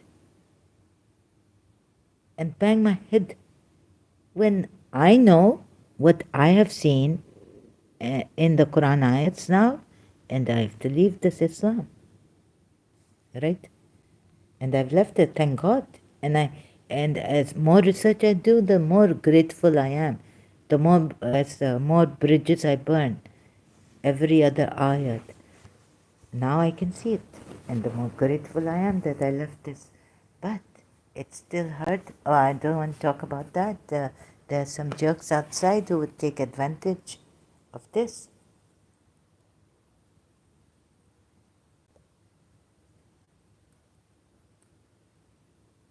My mental health and all that and what I say. Waging war is different. So we come back that these poor people in Surah what? Bedouins? And whoever has not believed in Allah, they didn't push him to anything. He pushed himself to wars. He pushed the believers into wars and even asked the polytheists to go into war, at least not for the cause of Allah. Can you believe that? But to defend yourselves from whom? Al Imran verse 167, is it? Sorry, Salahuddin, your prophet pushed believers into war for this Islam, for his grandiose prophethood, that he wanted to be the seal of prophets and all, and his family make important. But the Sunni Muslims didn't take his family that important and took the Sahabas, thank God. Well, I don't know what to say about that.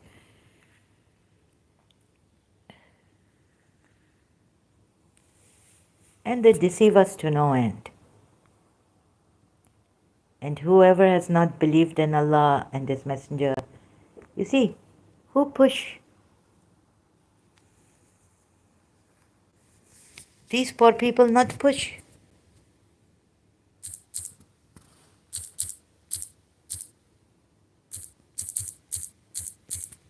He's telling the polytheists to fight.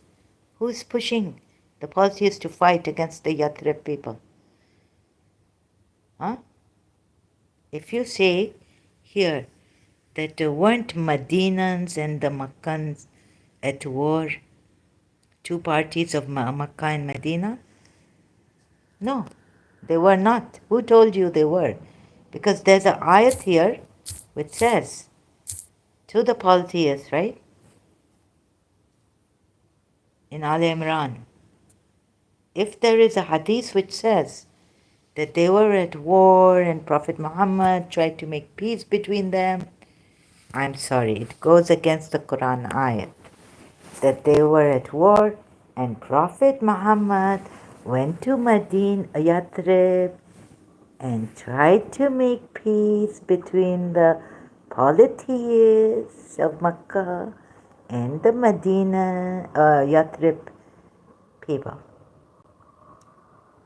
And that he might make evident those who are hypocrites. For it is said to them, come, fight in the way of Allah. He tried to make peace like this. So any hadith from the Sunni or Shia side, any commentary that says that Prophet Muhammad tried to make peace between them, amicable way, peaceful way, no. Are you shocked?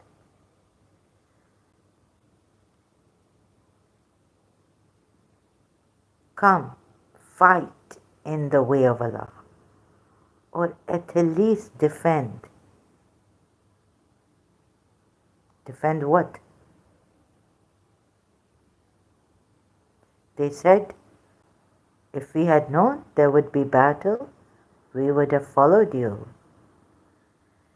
So how come there are ayats in the Quran which say the disbelievers didn't want to fight?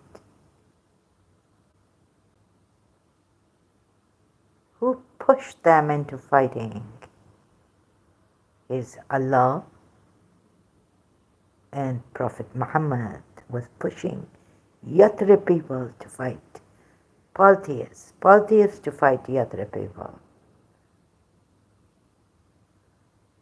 So, clarifying that too. Please, so I will do another This is 5 hours now, and no Muslim is going to watch this for 5 hours. Okay, so I should have made my live stream short, but maybe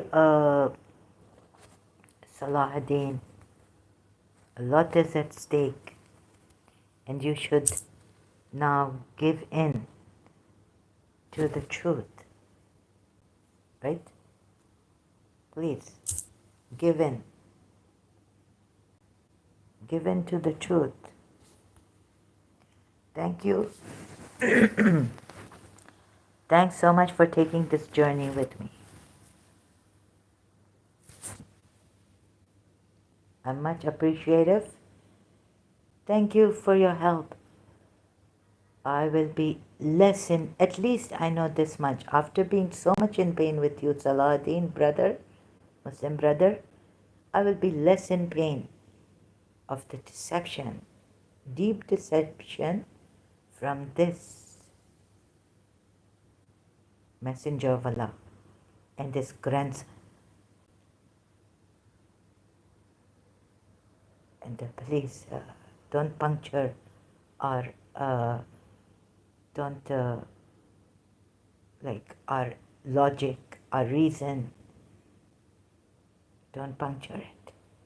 Don't deceive us like the way following this prophet you have deceived others. Sister, no problem. Call Tauba. Thank you so much. Any more questions? I'm so grateful for your help here. When things were getting hard, you intervened. You are a peaceful person. You tried to calm me down. And you have won the day. Call Tauba is the hero. In the end, you reminded me of Surah Maida 33. This, Salahuddin has nothing to say about this. I am so grateful. May God bless you so much and your family members. And so much I wish for you. Rise above every evil. May God lift you up. May God embrace you. If you are a Christian, may your Jesus Christ help you. May Mother Mary help you. Saint Michael help you. Holy Spirit be with you. Right? And may may you become a saint. I think you are a saint. You give me the signs of being a saint. Thank you, Salahuddin. At least I know that I've got the worst of Muslim here, and I apologize for the bad words or anything from my side that I said and I assumed about you wrongly, okay, and suspected wrongly. Thank you so much also for saying no worries. I'm much grateful. God bless you and your family members, your country, your people. Called for you too, and Salahuddin you too, and may you see the truth and not now stretch it to like ends. Anyways, we can work on this. Let's see if I can become calm and take this, because if I was a lawyer practicing, these kind of ways to defend one's client, may be taken departing from justice by some lawyers, right? Because this is the way it is here in this life. Okay, I think I must take my leave now. It's 5 hours. Thank you. I cannot thank you all enough. And hope Salahuddin comes to justice and the true reading of the Quran has.